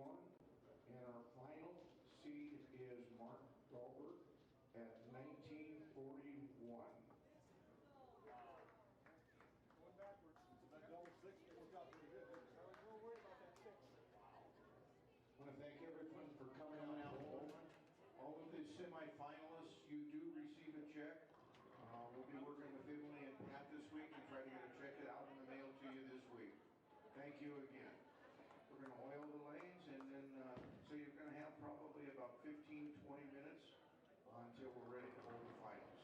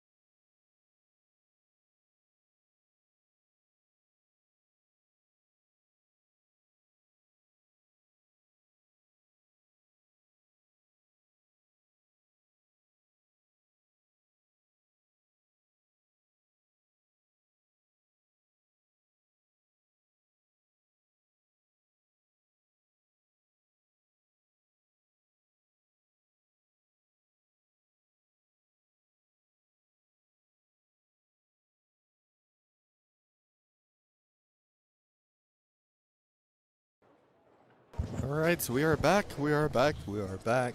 We are definitely back. All right, so what do we got there? 25 and 26. So 25 and 26 is going to be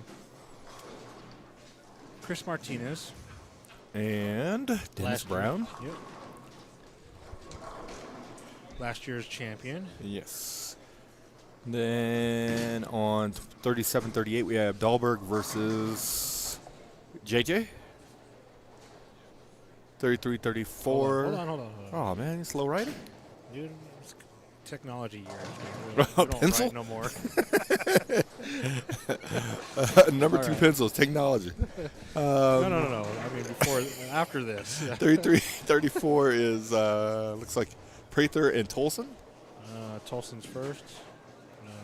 Yes. What's And Prather's first then- name? Prather? Yeah. Jason. Oops. Then He's not let's- related to the shark, Prather, is he? Probably not. Polk and Martinez. No, you already had Martinez and Brown. No. Yes, you're right. Dwayne Mellinger and Polk. Mellon. There you go. Yeah, so, D. Mellon. His last name is actually pronounced Gurr. Dwayne Mellinger. Correct. And he told us that when I was on 100 a road times? trip. No, when I was on a road trip with him, actually. He's like, so many people pronounce my name wrong. I'm like, what do you mean? It's Dwayne Mellinger. He's like, no, it's Mellinger. I'm like, oh, my bad. Didn't know you had a hard G in there. Exactly. Thought the G was silent. So, all right, so we are getting into we got about 5 minutes left to practice, Yes. or warm-ups, as you would say. We're on a fresh pattern. Fresh. This is going to be a 2-game total pin elimination single. Single. So if you lose, you're out. Yes. Done. Have a good night. Enjoy the So afternoon. See you 4 of these tomorrow. people will be one and done. Yep. Mr. Gallegos, have a good one, buddy. All right. Absolutely. And we will see who will be our new senior Masters champion for Denver, Colorado, 2025. Yes. Well, no, because Dennis could go back to back. True. We may have another back-to-back. That's true. Wouldn't that be something? That would be cool, huh? Very interesting.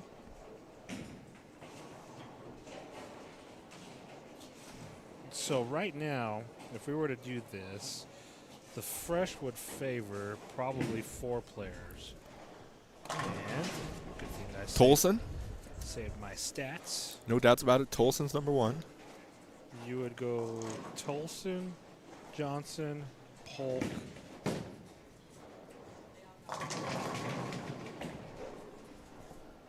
and Dahlberg. Okay. Because Dahlberg was 237, and everybody above that was higher than 237. And they're doing fresh Fresh. every round. So, with that being said, Martinez may have a shot,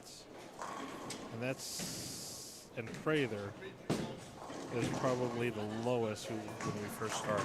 And we don't know what Dennis would do. Yeah.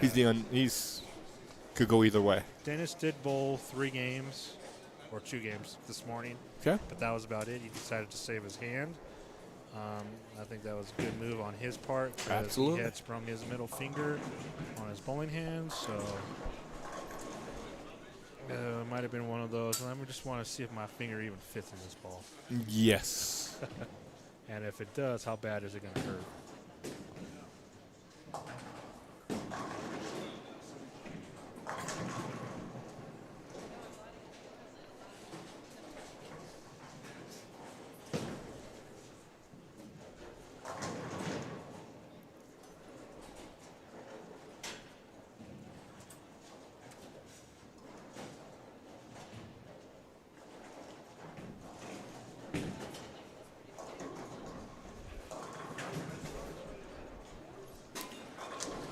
Wonder how many did surface changes?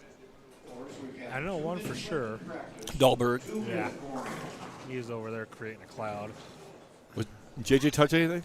I do not believe so. I bet you Martinez did. He usually does. He does. He's one of the big fans of doing that. Looks like Prather did because I think Yeah. it was pretty dull. Yeah, there's no doubts about it.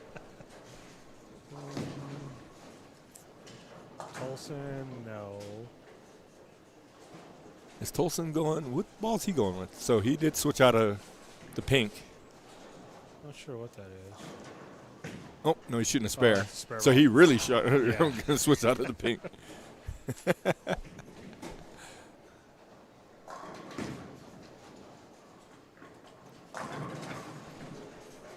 And Dahlberg, he's kind of got the advantage. He finishes on the pair he just got off of. But, I mean, it's fresh. Fresh shot. But still, it's comfort.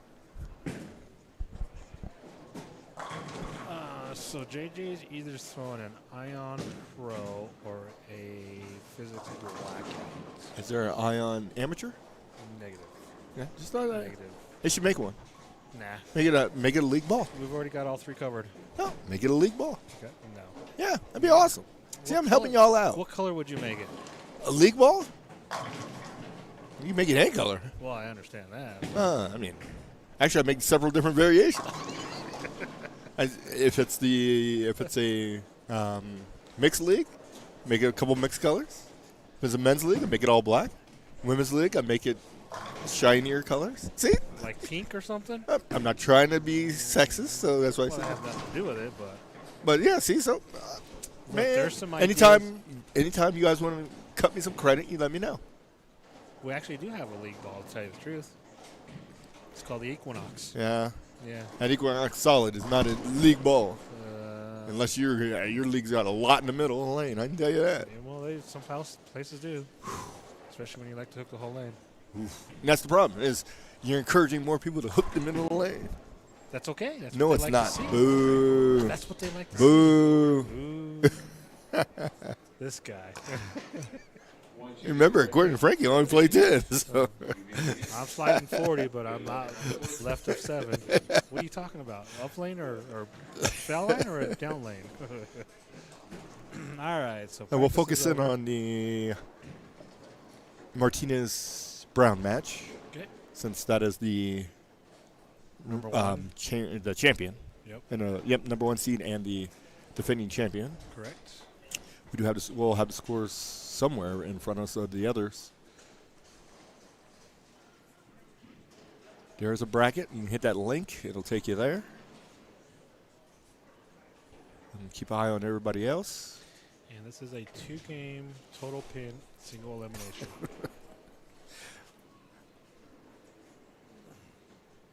First ball going down the lane is from Tolson.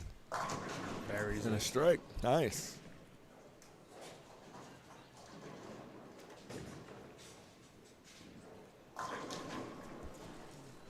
Melander gets himself a strike. No, yeah. That's why you want to go early. Oh, I'm sorry. He left the 10 pin. Oh, shame. apologies. Brown. Ooh, that did not sound like a strike. Didn't look like one. Lucky he left just only a 4-pin.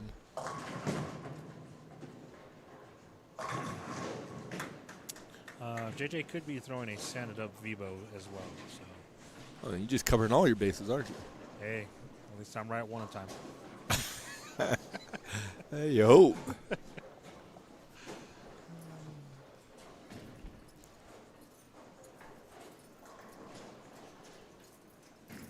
Prather and Dahlberg are using something that's taking light out the building. Is that why I'm having issues trying to see? Holy crap. You got some surface. Oh, JJ misses a 9 pin. Look at that. Ooh, nice. So, help me understand.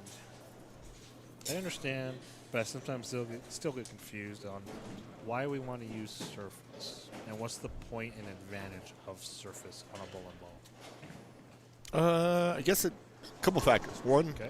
is you're trying to create friction, which Okay. creates hook. Okay. The other, which I believe a lot of people don't take into consideration a lot, is getting the ball slow down. meaning that, yeah, if you throw an 80 gritter out there, it's going to slow down quickly. Correct. But you don't want to use, I mean, you got to use it within, it's just like, you got to use it responsibly. Okay. I like that so- answer. Yeah. With that being said, Yeah, there's nobody on the planet should be using 80 grit on a bowling ball. correct. But surface in general. So with that being said, what is an ideal length and volume where You would need surface? more surface than normal? I guess Other it than depends on the factory. player. Because if Okay. you're a low rev player, then you're going to use more surface on different things. If you're a high rev player, see, and I believe high rev players, some of them, especially that mid level to not super advanced, don't understand that they still can use surface to their advantage. Correct. Because they believe, well, I got all this rev rate, and I can hook a ball and ball, so I don't want something that's going to hook. No, you just want something that's going to slow down and stop. And using a pearl, usually, that's why usually two-handers are not very good with pearls usually, because they go super sideways and then they can't control it. Okay. Fair enough. So the other advantage to surface or disadvantage would be what? Disadvantages, creating a big hole in the lane Okay. and not knowing when to get out of it. Okay. Because that's, I feel like some people get trapped in use, ball goes through their nose. So they keep moving in, yeah, and then the ball doesn't shape. I was gonna say, yeah, and they start fighting it, and then they miss their mark or they tug it or something like that. Just like simple. The reason why I asked that is because Dahlberg, he went flush and then kind of missed it at the bottom, and at the break point it was right at the break point and it just went forward. So is that a good thing or a bad thing? Mm-hmm. Does that mean you have to stay more accurate with your surface. mechanics, basically making sure you're hitting I think if your 3 points of target per se? if he's got a good amount of surface, his miss would be to the left. Correct. To the right, the ball's going to just stop because Yeah. it just bled way too much energy and just done. And that's where, not saying in Dahlberg in Yeah. general, but that's where players have to understand too. They think, I got this big piece, it's the league, I throw the ball into the friction still, and then be the first people go to the pro shop complain about, this ball doesn't hook. Oh, no, it rolled out at 30 feet. That's what happened. It hooked at 25 and it was done. Exactly. So, And that's where training people to understand when a ball rolls out versus when a ball does not pick up. correct. And if we want to elaborate on that a little bit more, we would say, yes, surface creates hook, but the hook is in the first 20 feet, 25 feet of the lane. Correct. Not in the back end. Correct. Unless you Okay. just completely flooded the lane out. Correct. And you had 40 units in the front of the lane. Well, yeah, you're not getting anything to hook you there. Correct. So, I don't care who you are. right. Okay, that helps me understand. And this is where we're getting to a point of they're making balls bigger and bigger and bigger, and players are getting stronger, bigger, stronger, faster. Yep. Rev rates are going sky high. Oh, are so they? then now they're making their balls are going super sideways. So how do you counter that? Well, now if you look at all the PBA patterns, they're all north of 30 mils. Yep. Which is, if you'd have thought about this 5 years ago, you said, oh, that's way too much oil on the lane. Not possible. Yeah. But now, I mean, and probably by turn of the century, you get to 20, 30, you're going to see 40 mils on a lane. And is that even?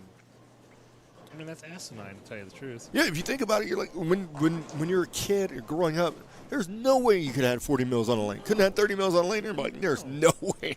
So would it be safe to say that to combat some of these issues would be to go less oil? That's how you could do it. But then no one's willing to do it because they don't want to hear the blowback of, Not enough oil? yep. And you got so many people who are geared towards super high rev rates. Because if you look at all of the juniors and all the 20-year-olds and all that stuff, they want to do what? Two-handed, and not blaming two-handers, but two-handers, one-handers. Everybody wants to be able to hit it. So going in that reverse direction probably is not going to be, you'll probably never see it. They should do it at nationals, but again, then USBC would never hear the end of it.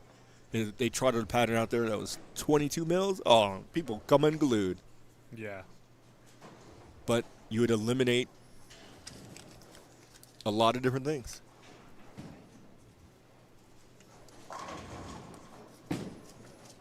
Yeah, I'm just curious.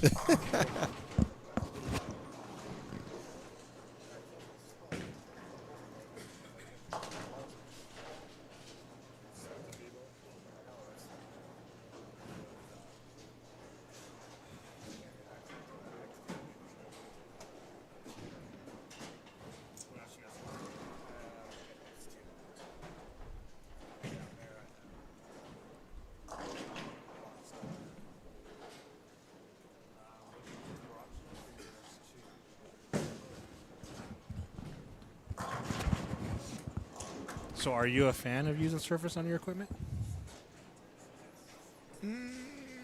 Depends on what we're bowling on and How about what just piece. in general? I mean, on a pearl, hit it, take the cover or the shine off. Right. Kinda like Other old than that, school I stuff. just normally I'll use whatever. Whatever's out of the box. Yeah. That's kind of the way I am too.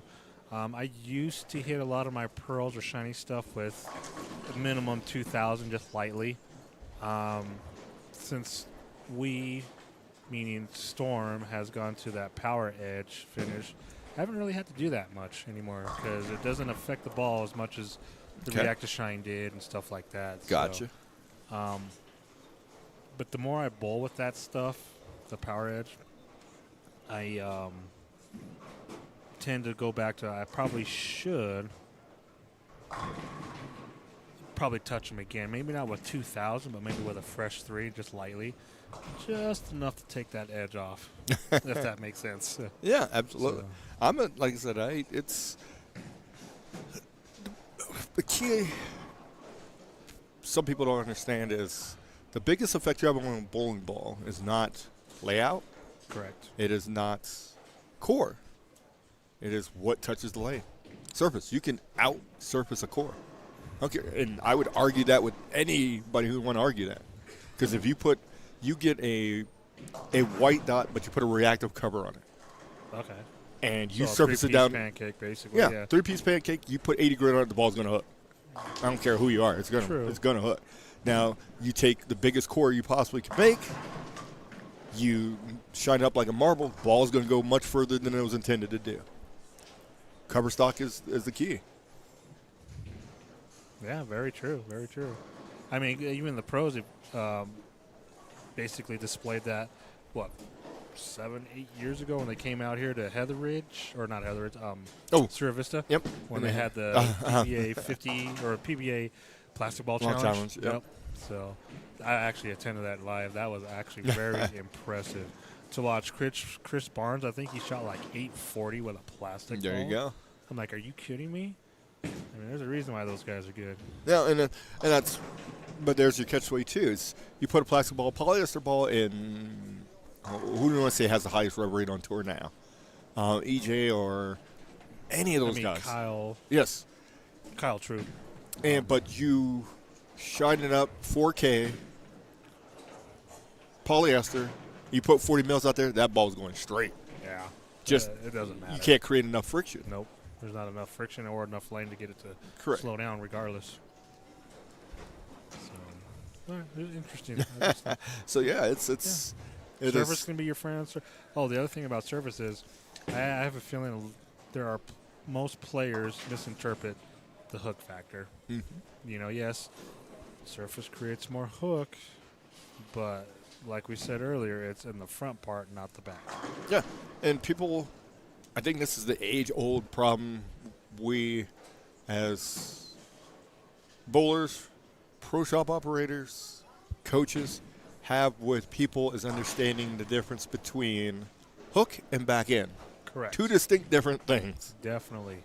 And a lot of, especially newer players, as well as that intermediate player, they correlate back end with hook, and it is not. No. Yeah, and as pro shop operators, and coaches, and whoever else, we need to help educate players more on this.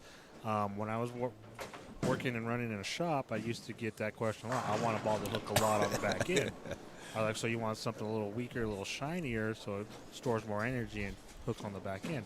No, I need the biggest, strongest ball that just came out for more hook. And it's like, okay, I understand what you're saying, but you need to reverse your thought process on Absolutely. that. And 9 times out of 10, they would just fight. It's like, okay, I've tried to educate you. Somebody's got the front and 8 over there. Who's over there with Melon? That is Dwayne and Polk. Yep. You said it. Polk would love to fresh. That's it. Yeah. So, and that's kind of where sometimes you're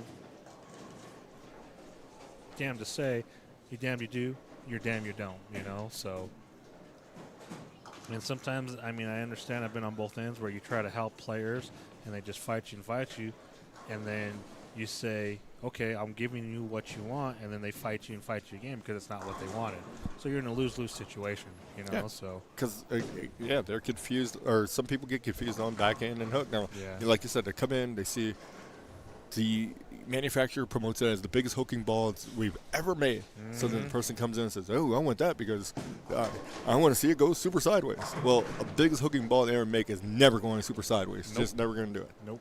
It's going to bleed so much energy early. That ball is going to be smooth and coming around. Yep. And this is where it becomes very entertaining in the pro shop world. Yeah, it is, yeah. Explaining all these different variables. Variables and explanations, and sometimes they don't want to hear it. No. You know, and what do? You know, do you just say go away, go find somebody that will give you what you want, or do you give them what you want? You know, It's $1 million question. yeah, and you know, as a business, you want to try to make money and keep your customers happy, but But you also have a reputation. exactly Because what I've seen this happen before too. Person comes in and says, "Hey, I want the biggest hooking ball on the planet, blah blah blah, this that or whatever." Hey, I want you to drill it conventional because that's the only way I know how to throw a ball. Well, it's not going to hook very much. Oh, nope, this is what I want. You drill, or it's been drilled. They take it to another pro shop and say, "This ball doesn't hook." That pro shop operator says, "Well, look how it's drilled. It's drilled conventional." Well, I told him just to drill it. exactly. Who's the loser here? Exactly. And, you know, that's a whole other subject of Yes. taking responsibility for your own decisions. So. Yes, yes. And I would never discourage a pro shop operator, poke in after 9, this is their bread and butter, this is how they eat. You got to sell whatever, I get it. Yep. But, you know, in anything in life, you got to have some sort of ethics and some sort of responsibility. And morals for And yourself. morals, yes. You know, there's some times where you just have to say, You can't do it. sorry, I can't help you. I'm not willing to do that after explaining why. So, I'm sorry. And, you know, if the person who you're dealing with gets it, they'll later come back to you and say, you know what, you're right. Yeah. I'm glad you taught me off the ledge. Yeah. In my philosophy, how I usually do it sometimes, and especially those newer guys and people who Seeing you, brother. We'll see you again. who want big pieces or whatever. I'm like, hey, you know, if you want to spend your money, but it doesn't make any sense for you to spend that much money doing this. It's the old adage, same thing when a person comes in and they're getting their very first bowling ball they ever had. Yeah. Well, I want that big thing because it's going to hook. Well, first of all, you need to impart some roll to make the ball hook. Let me watch you bowl. Yep. If you go end over end, I don't care, again, don't care what you got, it's going to go end over end. Yeah. And I always tell them, this is like buying a car. Unless you've got a bunch of money, you can do it. But your first car, you're not going to send Junior or your daughter out there in a Ferrari. This isn't going to happen. No. Because for one, you're going to be scared of it. Yeah, absolutely. You may not even get out of first And gear. it's way too much for the task at hand.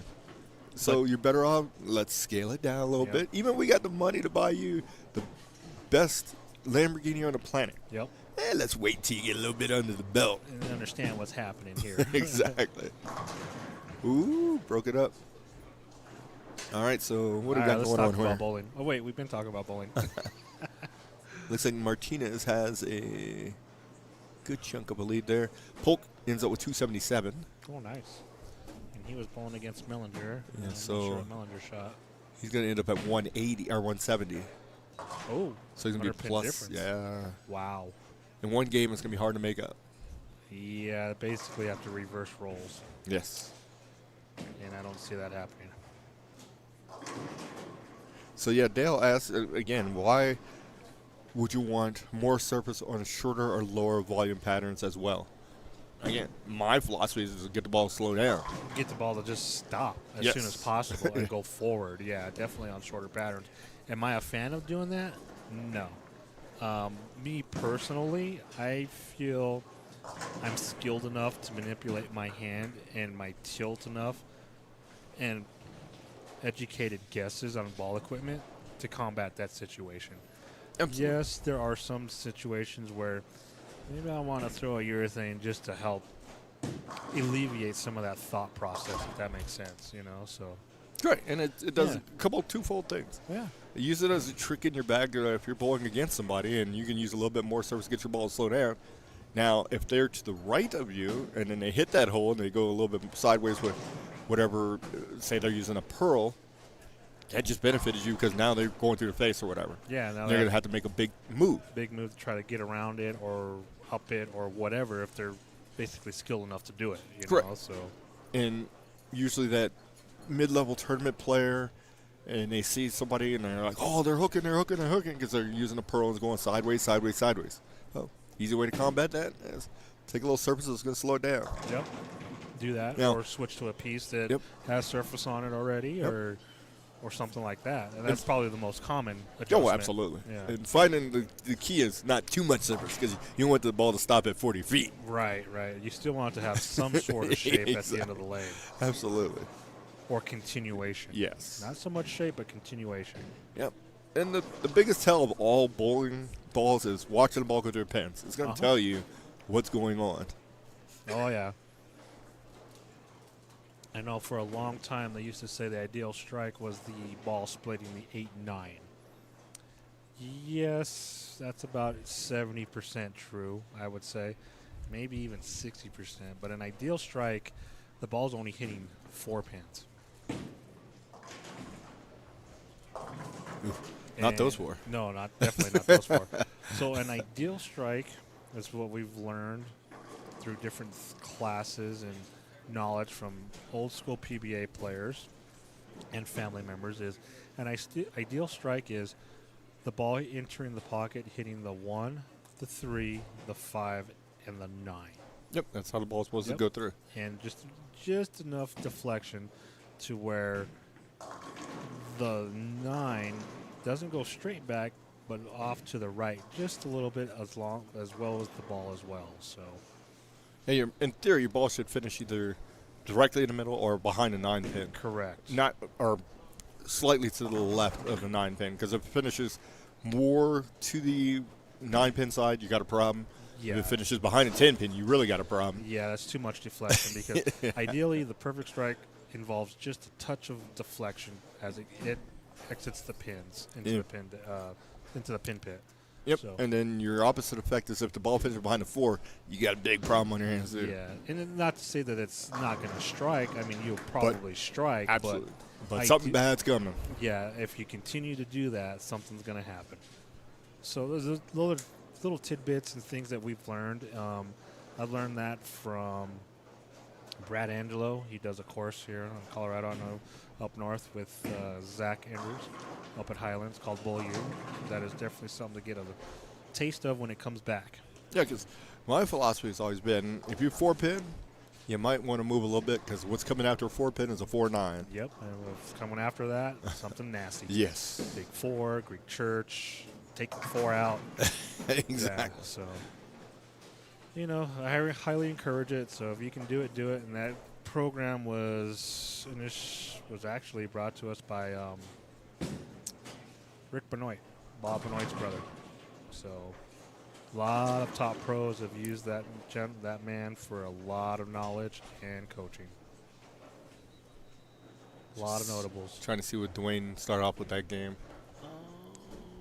Looks like I can't even see over there. All right, so Dwayne finished 190. James Polk 277. So James is up 87. David Tolson 158. James Prather 194.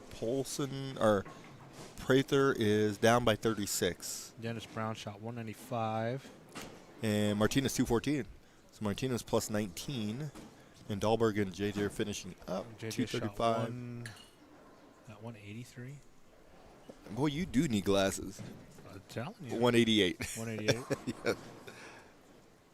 And it's only So- been within the last month, dude. It's been So getting worse. Dahlberg is up by 47. So this is a 2-game total elimination. Yeah. So Martinez and Brown's the closest match, and Polk and Mellinger is Polk has a nice lead. yep. They'd basically have to flip-flop. Yes. And a Dwayne little would need bit a- more, a little bit less from Polk and a little bit more from Dwayne on the flip-flop. I would think, actually, the match I would think could go either way right now, even though it's 36 pins difference, is Tolson and Prather, because neither one of them have a grasp on what the lane's doing. At the moment, yeah. Yeah. I mean, whoever figures it out first is going to probably win. Yeah. I think you can make up that 36 stagger, if that makes any sense. Yeah, I think the same can happen with JJ and Dahlberg. Yeah. I mean, They're Dahlberg, close 235 means he's That's well, fair. and then he decided he's going to throw the ball out the window. And I think that's a effect of too much surface. 'Cause if you leak it right, it's not going to have enough to come back. Yep, because it's going to roll itself out. Yep. And then that's where people get themselves in trouble too. You got a big surface, I throw it to the right. Why didn't it hook? Well, it did hook. It hooked from being in the gutter. Exactly. And completely stopped.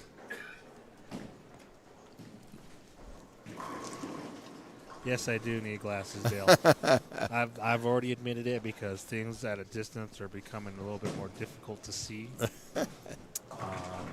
Up close, I'm fine. So, well, I hope our little chit chat about ball surfaces helps you. If we are incorrect in any way, just feel free to let us know. We're always up to learn. Once you stop learning, there's no point. Oh, absolutely. Nobody knows everything. I can guarantee you that.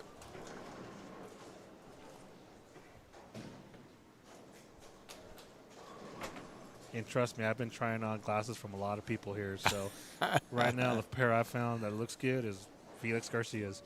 Really? Yeah, I put those on. I'm like, oh, that's what the lane looks like. Okay. Try those.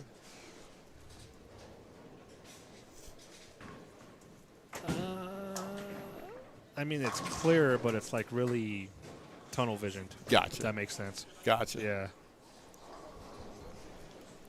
It's like I'm looking through a glass bowl or a fish tank or something like that with those ones. Yeah. I Definitely usually clearer. only wear them for, like, if we're sitting this far back or if I'm driving, just to tighten everything up. See, and that's where I'm at. My distance is, I mean, I can still see like 35 cubic AMF, but it's not like stable, if that makes sense. Gotcha. Okay. And then I remember earlier I was telling you about when I realized that I was blind when I was sitting really close to TV. The other fascinating factor was, too, growing up, because you don't know any better. You only know what you have witnessed or seen, quote unquote. So when I got my first contacts and went to bowling the next Saturday, I realized that there is a gap between the pins. Because to me, they were always just a big old blob almost down there. It was the most amazing thing. Yeah, I could agree with that. I don't think the 85-inch TV I have at home has a difference or makes a difference either, does it? Oh. No, I'm just playing. I don't have 85 inches of TV. I want one. Michelle's like, where are you going to put that? I was like, above the bed. So you can watch it laying down. Then you have to get up. That's the ultimate in laziness right I was there. like, look, it's only like $400, 85 inches. TVs Come are cheap. on. Yeah, TVs are dirt cheap. I remember back in the day, 85 inches was like $6,000. Everybody was like, oh, man, it's the biggest thing ever. Uh-oh.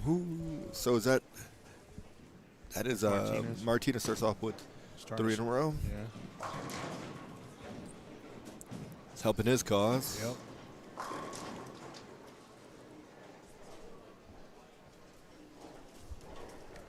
Polk is he the A or B? Polk would be, B? I would assume so. So Polk start off with an open spare. Dahlberg just opened. Strikes, open, strike.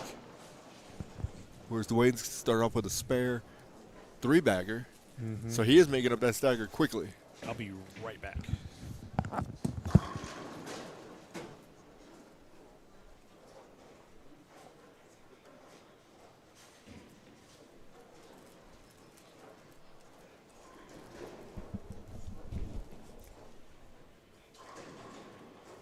Here's Brown.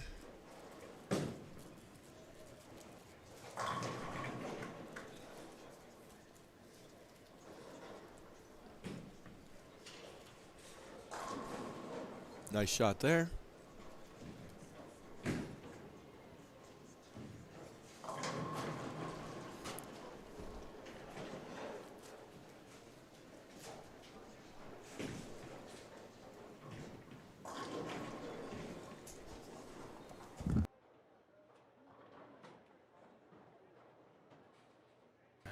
Martinez is going to be up on 26. Well, Dennis Brown is going to make it a challenge for him, so.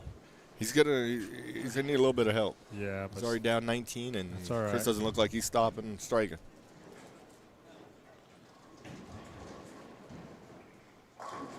Ooh. There's another one.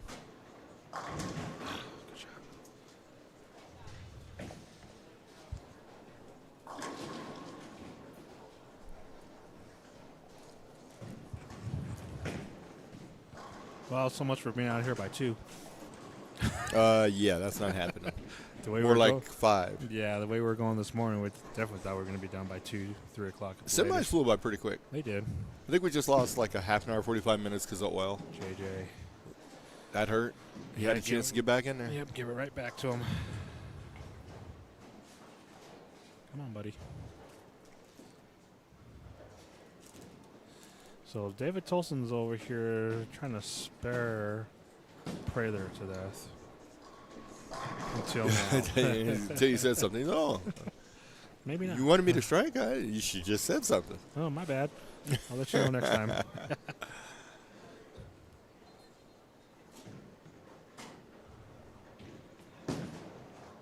right.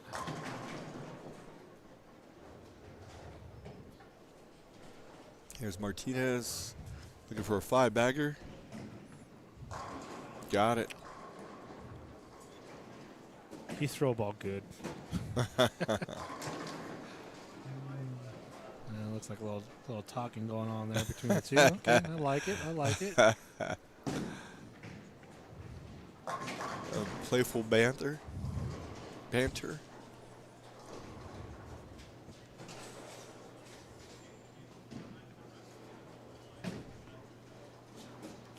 So what do we got coming up next week? Texas. You'll be in Texas next Yes. Then we'll be back for the Rocky Mountain Bowlers Tour. week. Yep. Where's that at? We'll be back for the Rocky Mountain Bowlers Tour. I'll bring That's that a very in- good question. I'll bring Where- that info up for you here Where shortly. is it at? Give me 1 second. Is it Longmont? I'm going to say maybe. I think it is. Let me find the schedule. I know I took a photo of it and then it got lost somewhere in my photos. Shame. It's all right. I take a lot of photos. Of what? Just nonsense.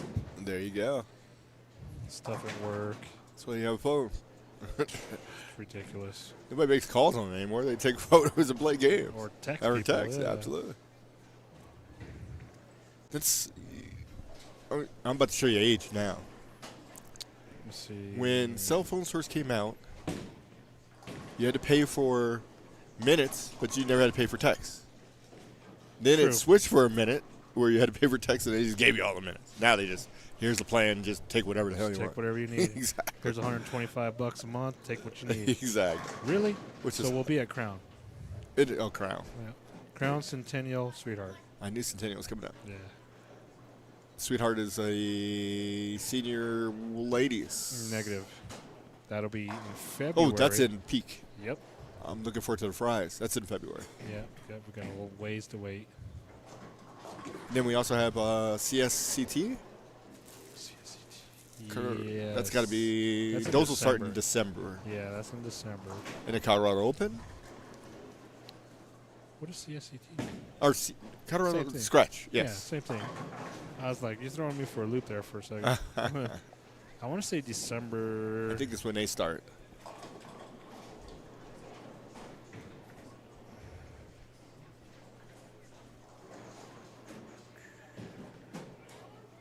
Oh, that's last year's.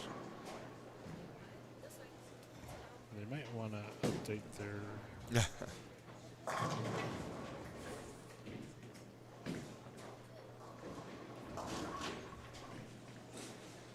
Polk left the Greek Church. Polk's in trouble there. Is he struggling a little bit? Yeah. Dwayne went spare 7-8. If he had struck both times there, he'd been ahead. Oh, wow. He's really came back. So Colorado Scratch is December 14th. There you go. Where's it at? Holiday. Awesome. Thanks, Greg Narum, for your awesome bowling events calendar. There you go. For Go Colorado. check it out. Yep. It is going to be on Facebook, Bowling Events, Colorado Bowling Events. I'm not sure if he has a website or not for that yet, but it's on Facebook at Colorado Bowling Events. Scroll down a little bit and you'll find it. He updates that about 2 or 3 times a month, so. Oh, come on, Greg. You can do better than that. Update it every 5 minutes. Once a week. Almost there. There you go. Now he covers all the events. He It's a good does. place for us to go Yeah. check out what's going on in the world of bowling in the state of Colorado. Yep, as well as some others. Yep. Because Colin- Shine Masters and stuff would be in there. Yep. Surrounding states and things yeah. like that. So I just hope it sticks because we've had plenty of people in the past try to keep everybody informed about tournaments and stuff like that. And As soon as everybody got going there, then it go away. then it just kind of disappeared. So hopefully you can keep that alive for the next 25 years.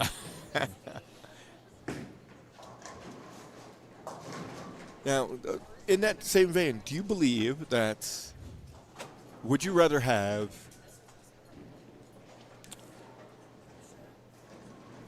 multiple tournaments on a weekend and then only have a couple tournaments per month, or a tournament every weekend but just only one choice? I would do it that way.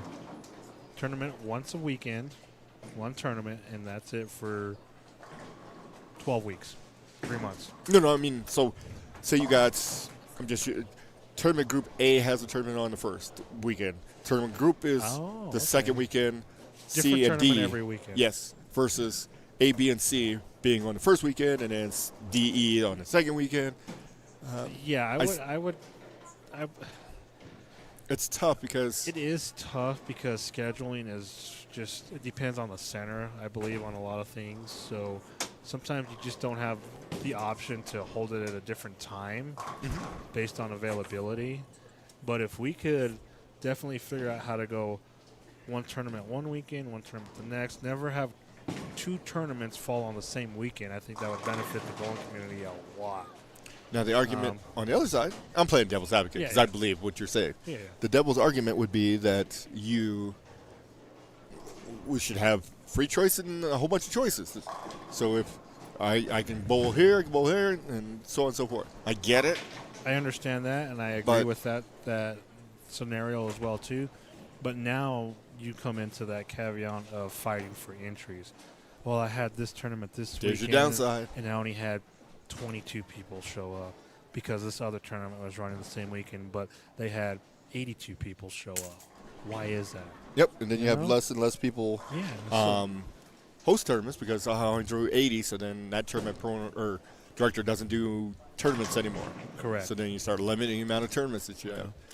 And I think, in all honesty, I think all the people that do tournaments in the state of Colorado, other than your cities and states, stuff like that, should at least talk to some of these other tournament providers and be like, hey, I'm planning on doing this weekend. What do you think? Is it a 2-day event or 1-day event? Maybe one tournament can be ran on Saturday, the other one can be ran on Sunday, but never on the same day because you're always going to fight for entries. Correct. No matter what. For players, for me as an example, I don't bowl leagues, so I look forward to bowling tournaments when tournament season comes up. My tournament bowling is basically from August to roughly, we'll say February. So not a whole lot, and I'm probably only going to bowl like maybe 10, and that's probably pushing it as far as events, Gotcha. big events. So, that bowling season is short, I think maybe kind of a hybrid, best of both worlds, meaning that if Group A do 10 tournaments a year, but the tournament community knows they've got this big major that they have every year, then no one should schedule on top of that. In a perfect world, Yes. perfect world, yes. Correct. Because realistically, and not I don't know what was going on last weekend, but if you have the Denver Masters, there really shouldn't be anything else going on that weekend. No, not at all. Not for that's considered a major. Correct. Regardless, Absolutely. the Masters, the Senior Masters, the Queens. Yes. Those are major tournaments, and that should be the only. And like you said, in our belief, should be the only tournaments happening that weekend. Yep. But I also understand. Dwayne finished 257, so Polk has to get to 171, and he's at 167 now. Okay. So he's got to keep the ball in the lane. Oh, 5 count. Wow. And Dwayne's like, there it is. Why can't you So do that a 72. couple frames? Yeah. That's crazy. Got him by 1. 2. 2? Wow. Dwayne, hell of a run to come back. Yeah, so Polk's going to continue on. Polk shoots 449 Yep. to Dwayne Wellinger's 447. So, but yeah, and that's just, and I understand it. Everybody wants to get entries for the tournament because they're working hard to do it, Absolutely. But with the Denver community and surrounding cities up north, down south, Fort Collins, Loveland, Longmont, and Colorado Springs, Fountain, Pueblo-ish. I get it. We're kind of separated, but in a way, all those players come in together to bowl the same things, no matter what. So, is there a little bit of greed in that? I would say yes. Absolutely. Tolson advances. No, loses. Tolson loses, yeah. Prather, 194, 190, gets him to 384. David Tolson, 158, 191, 349. So plus 35 in favor of Jason Prather. So we're waiting on Dahlberg and JJ. Dahlberg had a 47-pin lead, and right now they're pretty much shot for shot. So It's going to probably stay with Dahlberg. yeah, Yeah, 37 on a strike versus 38 on the spare. Yeah. And Chris defeats Dennis. So They haven't finished the frame yet, but that is over.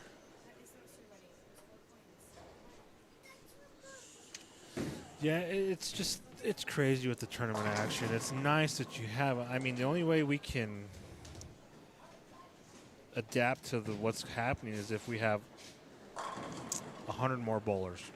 Oh, absolutely. Yeah, Yeah. You need 100 more tournament bowlers. Correct. And then, yes, you can have couple different tournaments on the weekend because now you Yes. can sustain both of them. Exactly. At the rate we're at now, you can sustain one You can really do- well. Yeah. 2 is tough, just really, really tough. Just the nature of the beast. And that's where we, as a bowling community, as a tournament director, this, that, or whatever, you have to understand what's going on out there and never schedule on top of something that you deem as a major. Right. And you hopefully expect the same from somebody else. Yeah, exactly. And it kind of sucks, with lack of better words, that the Masters are going to have presidency over everything, whether Yep. it's the Masters, Senior, or Scratch, or the Queens. And which, like we said earlier, it should be. Yep. Because You would never have. Look at it this way: you would never have the Denver Masters, Colorado Springs Masters, and Shy Masters all on the same day. No. That'd be the stupidest thing to ever happen. exactly, because you would lose a ton of people. Yeah, absolutely. So we have some sort of idea. It's just we just got to all understand that it goes for a bigger, broader umbrella than just those things. Meaning, yes, Giant Masters, same thing. Never schedule something on top of that. Even though you got a lot of people from Colorado, a lot of them go up here for that. Yeah. You're losing your base. Yeah, and I mean, I understand and feel for some of these tournament clubs that want to run a tournament every weekend, but in reality, is that really helping you or is that hurting you in a way? When there's nothing happening on some of these weekends, definitely helping you. Yep. But when there's something else going on, it's definitely going to hurt you. It's not that people are not loyal to your tournaments or whatever it is. It's just the fact that they want to go bowl something different that's a little more challenging, per se, or that has a better outcome for Absolutely. bowling it, so. And Nothing wrong with that. I'll give away the secret, in my opinion, is I don't like tournaments happening every weekend from a tournament club perspective. Correct. The reason being is because you, as a tournament bowler, what traditionally happens or could happen is it's the first Sunday. You're like, football's on. I'll go bowl it next week. Right. Next week comes, something else is on. Go bowl. There's always a next week for them to go to. You build a demand where you're doing it once a month. Oh, it's going to be 30 days before I see it again. Let me go ahead and go bowl. Let me go do that. Absolutely. All right. Matches are over. So okay, let's go here. So our match between Martinez and Brown, Martinez advances. Yep. Martinez is going to shoot, don't know yet, but he does advance. Between Mellinger and Polk, Polk advances. Polk shoots 449 to Dwayne Mellinger's 447. So Dwayne tried to come back for that. Prather and Tolson. Prather's going to move on with a 384 to a 349. And then Dahlberg's going to move on. He just finished at 193. At 193, so that puts Dahlberg at 428 to John Johnson's 361. All right. So we'll be back for the next round here shortly.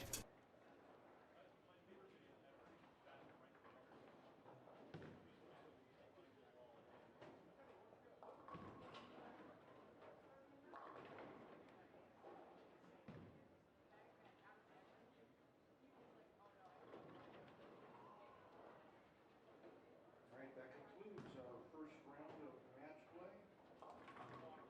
Match number one, we had Chris against Dennis. Chris wins that 456, 395. Thank you, Dennis, for coming up and bowling, and you're our defending champion. On match number two, we had a hard burner there. We had James against Dwayne. James wins that 449 to 447. Wow. Nice bowling, Dwayne. Good tournament, buddy. Thank you. Match number three, we had David against Jason. Jason wins that 387 to 349. David, thank you for bowling and joining us. And then our last match down, number four, we had JJ against Mark. Mark wins that 428, 361. What a good tournament, JJ. Okay, going into the round number two. Match number five on 27 and 28. We've got our tournament leader, Chris Martinez versus James. And then on match number six, on 35 and 36, we've got Jason versus Mark. We're going to turn your names on for 5 minutes of practice.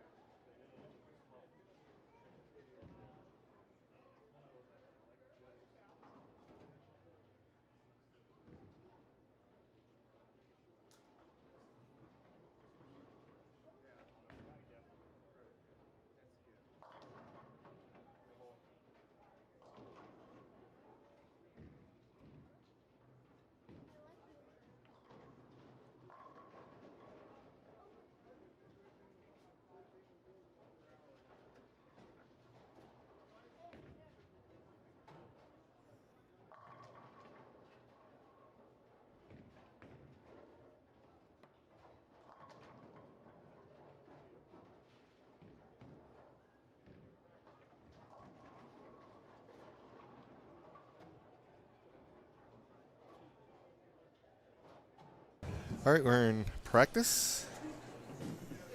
All right. Round two. So on 27 28, we're going to have Chris Martinez versus James Polk. On 35 36, we're going to have A big pull. Yeah. Here we other go, than have a that. We're going to have Jason Prather versus Mark Dahlberg. So they are about 3 minutes into practice. So give us about 3 minutes, and we'll be right back to you.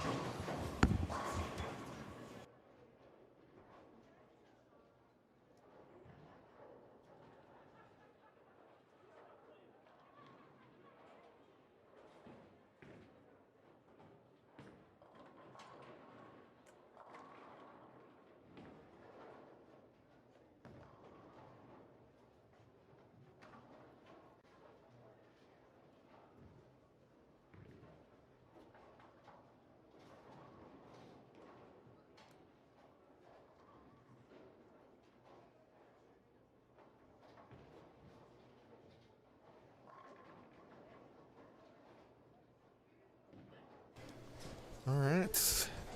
And Mr. Coffee is right. Back in the day when a 32-inch TV was $7. There used to be a time. There was no doubt about that. When the flat screens first came out. Oh, yeah. Yeah. It was amazing. Remember when the first big screen came out? How gigantic that thing was. Jesus. That thing was like a sofa. Absolutely. Stuck out about 12 feet from the wall. Absolutely. If your Those were living days. room wasn't 40 feet wide, you weren't Kids putting- have no idea. They You were don't. not hanging TV on the wall back in the day. Oh, no. Oh, no.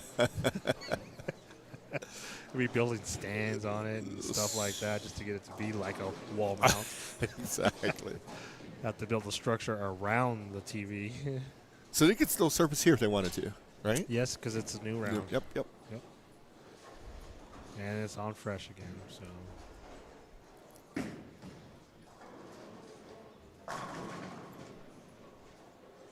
Chris didn't want fresh, and he shot the biggest score out of everybody. Yeah, he did. 456.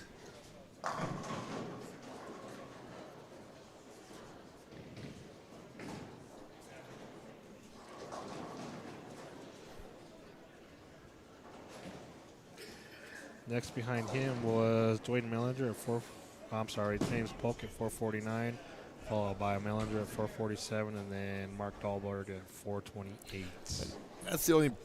Everything has a positive and a negative. Negative of this is Mellinger shoots the third highest series, and he's going home. Yep, and he's going home. He would beat everybody Pretty much besides two everybody people. else, yeah. Sometimes it's the luck of the draw, luck of Yes. the qualifying, things like that. So It is what it is. we're getting down to the nitty gritty here. So Martinez and Polk, and Dahlberg and Prather. Martinez, has he won the Senior Masters? I don't think so. No, because he just turned 50 this year. No, he turned 50 last year. Did he? Yeah, Are you sure? positive. Okay, so no. Dahlberg has, so we only have one person who's won it in the past, I do Correct. believe. Yeah, Martinez has got to be, pretty sure he bowled Rocky Mountain a couple years.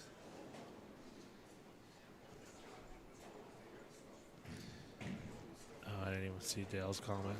Lane talk. Well, I mean, yeah, that's right in front of me. I can see that, but come on, bro. Just making sure you seen what's going on.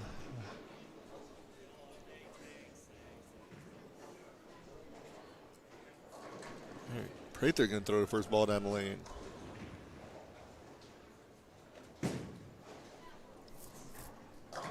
Starts off with a strike.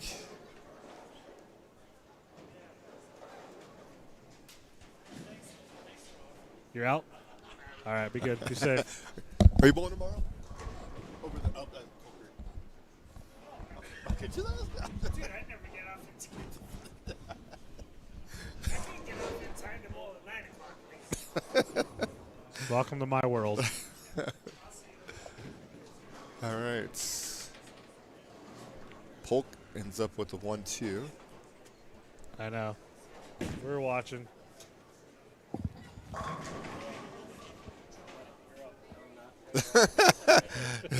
Dwayne's like, I know. He does not want to talk about he anything could care right less now. about any of it. That was a good comeback, though. It Good was comeback, absolutely, so. absolutely. Yep. So that's what bowling's about. Come back, do what you got to do, make the other person show up. So I think that's the fun part about bowling. Would you take any of your shots back? Would you take any of your shots back that you made in that match? Yeah, I shot in the 8th. Okay. Horrible shot. Just a horrible shot. Gotcha. At least give myself a chance. Was it that 710? No. No. Like the hit pin. That's the Oh, hit pin. Oops. didn't see that one. Yeah. Yeah. So there are some regrets in some shots that we make. So Nice shot there by Dahlberg.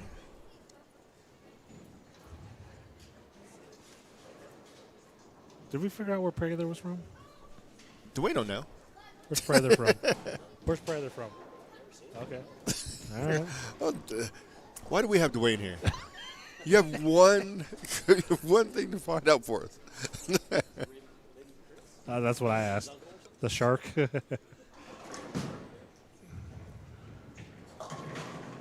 Oh, tried to trip it. Yeah. I'm gonna say Swordon Springs. They'll be mailed. Yeah. Yeah. It's USBC, bro. Hey, Russell. Where's Prather from? Got any checks?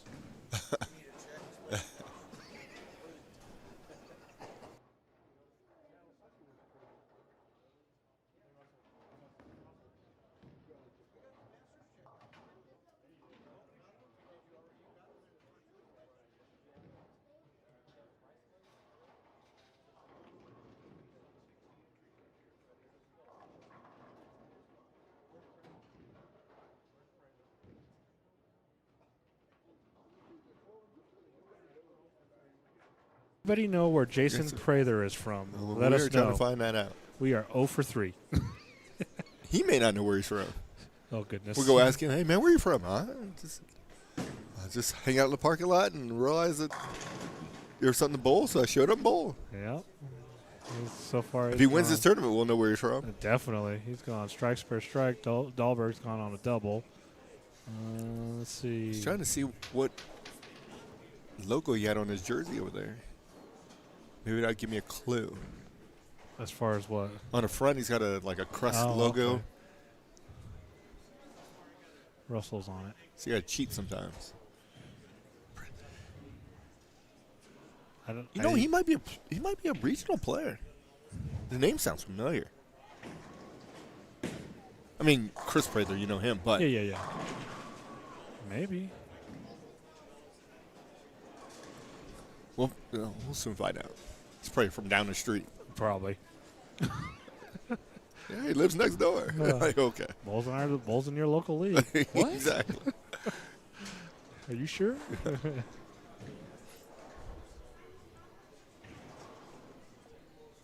right, so Dahlberg's still on a string there. He's looking to make a double-double here. Nice. Polk looks like he's 7'10" in that frame. Got one.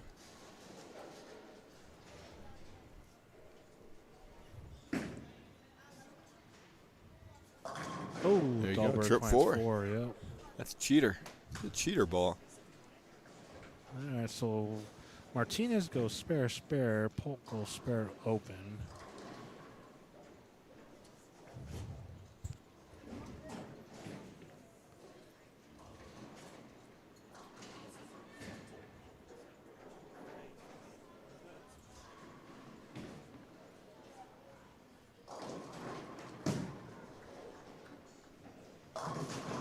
Got that ball to go sideways.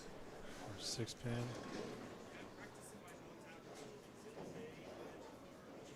All right, Polk does strike there. So Martinez, he's up in the third frame.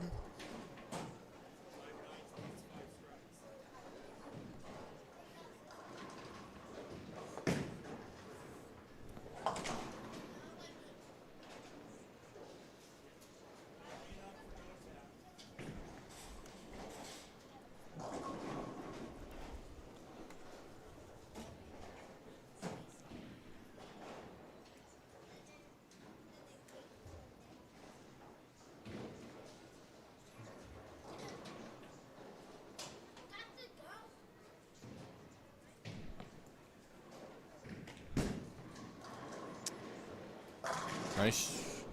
Here's Martinez getting ready to pick a spare up. Ooh, Martinez misses the 7-pin. So Martinez Spare open. And poke. Spare open strike.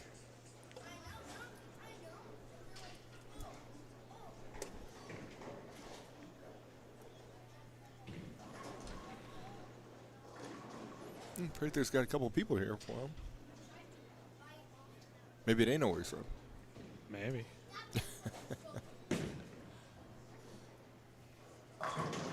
Ooh, Dahlberg front 5's got a nickel. Here's Martinez. Comes in light. There's a 2-pin.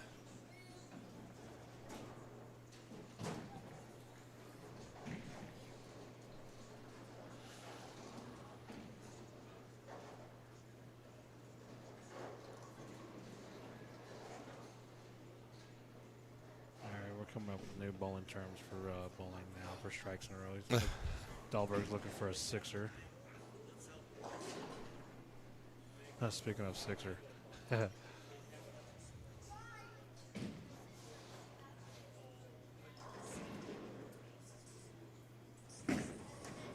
in. No? Wow. That's nice. So the other day I got off work early and Michelle's like, what are you going to do? I'm like, I'm going to swing by the store and get a 6 or a 12-pack. And she's like, well, as long as you don't drink it all in one night. I was like, what's the point then of getting it? I thought she was going to say, as long as you don't drink it all before you get home. Well, that was an option too, so. All right, here's Prather.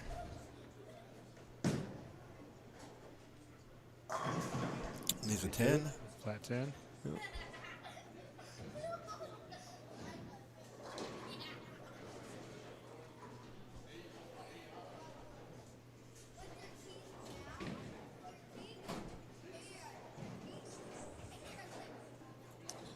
Prather going for his spare.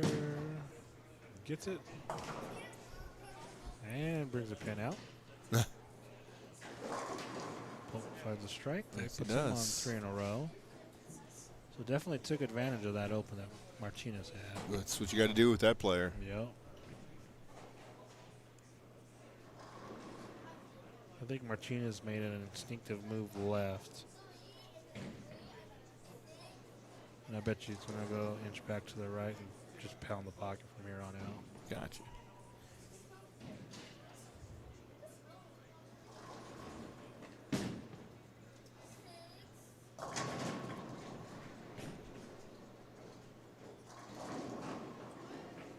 Hmm. 8-pin. Interesting. He threw his hands up like he's lost. So I wonder if that's a ball issue. Nope. We got. All right. Can watch Russ take care of the. Keep the ball on the lane. There we go. All right. Bang. Good job, Russ. Oh, I was doing one of those a couple weeks ago, and I thought I had messed up and left it on the lane. I was like, oh, no. I don't remember where I was at. Oh, it was during the Century Doubles. Ah. Yeah. And I was like, oh, no. And, I left it on the lane. Oopsie. That's hilarious. Somebody actually did do that. I don't remember who it was. I've seen it, like in a regional, I see somebody do it one time because they were trying to be really soft with it and got it to the edge and it just hooked it. Went the other way. You know, Pete was, whoever the. They were laughing. Don't do that again. Yeah. Do what again? Yeah, just drop it in the gutter next time. Hey, Martinez. Looking for his first strike of the match. So he did ball change flat 10s. Yep. Dahlberg's looking for 7. Did he get it? Yes. He did get it. Wow. Late 7. So Dahlberg's going to have a commanding lead after this game. Most definitely.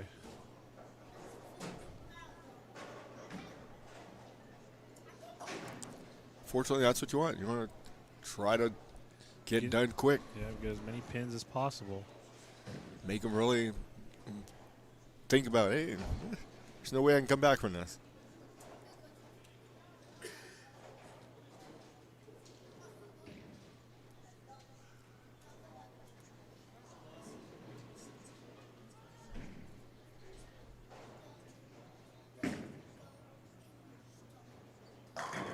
Dahlberg.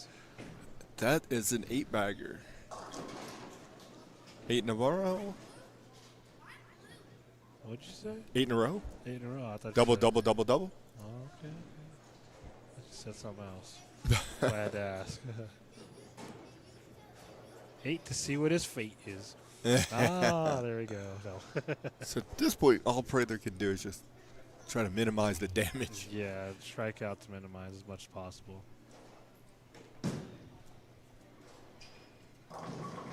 There you go. Gets him to fall.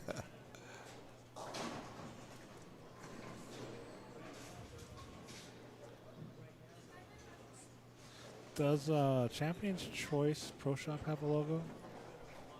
I would imagine. I wonder what it almost reminds me of that because it's got like the feathers in a half circle with a bowling ball and a trophy in the middle. It's kind of Gotcha. what his logo looked like on his shirt. I'm not sure if that's who it is or not. Our goal is to find out where Prather is from. There we go. Nice. There you go. So he's got 3 in a row.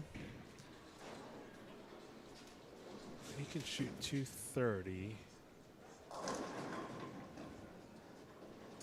And it depends on what Mark does.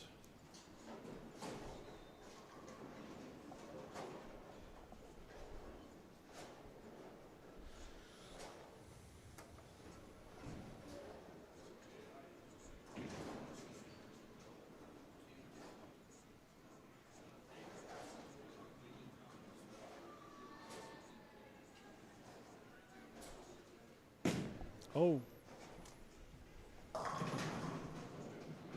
Yeah. okay. Well, it's fortunate to leave a 10. That's I'm not sure what happened there with his footwork, but. All right, so Dahlberg spares and punches out. That puts him at 49. I'm sorry, 79. And Prather I think can I strike showed him out for 30 pin. Yeah, my bad.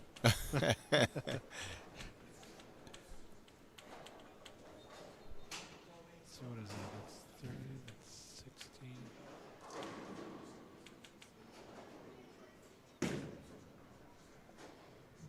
takes care of the spare. Looks like Martinez finally found a strike.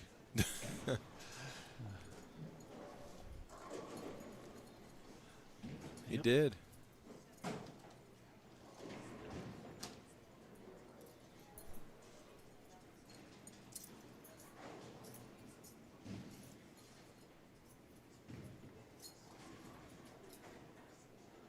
He's looking for a double. Comes in high, 3-6. He looks a little lost.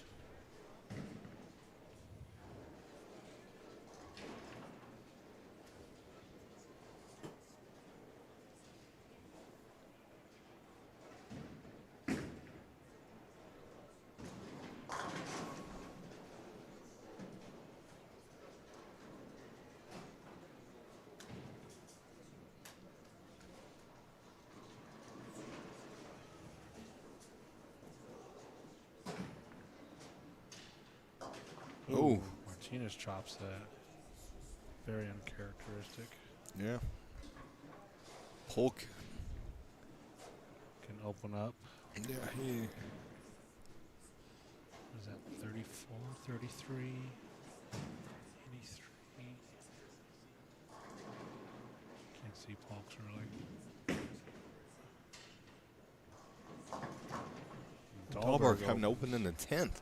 Wow. 255. Yep. That's So- the best thing. That's the best news Prather heard all day right there. Because Prather can punch out for 240. Polk loses to 1-3 or 1-2.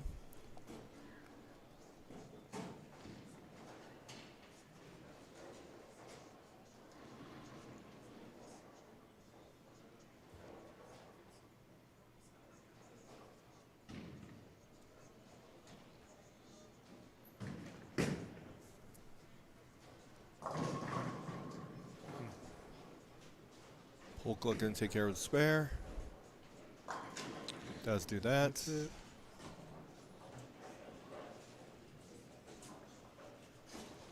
So Prather can spare and then strike for 218. So that's still a big hole, 40 pins. But it could have been a whole lot worse. Yep.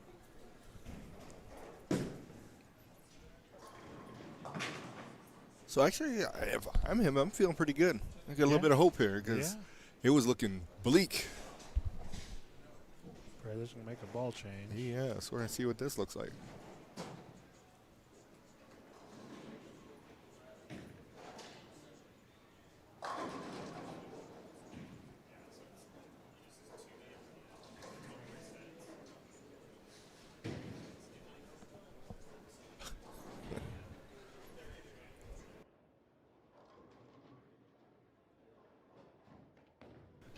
Ray Prather, Rington. Shiny piece, a little more direct, but ball just didn't have enough. So 218 255. plus 37 for Dahlberg.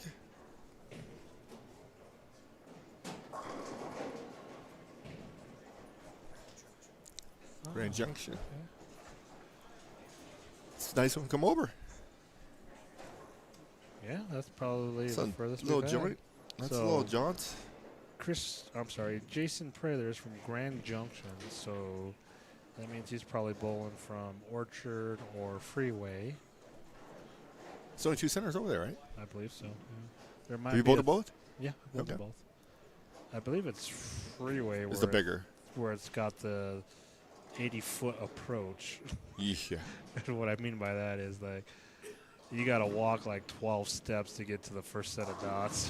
Yeah. Freeway, what I remember most about that place, and it's, I would imagine it's changed ownership by then. Yep. Everything's changed. Yep. It's probably 2001, 2002-ish. I go over there with this guy named Steve. So we go over. They had I forget what the big tournament was over Probably there. the Merchants. Yep, something like that. Yep. Yep. Walk in the door, we're walking around, seeing what's going on. There's like nobody in the building. And then, so the tournament's supposed to start at like 10 o'clock or something, and we got there at like 8. There's nobody there. So then we go have breakfast, come back. It's 10 o'clock, or check-in's 10 o'clock, and it's like 10 people in front of us in line. And we get in line, there's people behind us because it's a big tournament.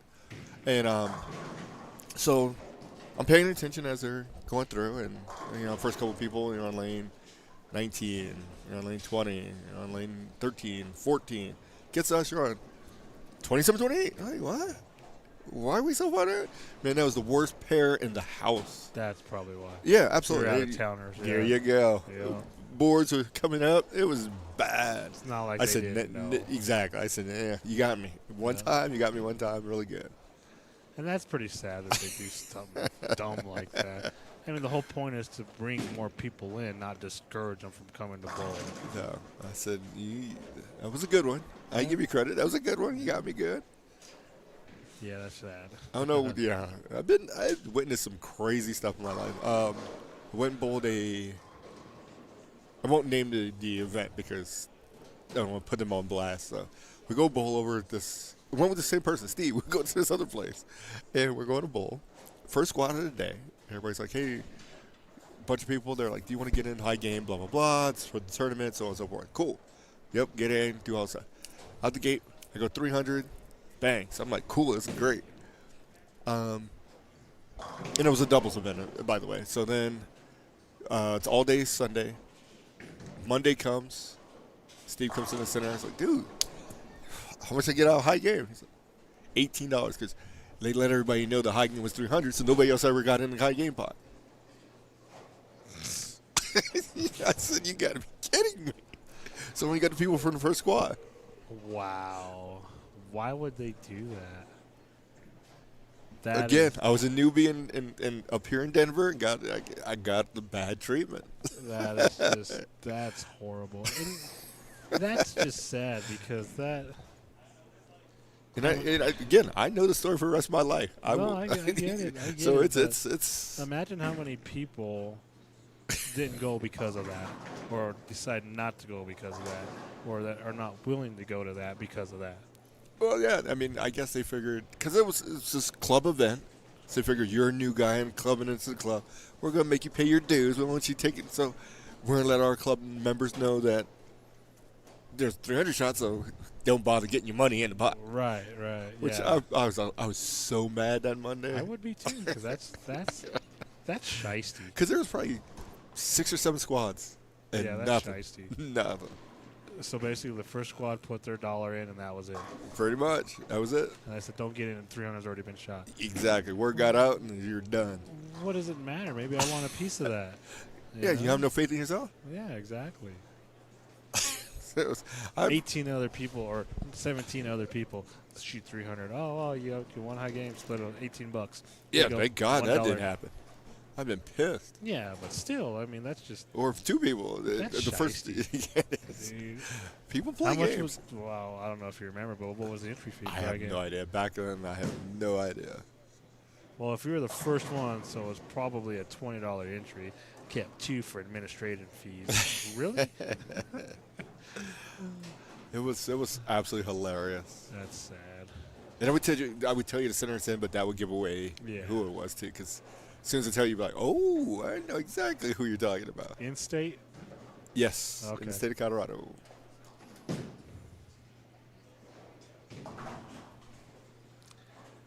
Yeah. So Martinez, what did he end up with? 193 after all that. James Polk 211, so it's only an 18-pin difference. In favor of Polk. Yes. Uh, Dahlberg and Prather are moving pretty quick.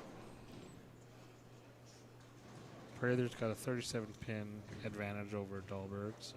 Down. He's I'm down. sorry, down. Yep. My- And Dahlberg's opened in the third, so that's going to cut some of that down. Prather went back to his original ball. He did. He did. I think that was a smart move instead of trying to fight that ball that just went pretty much 59.5 feet. Again, knowing his equipment.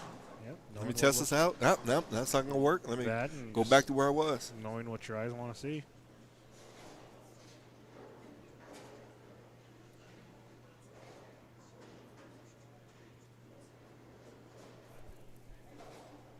Here's Dahlberg.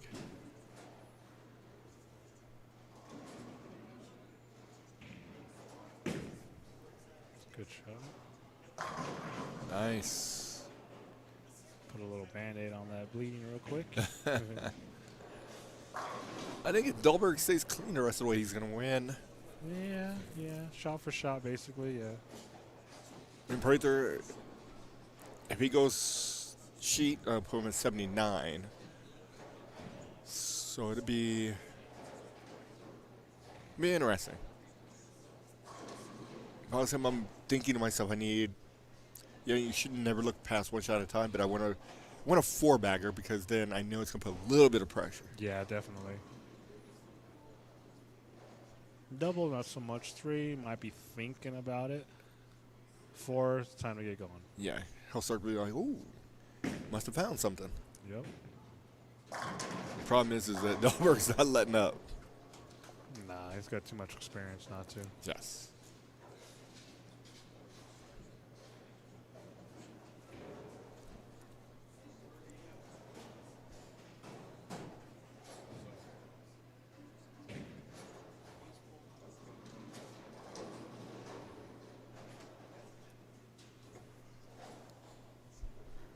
Here's Prather. 5th frame. Looks like that was it. There you go. You get lucky with that one. Looked like that was it. Yep. I think he's just sitting on top of Dahlberg now, just letting the ball push to the right. Yeah.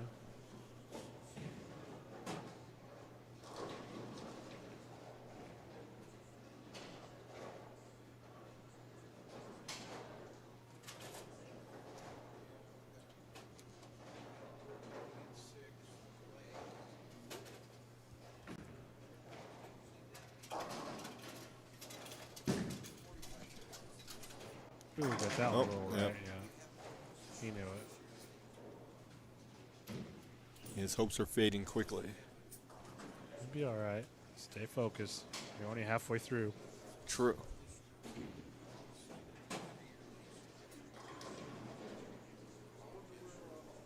Glancing down at Martinez, he's still struggling on that pair. Polks are up with a double. Good spare there for Prather.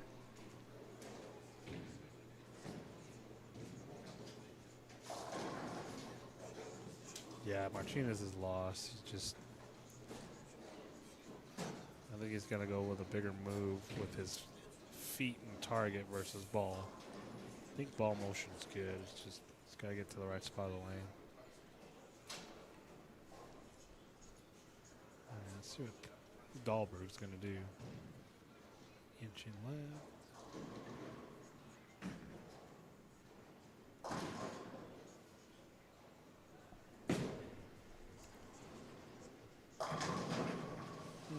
Oh, he's going to do a strike. That's what it looks like.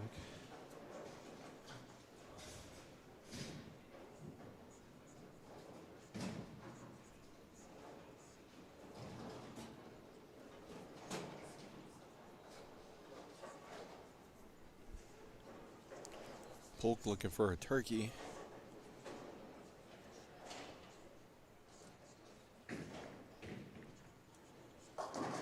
Comes in high. Breaks up the split. Just 2 pinned. Nope. Tripped No, that was a too. strike. Yeah, I couldn't see if the 10 was up there or not. Wow. Nice. It's your day. It's your day. Absolutely. Oh, you got it on the screen. Take it when you get it. Yeah. Cheater. Cheating.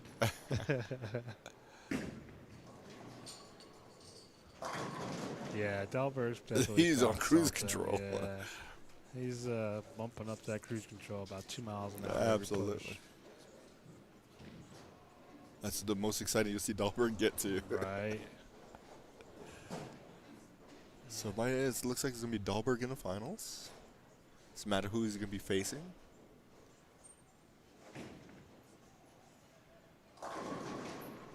Polk leaves a 4-pin.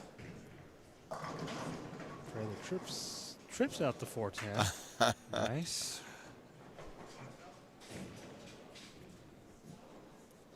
I'm going to start the pencil.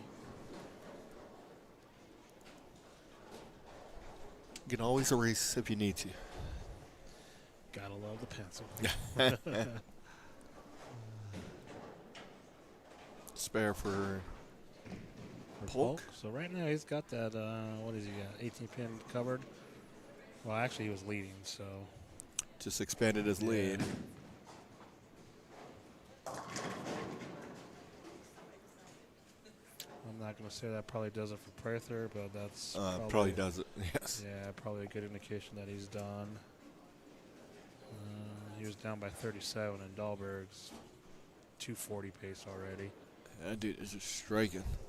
Martinez better get something going.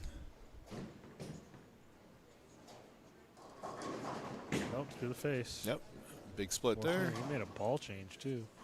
Looked like he went to the Ion Pro solid.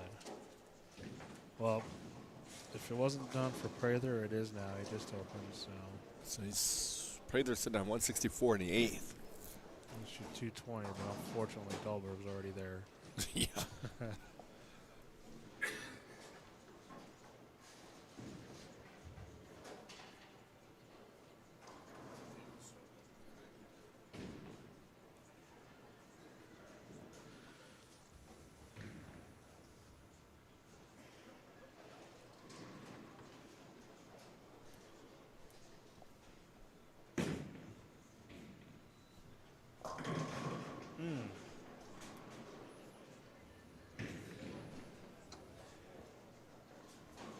All right, see what Chris does after that open.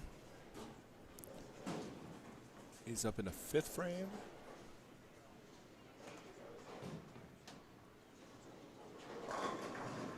Does Right. strike there. Pretty solid.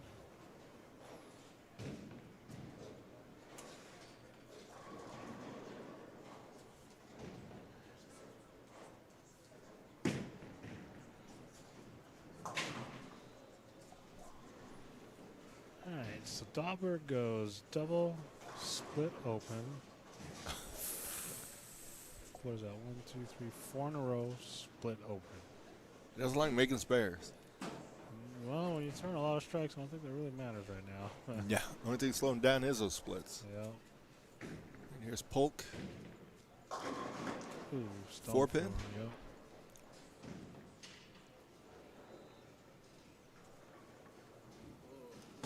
So basically, Dahlberg just needs Keep the ball in the lane. 21 pins in 2 frames.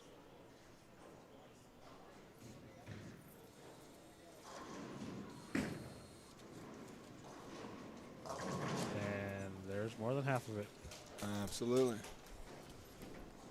So another side note What's up? while we're going through this. So JBT has this, like, they do little, not sweepers, but like games, for lack of better words, in between. So the one is you have to call what you're going to get. Oh, okay. We used to do that. Yep. Then the other one is, because they're celebrating their 30th anniversary, you got to get 30. Oh, So first balls only. So if you go 3 strikes, obviously you get it. right. But if you go 7, 5, 8, that's 20. Okay. So you got to get to 30, can't go over 30. You got to keep the ball in the lane. And it's really. And that, how did they come up with this? Is it just something they? Well, the 31 they've been doing forever. Okay. And then they give them scholarship money. It's like, I think the 31's up to like $5,000 if you can nail it. Wow. And then the other one, you call it, you get $1,000 for that. If you, or $100 is what it's at, and then he keeps adding to it. I think, like yesterday, it was like 500 or something like that. Oh, interesting. And you just get one shot at it. So they'll draw, they sell tickets, and then draw that, and then that's how they fund that. Interesting. Where was that stuff when we were growing up? Ain't that the truth? I mean, I like this. The 30's tough. Yeah. Because last year it was 29, which is really tough. Ooh. Because Double they spare. celebrate their 29th year, so they so 29 is, Or double 9 count. yeah. Wow. Yeah, that's crazy. Yeah. And it gets down to when you need 3 or 2, it becomes a problem. How do I get 3? How do I get 2? Yeah. You remember that one time? Exactly. That wasn't intentional. You better knock one out here. You better hit the 10-10. So Dahlberg is definitely moving on. Yep. So Prather finishes 194.08. Yep. And Dahlberg It's going to be around the is 4 yep. range.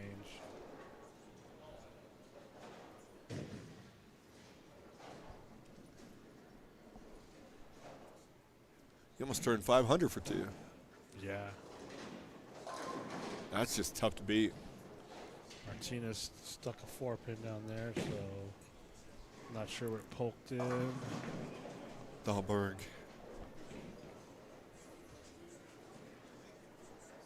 Poke still clean. So turkey spare, or strike for Polk.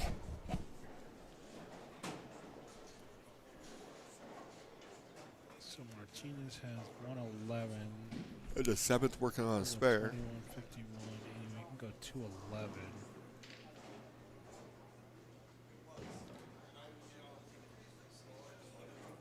And Polk had a. Well, Polk shot 211 in the first game. Yes. So he's just got to shoot higher than 193. Yep. Or we'd have this thing called a tie. Yep. Polk does. Big split there. 210? Or is it 2-8-10? 210. No 8. Nope.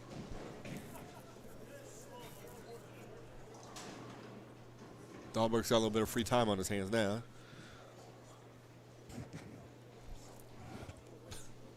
Shit. No.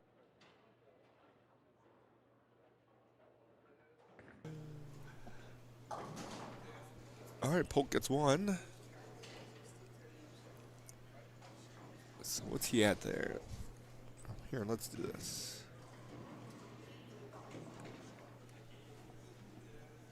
46.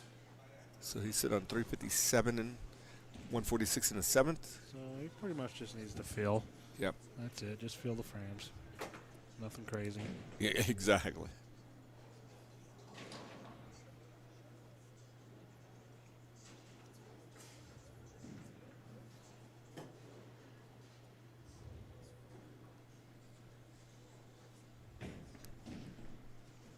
Let's get a hurry. 2-pin. Out of trouble.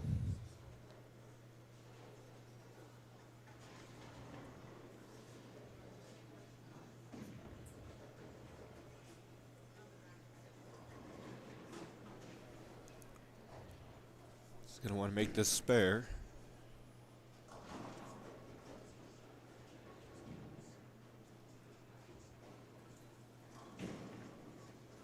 make life easier with the spare. 'Cause exactly. if he missed it, then he's definitely going to need a double with count Yeah. if Martinez strikes out. And right now, it doesn't look like that's a strong possibility for Chris because he's got one strike through the whole game. Yeah. And I believe he went 10-pin, 4-pin.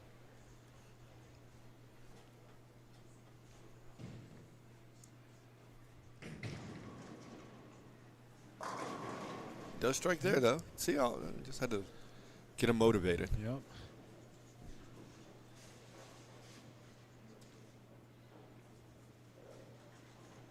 So, like you said, you can finish at 211.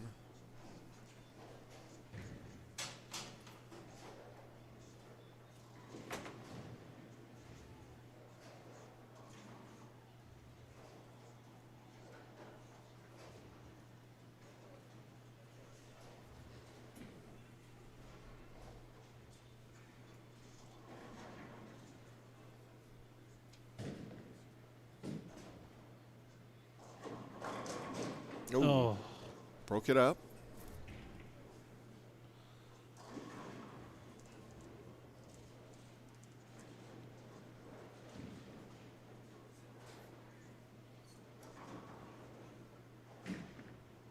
Takes care of the spare. So best Martinez can finish with now 80, 70, 61, 91.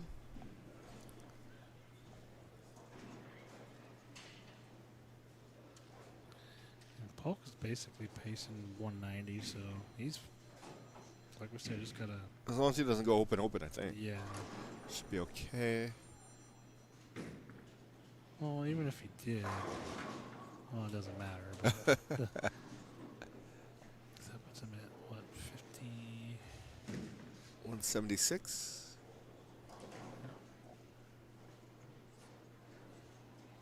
Yeah. Should be enough. Because if you're 9 outs, he should have Yeah. enough. Because the 10s, yeah. Just hit pins. Just hit them. That's true. Never worry about your count. And that's There the you best go. count. All right. So Polk will be advancing. He's going to be bowling against Mark Dahlberg. Yes. Dahlberg will be looking for a multiple championship, and Polk will be looking for his first Senior Masters championship. Who you got?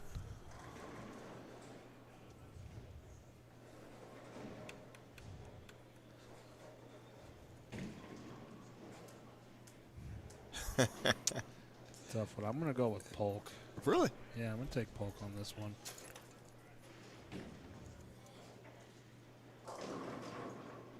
I just feel he's worked a He's due. lot. He's got a lot that he's bowled for, that he's put in. His game has come a long way. I think it's time. Awesome. I think it's time.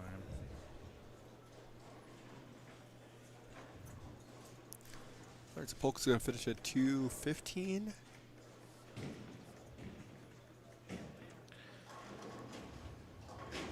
Yep. Martinez, 2 more, give him 191. And the finals are going to be on 31, 32. 30. Yep.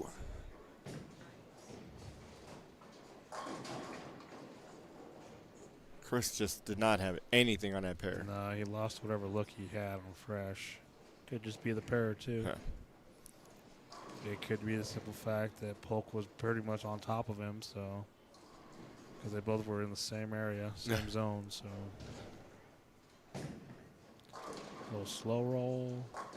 Yay! 181. Yep. Absolutely. So we'll be back with the finals here momentarily.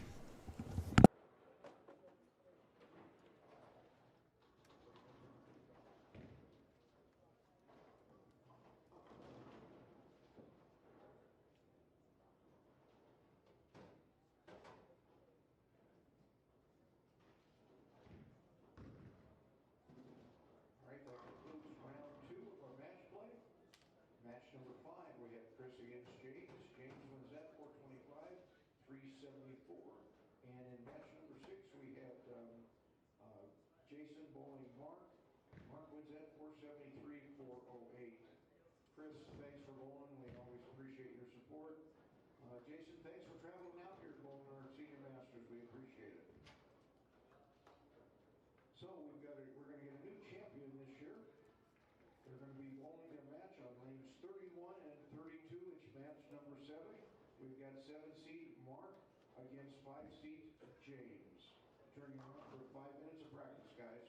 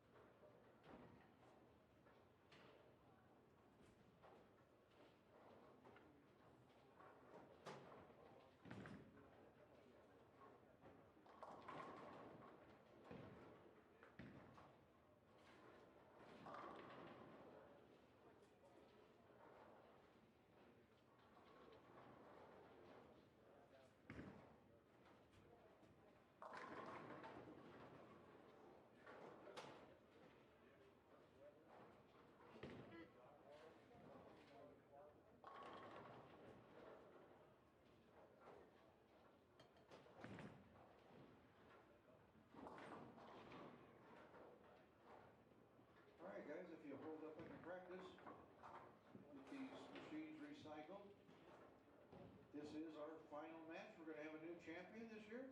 So let's give them a round of applause and good luck, good bowling, boys.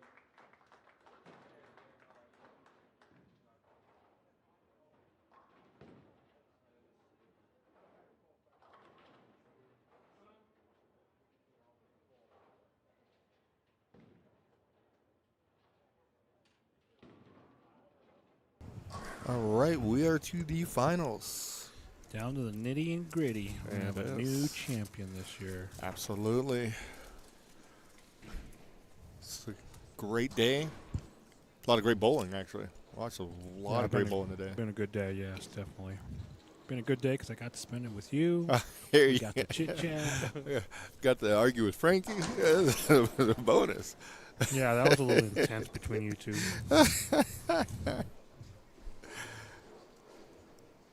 I didn't know who was going to give up first. It is not going to be I. Well, you both didn't want to give up, so That's true. kudos to both of y'all. All right, Polk starts off with a strike. I think we're going to have a good match here. Yes. They both look pretty good on the fresh, so.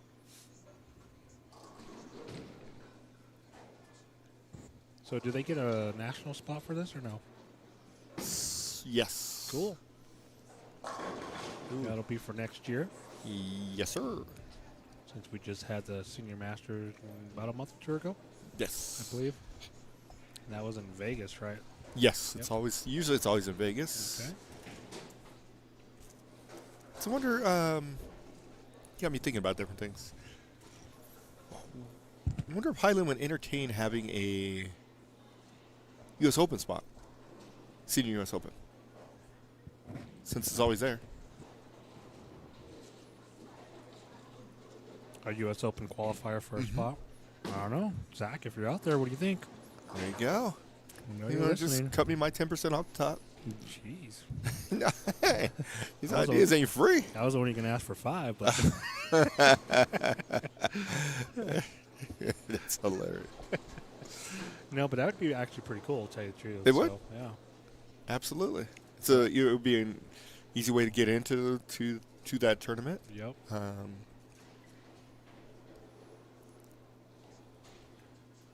I mean, yeah, it would make sense. I mean, since it's here, yeah. And I don't think they're going to go anywhere for a while. No, that place is. Because Zach Why and would you wanna Highland leave it? Park and all those guys up there do They kudos treat for it- those guys, yeah. Absolutely. And I think all the players like coming to Greeley, Colorado, too, as well. Oh, flat 10. Yeah, so Dahlberg goes back-to-back 10s.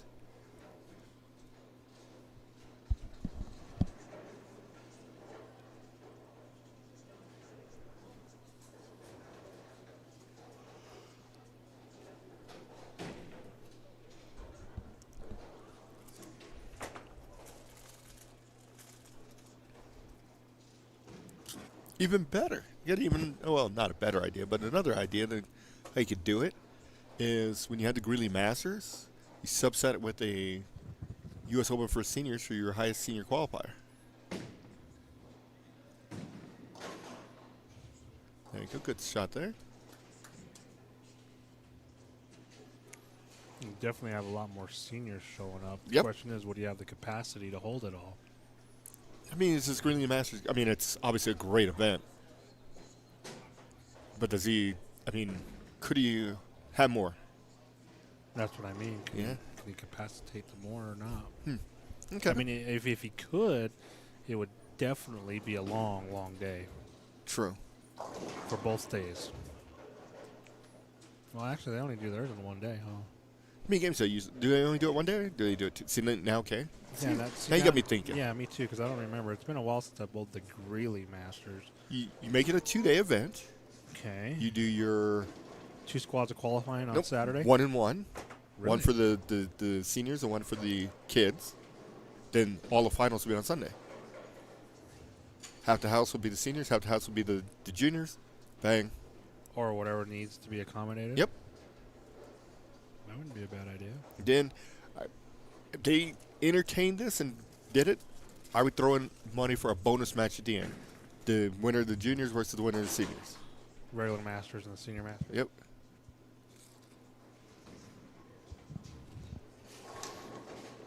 That would be very Interesting. I think I like that idea a lot. Anybody out there can make this happen? Who has the power? Well, we know Zach has the power. Oh, yeah. Zach, if you're listening, that's He's what like, our do I idea need is." any more work in my life? Right. He's probably cussing us out right now. He's like, I got enough to deal with already. And now you want to throw this at me? No. Come on, guys. Hey, It could be awesome. just trying to help you out, bro. That could be awesome. Oof. 4-pin. So, Polk was the first one to strike. Since then, hasn't been able to strike. Everybody's got 9 counts. Yep. 9.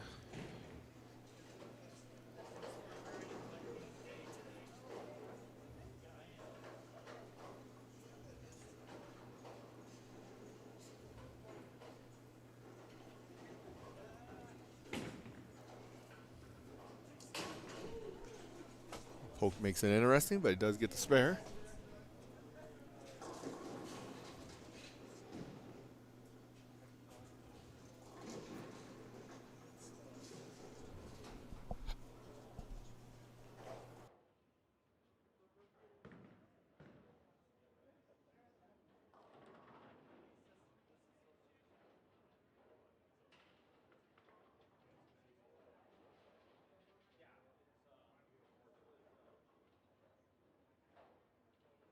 And here's Dahlberg.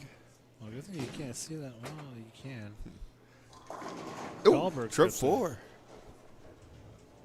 Me and Mike consider that the right-hander's best friend right there. Definitely.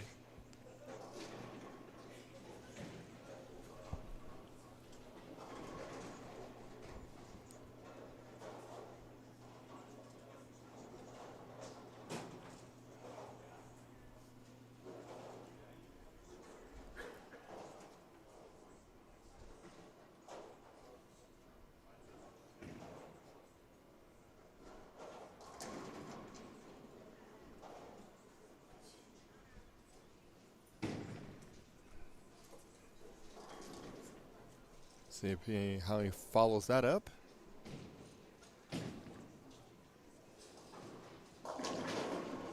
Strike there.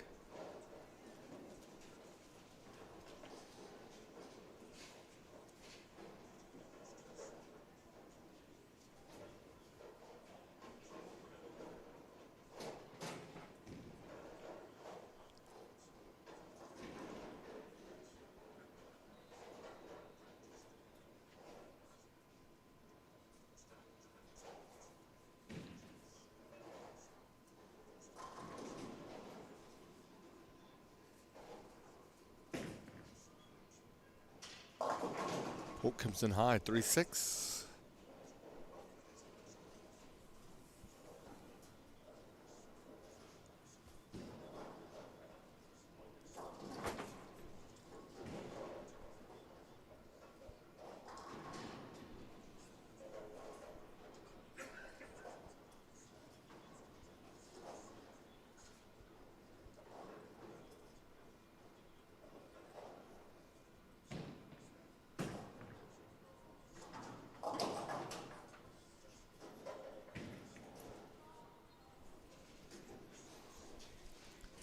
All right, takes care of the spare.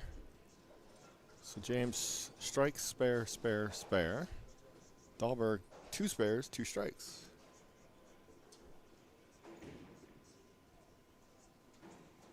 Hopefully Dahlberg doesn't like doing things in pairs. Martinez is throwing stuff.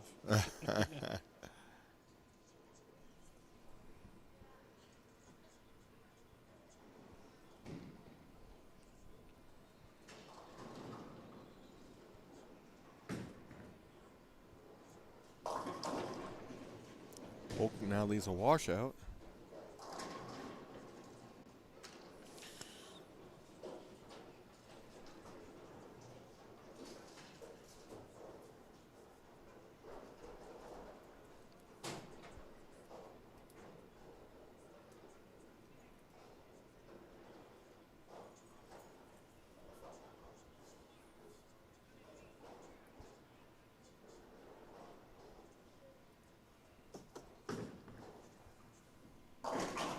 just missed it. Yeah.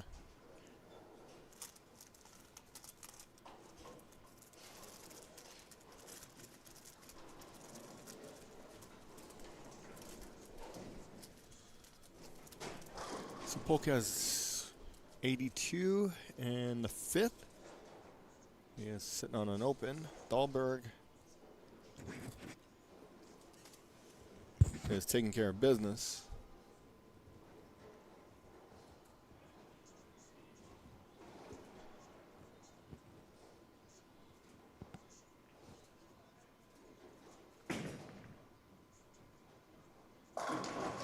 That's another one there. Oh, gives that little fist bump there. You see that? Yeah. Just to let you know that he's I'm feeling coming. it. I'm coming, and I'm going to continue on.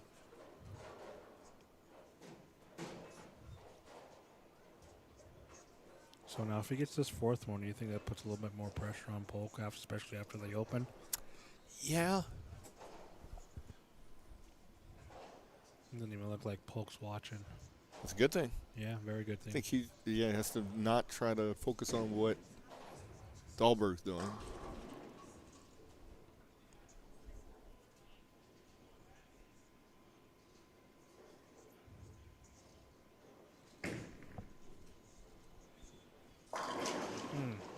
Dahlberg's putting a Solid. clinic on. Wow.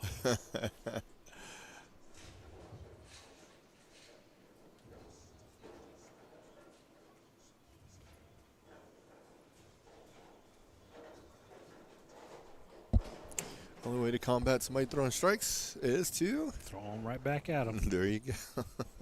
It's the only way to get by.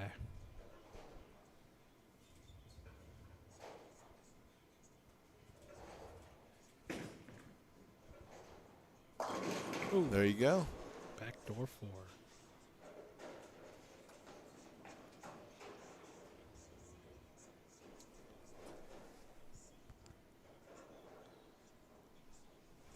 You can still get the 240.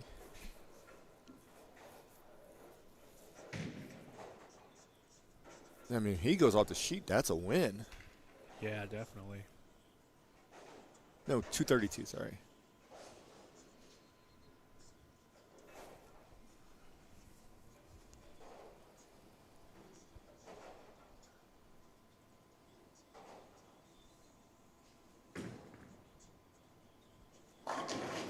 Oh, Woo! Sent a messenger, but couldn't get there. nope. How many balls is too many balls to bring to a tournament?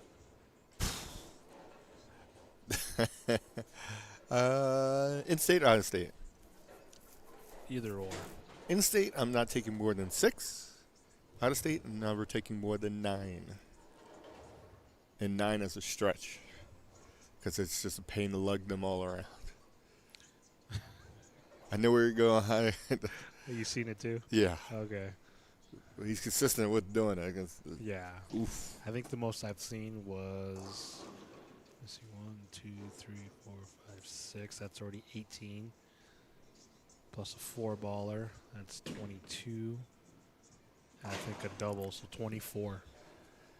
Jeez, that's too much. That's ridiculous. There's, That's too many options. Absolutely. Too many things to think about. absolutely, and too much stuff to lug in and lug back out. How many of those balls overlap each other?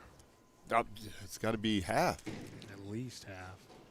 'Cause there's no way you're getting 22. You're not getting 11 different ball reactions. No. It's just got to be. That's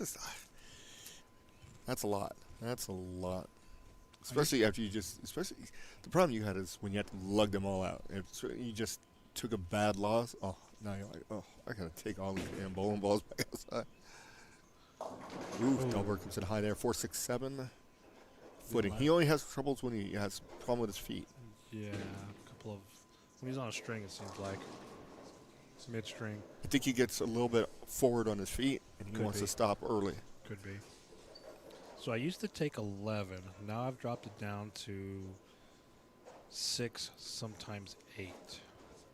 In or out, up, down. Both. Okay. Well, in town it's 6 or 8. If I'm leaving out of town, it depends on what we're bowling. Yep. And whether or not I'm Two. toting or somebody else is toting for me. Gotcha. That's true too. Good point. So if somebody's taking them to nationals per se, Mm-hmm. it's going to be like 5 balls.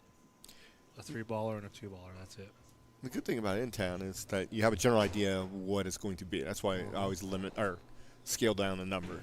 Yeah.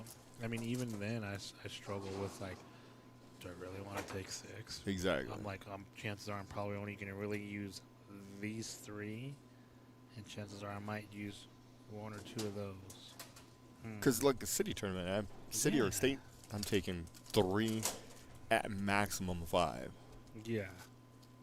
And I may take 2 3-ball backs, so 6, but 3 are probably staying in the car, and I'm not even taking them out No. unless we're in practice throw a ball and like, oh, we decided to put a little something different out. Or, oh, we decided to take away. Okay. Okay, yeah, I got it. I got you. I see what you're Exactly. trying to do. You're not gonna catch me off guard, but yeah, exactly. And that's usually kind of what I do. That 2-baller is usually like a urethane piece or a really low flare ball, drilling ball that I have. So Dahlberg's at 164 in the 8th on a strike. He can get to 44.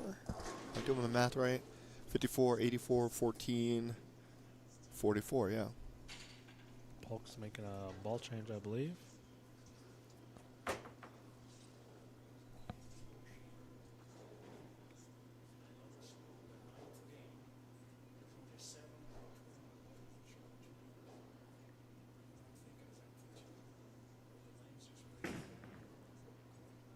All right, there we go. Nice. Got those to go.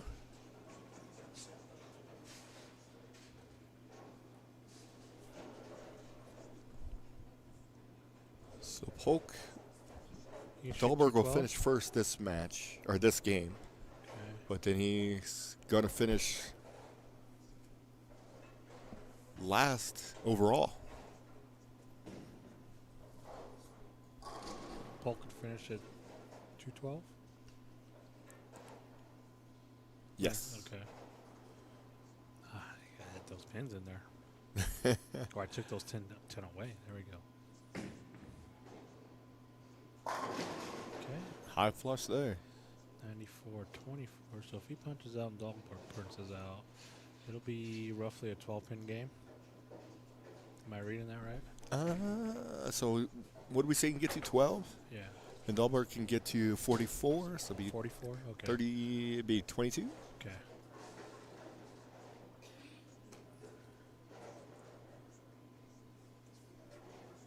Or 12 to the 42 is, or 44 is 32. 32, okay.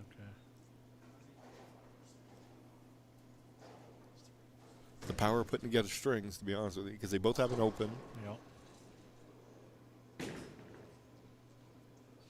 Nice.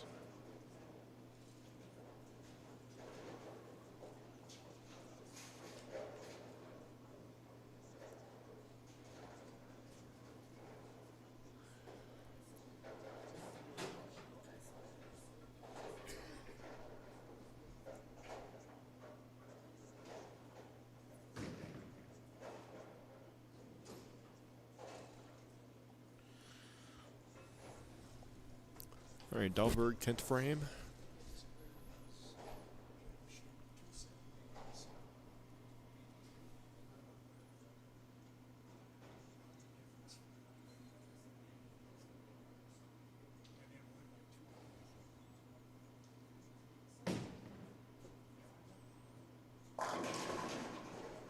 Good shot there.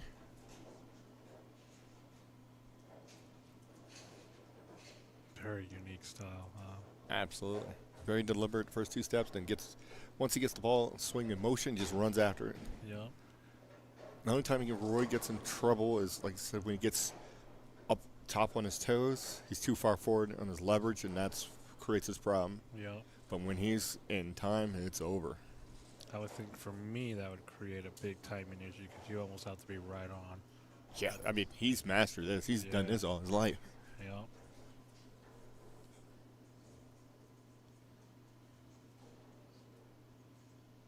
So that right there is just a little bit off. Ooh. All right, got that one there. You might be running too fast. Yep, I think you got that one going quick. And if you noticed, we can see the difference on the side. He's a little bit more forward. Yep. Versus from what we can see from behind. Yeah. Yeah. Because that first one, he was dead nuts on it.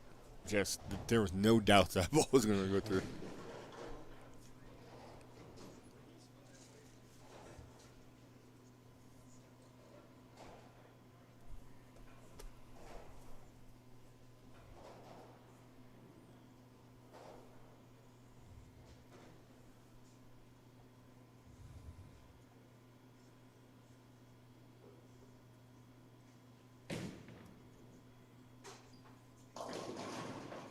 Okay, 2-8 there. So 42. So 242. Get to 212, so it'll be plus 30. Not unmanageable, but you don't want Correct. that to get away. No, it's doesn't seem like enough when you got the plus 30, and it seems like a lot when somebody else has it.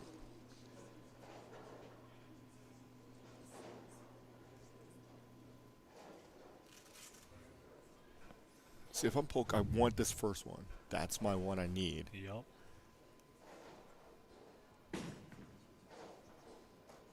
Comes in high. Oh, that's exactly what you don't want to see. Nope. Because now he's going to open and attempt to boot. Yeah. So that 30 pins just probably went to. Ballooned. That would have been 80. So if he gets nothing here, he'd be down by That would've 72. been 60, yeah.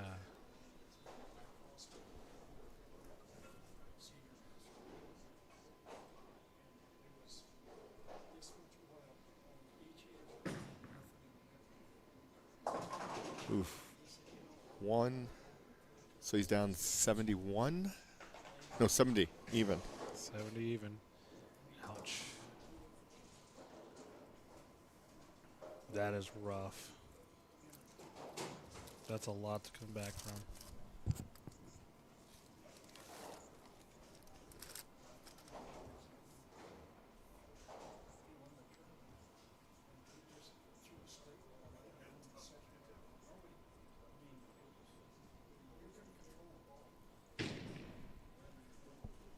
All right, game 2. Dahlberg will lead us off. Yep.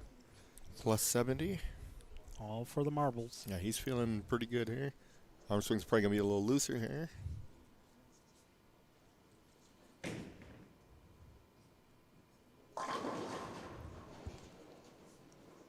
Now you're just going to step on that fuel and let it go.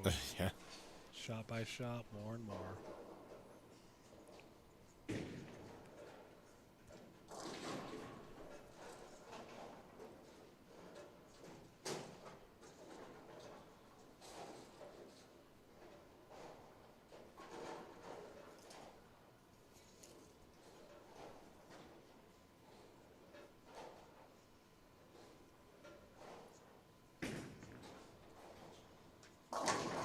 Okay, Polk's off of a strike.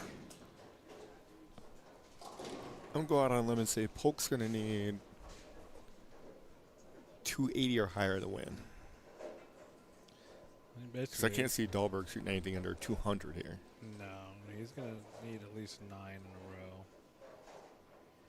Preferably the front 9. Yeah.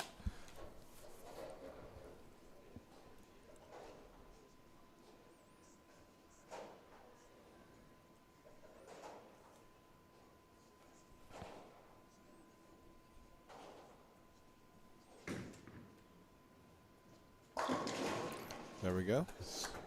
2. Just one at a time. Nope.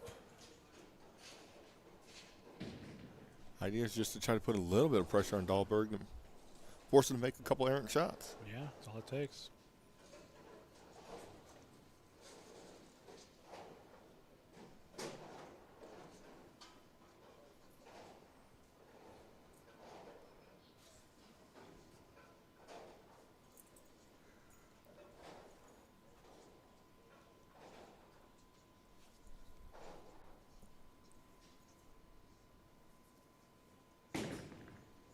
Uh-oh. Uh-oh. All right, out of trouble. Yep.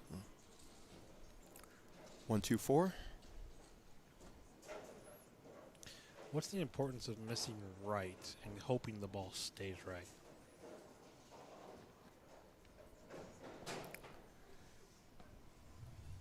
I'll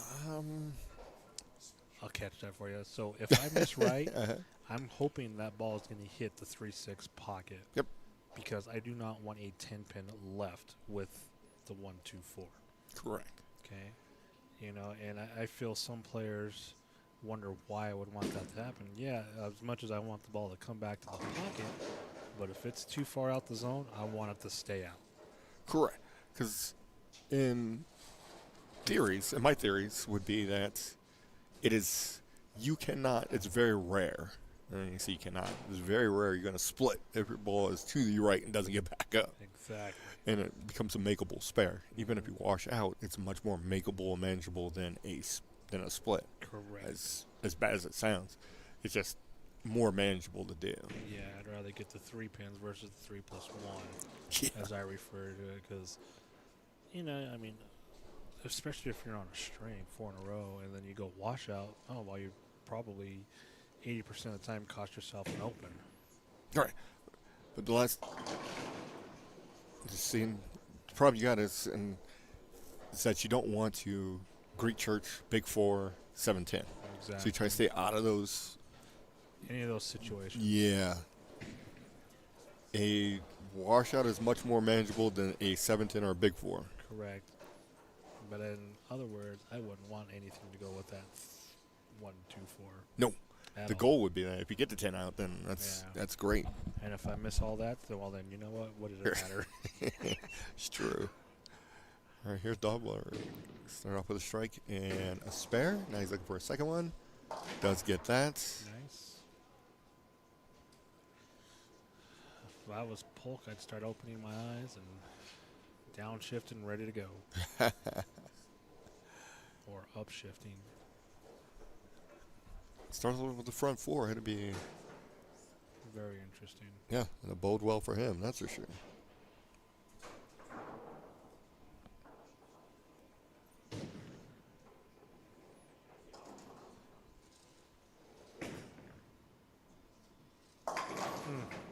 Yep. 6 pin? Yep.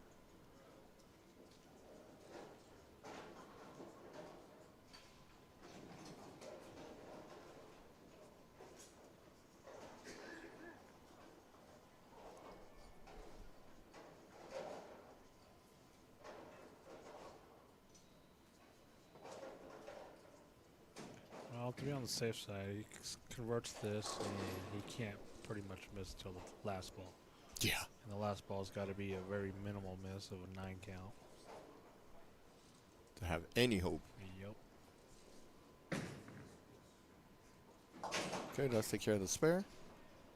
He has to hope that Dahlberg doesn't make it to 200. Yeah. At this point, if I'm Dahlberg, that's all I'm looking at. Yep. My goal is to shoot 190, 200. Exactly. I don't need to keep up with the dude.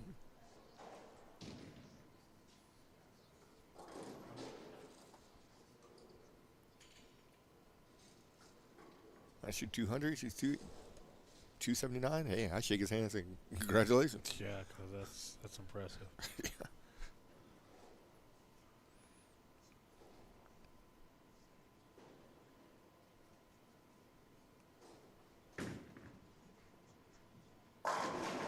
Nice.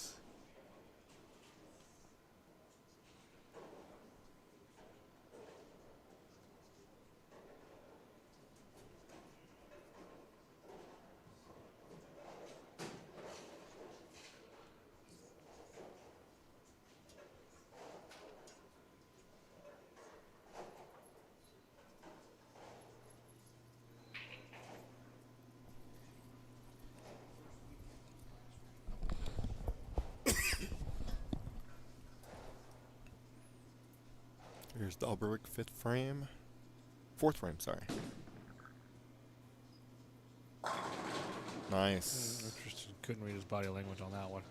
I think I didn't know if it was going to Yeah. kick off the spot. He did get it to the right, and I thought, he's got to climb a little bit, and it sure did. And there was no problems.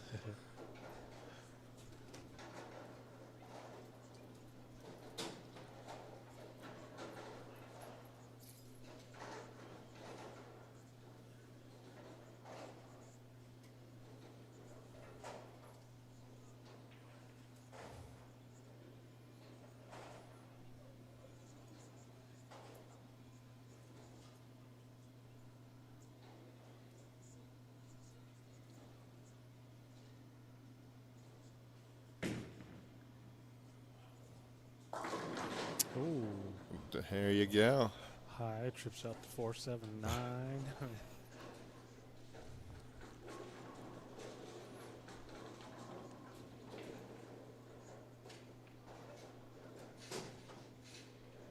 Albert's getting closer and closer to the finish line. He is. Polk's just got to keep it going. Yeah, like you said, he's probably going to need every one of these. Oh, yeah.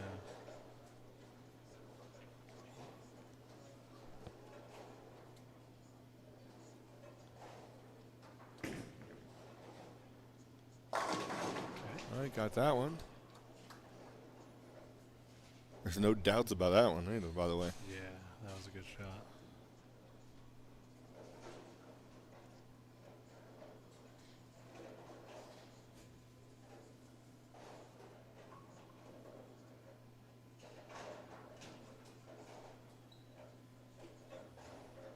Put together a couple more.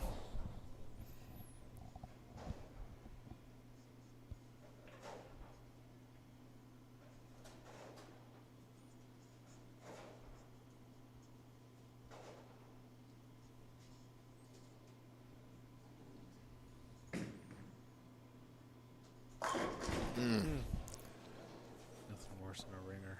Yeah, especially when you need it. Yeah. I know the feeling. Trust me.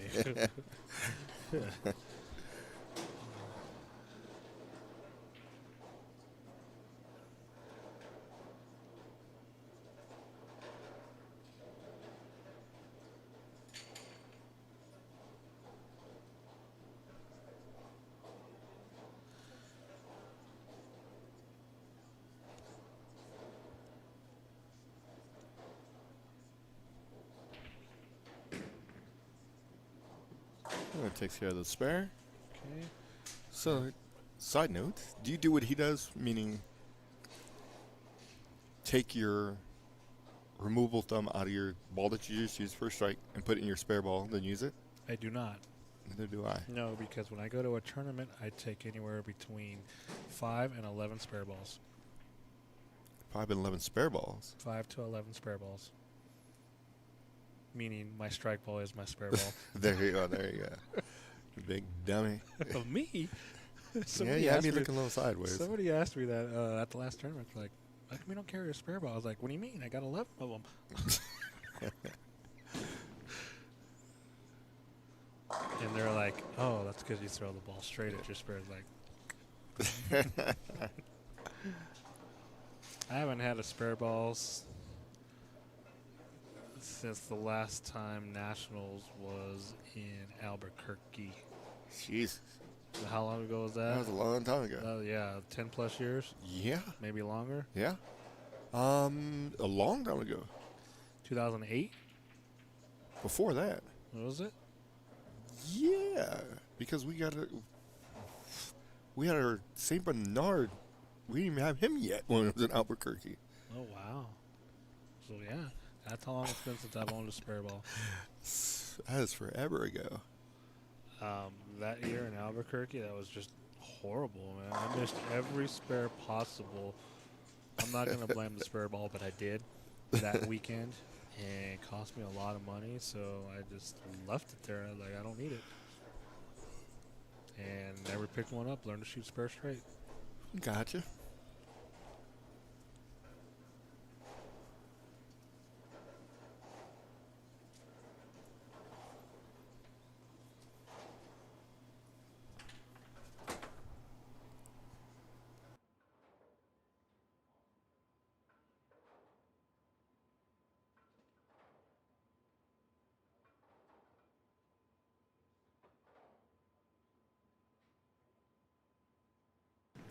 Hey, Polk.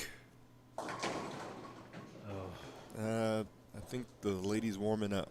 yeah, I think she's ready to go. I agree with that. Hey, Polk bowled great. Excellent. All day? Today, yeah. No shame there. No, not at all. He bowled, did he make it last week? No, he didn't make it last week, so. In the Masters? Yeah, yeah. But he gave it a good run. Absolutely. I mean, I never bowled on that pattern before, so it was a little tricky, I tell you that. I think it is because of location. Yeah, I really do.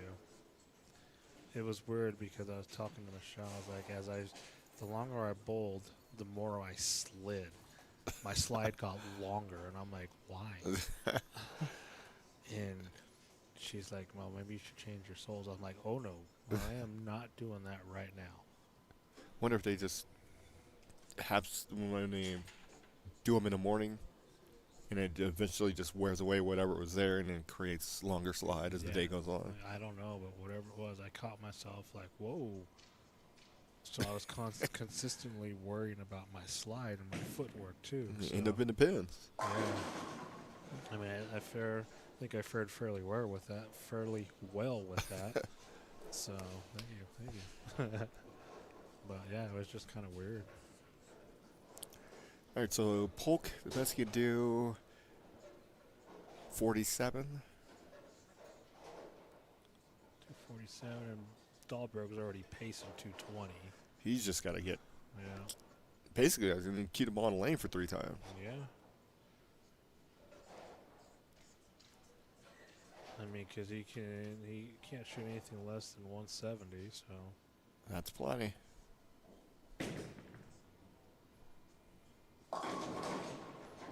Ball game. Definitely. Trip 4. He's at 78 already. Yep. So Dahlberg is going to be 2025. Greater Denver USBC. your Masters. Has he won before? Yes. Has he? A couple years ago he won. Winner was at a Crown, Okay. I want to say. So it's going to be at least a 2-time champion, if not more. Yes. Definitely not an easy feat with the caliber of seniors that No. are out here. Well deserved.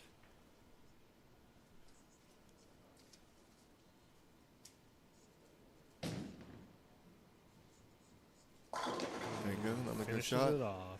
And he's got a little bit of hustler, meaning that same thing is you want to take them for granted, but you can't Exactly. because they are killers. Yeah, that experience, Absolutely. the well-seasoned bowling experience, is nothing to mess with. Nope. And I don't think there's anything you can do to shake them off what they're going to do. No, they'll just get mad and tell you to F. To go F. F-A-F-O, basically is the new term, right? Oh, all right, 2-8 there. He just 32 had his number. Yeah.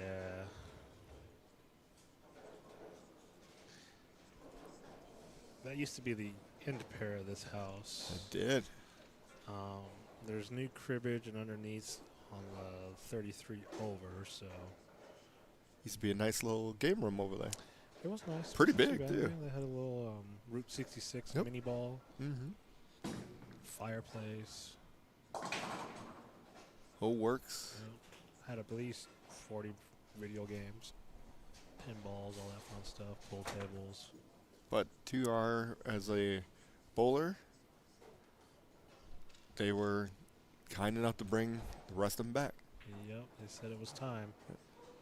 So, the place that just, when I was here, it was just getting busier and busier.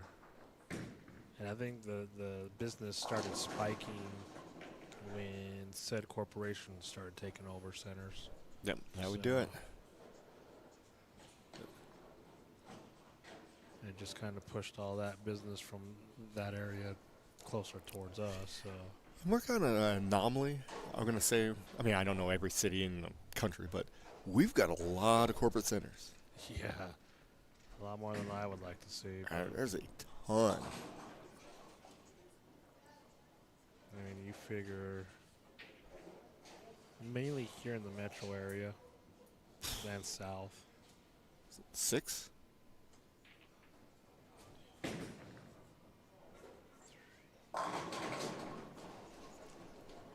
Yeah, 6 here, and then what? 2 down south. Oh, and then you still got up north. You're gonna have. Are you talking just the Bolero chain or any corporate? Everything south of Longmont. Oh wait, I forgot about the other one. And then you got So that's main 7. events. Well, the one big one. Let's put Yes. it that way. Okay. yeah. So then, yeah, you So got the you one got in the Springs, and then You how got 2 many- in the Springs, I thought. no, I think they just owned the one unless they bought the one up north Okay. because that was a main event for a while. Okay. So you got the one in the Springs. You got the 7 here. There you go. Because the one off of 36 used to be Fat City. Oh, yep. Okay. So yeah, Um, which is right next door to the other one, just about. but yeah, I mean, it makes no sense, but whatever. Well, look at the Sonesta and North Glen. Well, yeah. That's the other thing, too. But they inherited that or bought those. Yeah. All right. Anyways, congratulations, Mark Dahlberg. He's a repeater.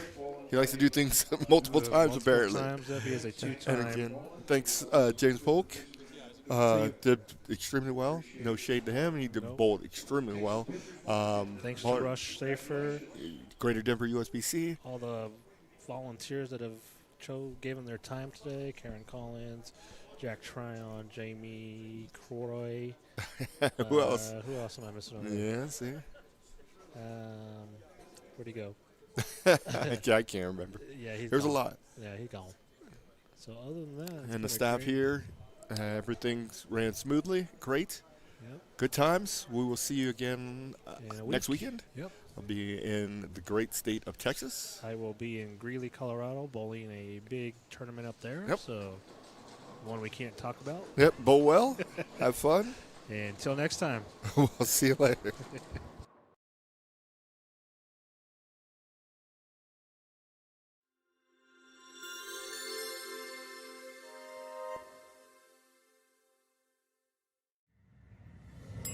Neo Prism live streaming.